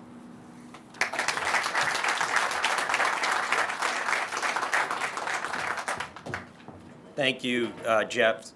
Thank you all. This is a wonderful turnout. On behalf of HP Capital, my partners, Nick Hansen, where are you, Nick? And Fred Hemmer, we are very proud of this project. We were all born and raised here. Fred moved when he was 2, and so we count that. We are incredibly proud to be part of this project. And I'm trying not to get emotional, but when Jeff approached us, we shared the hallway. We were on some other common projects, and my office was down the hall from his. He came to us and said, "Hey, the lumber company's thinking about selling our old property on Fairfield." And he said, "We're thinking about listing it." And I said, "No, don't do that." And partly because I had been working ministry work from St. Paul's. Thank you, Pastor Gibbons here for the invocation. And I had been working 6-7 years as a volunteer ministry work, basically making calls in some not so nice motels on 34th Street of people really needing a little bit of help. And because I knew that this would be a good location, I didn't know about the rules, I didn't know about the HB 1339, I just knew that the location itself would make sense. And so we opened up our notebooks, started taking notes, and did the things that we good developers try to do. And we approached the lumber company's board. Fred came with me. He's got silver hair, so he always looks wiser than I do. And we were able to convince the board, and we promised them, just give us 2 years, and we'll get it done. It took us a little bit longer. Rob Kapusta, our attorney, I think there were 82 closing documents when it was all said and done. Rob and I joked, I think that the project died 3 times, but when you have a unicorn, you grab it by its tail and you just don't let go. And I'm very proud of all of our partners. Highland Mortgage out of Alabama really coached us the last 4 years, never gave up on us. Our contractors, certainly the city and county, all of the mayor has been very supportive the entire time. That we worked so long on this project. There's a staff member. Is Mark here? Mark Van Loo, are you over there? Mark and I have a love-hate relationship. He was originally with the county, and we worked so long on this, he finished the project working for the city. That's serious connective tissue. We're very, very proud of being part of this. Cox Lumber donated lumber to me for my Eagle Scout project 40 years ago. I had the honor and pleasure of getting to meet the granddad a couple times. Just a wonderful family. I'll give you one trade secret. I'll give you all one trade secret that really helped the project. Our closing process, I think somebody alluded to it, was over 6 months. A Tuesday conference call, sometimes twice a week, but usually every Tuesday, and it looked like the old Hollywood squares. There was no less than 24 people on that Zoom call trying to keep everybody together. And one of the early calls, I got a little snippy with somebody on the call. And after the call, somebody called and said, Angelo, you got to take it easy on that person. And then 10 minutes later, somebody called and said, Angelo, I'm so glad you gave that person the business. And I decided this is not good. If it's going to be a public-private partnership, we got to keep the team together. So here's the trade secret. I started having breakfast. I ate breakfast on Tuesday morning before the meeting. So I never got hangry again. It was kumbaya from then on. We got all 82 documents done. We put the entire capital stack together, and we're able to close and get ready to start moving dirt. Thank you, everybody who helped us with this project, most especially my partners and our family and our friends and this administration, the City Council and the County Commission. And also, last but not least, we want to thank Pinellas County Housing Authority. We needed one last piece of the puzzle. My partner, Nick Hansen, came up with a clever idea. I'm going to take credit for it. And Neil Brickfield and Chloe, thank you so much for helping us get the ball over the goal line. God bless you all. God bless St. Petersburg and Pinellas County.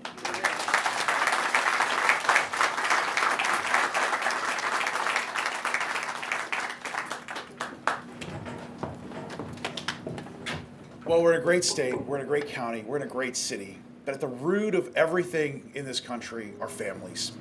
And so from my family to your family, thank you for being a part of today. And we look forward to welcoming 264 different families here in a couple of years for the ribbon cutting. God bless you, and thanks for joining us.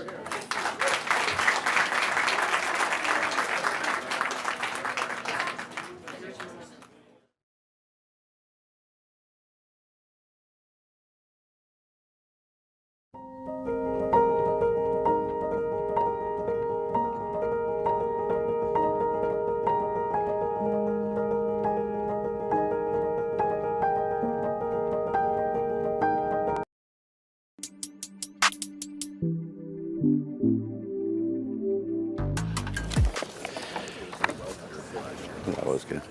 Good morning.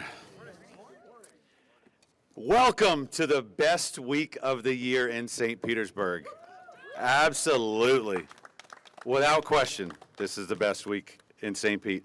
My name is Sean Druin, and I am pumped to be your MC today, surrounded by champions, local champions, national champions, international champions. If this doesn't get you fired up, I'm not sure anything will. This is the point in the speech where I bring up our weather. So you see exactly who I'm looking at. We'll be at the chamber here in a little bit. But I'm going to take the Kevin Savory approach. Last night we were at the track, and he was very matter of fact. He said, nope, we're going to have a great race Friday. He said the R word Friday night. Saturday is going to be great for the inaugural trucks. And Sunday is going to be incredible for the 22nd running of the IndyCar. And so I wholeheartedly believe in the Kevin Savory approach, and he's going to be spot on. It will not R word, and it's going to be absolutely amazing. So, yeah. There's someone else that gets equally as pumped up about this.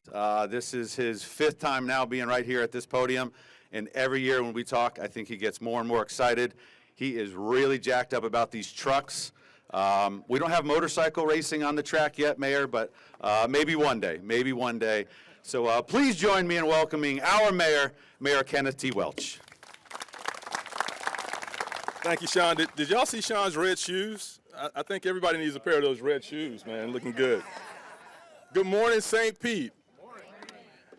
We feel the need for speed. We are fired up and ready for the Firestone Grand Prix, which is one of the most exciting traditions in our city. It's a weekend of events that bring energy, international visitors, and a spotlight to our beautiful downtown and waterfront. And in addition to Kevin's guarantee, Chair Hanowitz, and Council of Guarantee, we're going to have good weather on Saturday, so we know that's going to happen. My thanks to Kim and Kevin and to the Green Savory Racing Promotions for bringing this race to St. Petersburg for over 2 decades now. Your partnership has helped make the Grand Prix a signature event that reflects the vibrancy and momentum of our great city. It's also great to see a familiar face in our own Nikita Johnson, who's joining us once again. Y'all show Nikita some love. Nikita, you've grown up with this event, and we're proud to watch you continue to rise through the ranks. We look forward to cheering you on. We're also equally proud of another hometown driver, Ryan Leach. Ryan? Man, they look so young, or I'm feeling so old. Who's racing the Mazda MX-5 Cup. Both of you show our young people what dedication, opportunity, and hard work can lead to, and we're so proud of you. One of the best things about the Grand Prix is the number of people that it attracts to our city year after year and the economic impact of those visits. Those visitors and their support for our local businesses generate about $60 million in economic impact for the city of St. Pete. That's real support for our restaurants, hotels, shops, and our employees. St. Pete is excited about our partnership with IndyCar and proud to be the place where NTT IndyCar Series season begins every year. And as Sean said, this year brings something new. For the first time ever, the NASCAR Craftsman Truck Series will be racing through the streets of St. Petersburg.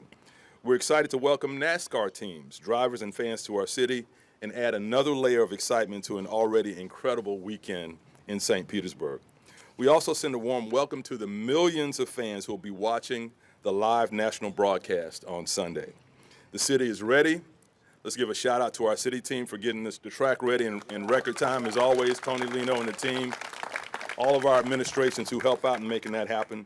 The race teams, especially the drivers, are ready, and all that is left is to raise the Firestone Grand Prix flag and say, drivers, start your engines. Now join me in welcoming Council Chair Lisette Hanowitz to the podium. Madam Chair.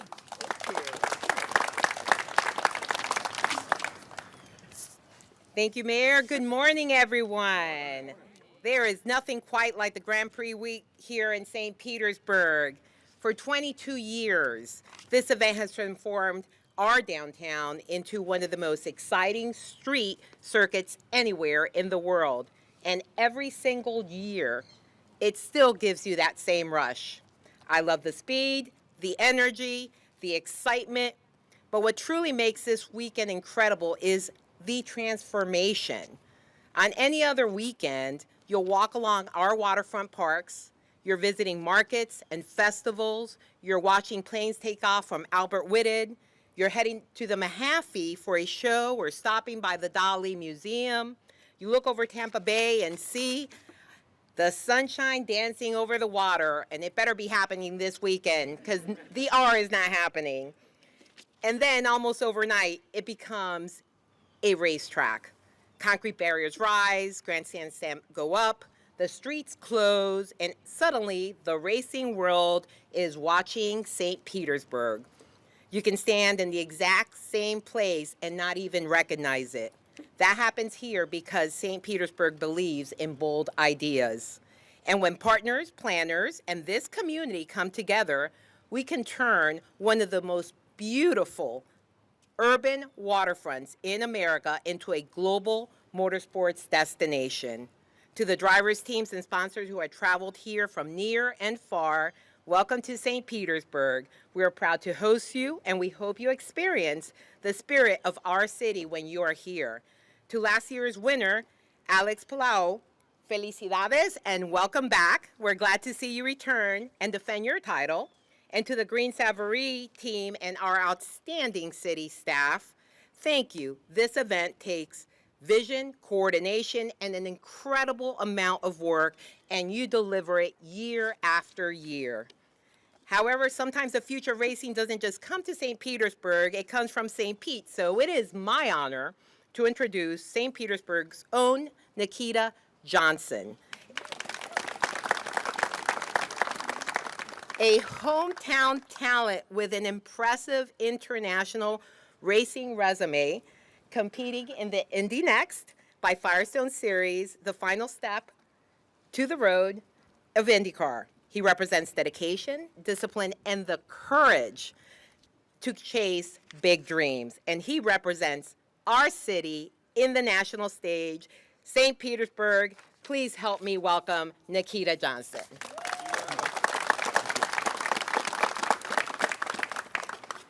Thank you everyone for being here. I mean, it means a lot. This is my 4th year doing the flag raising and racing in the St. Petersburg Grand Prix.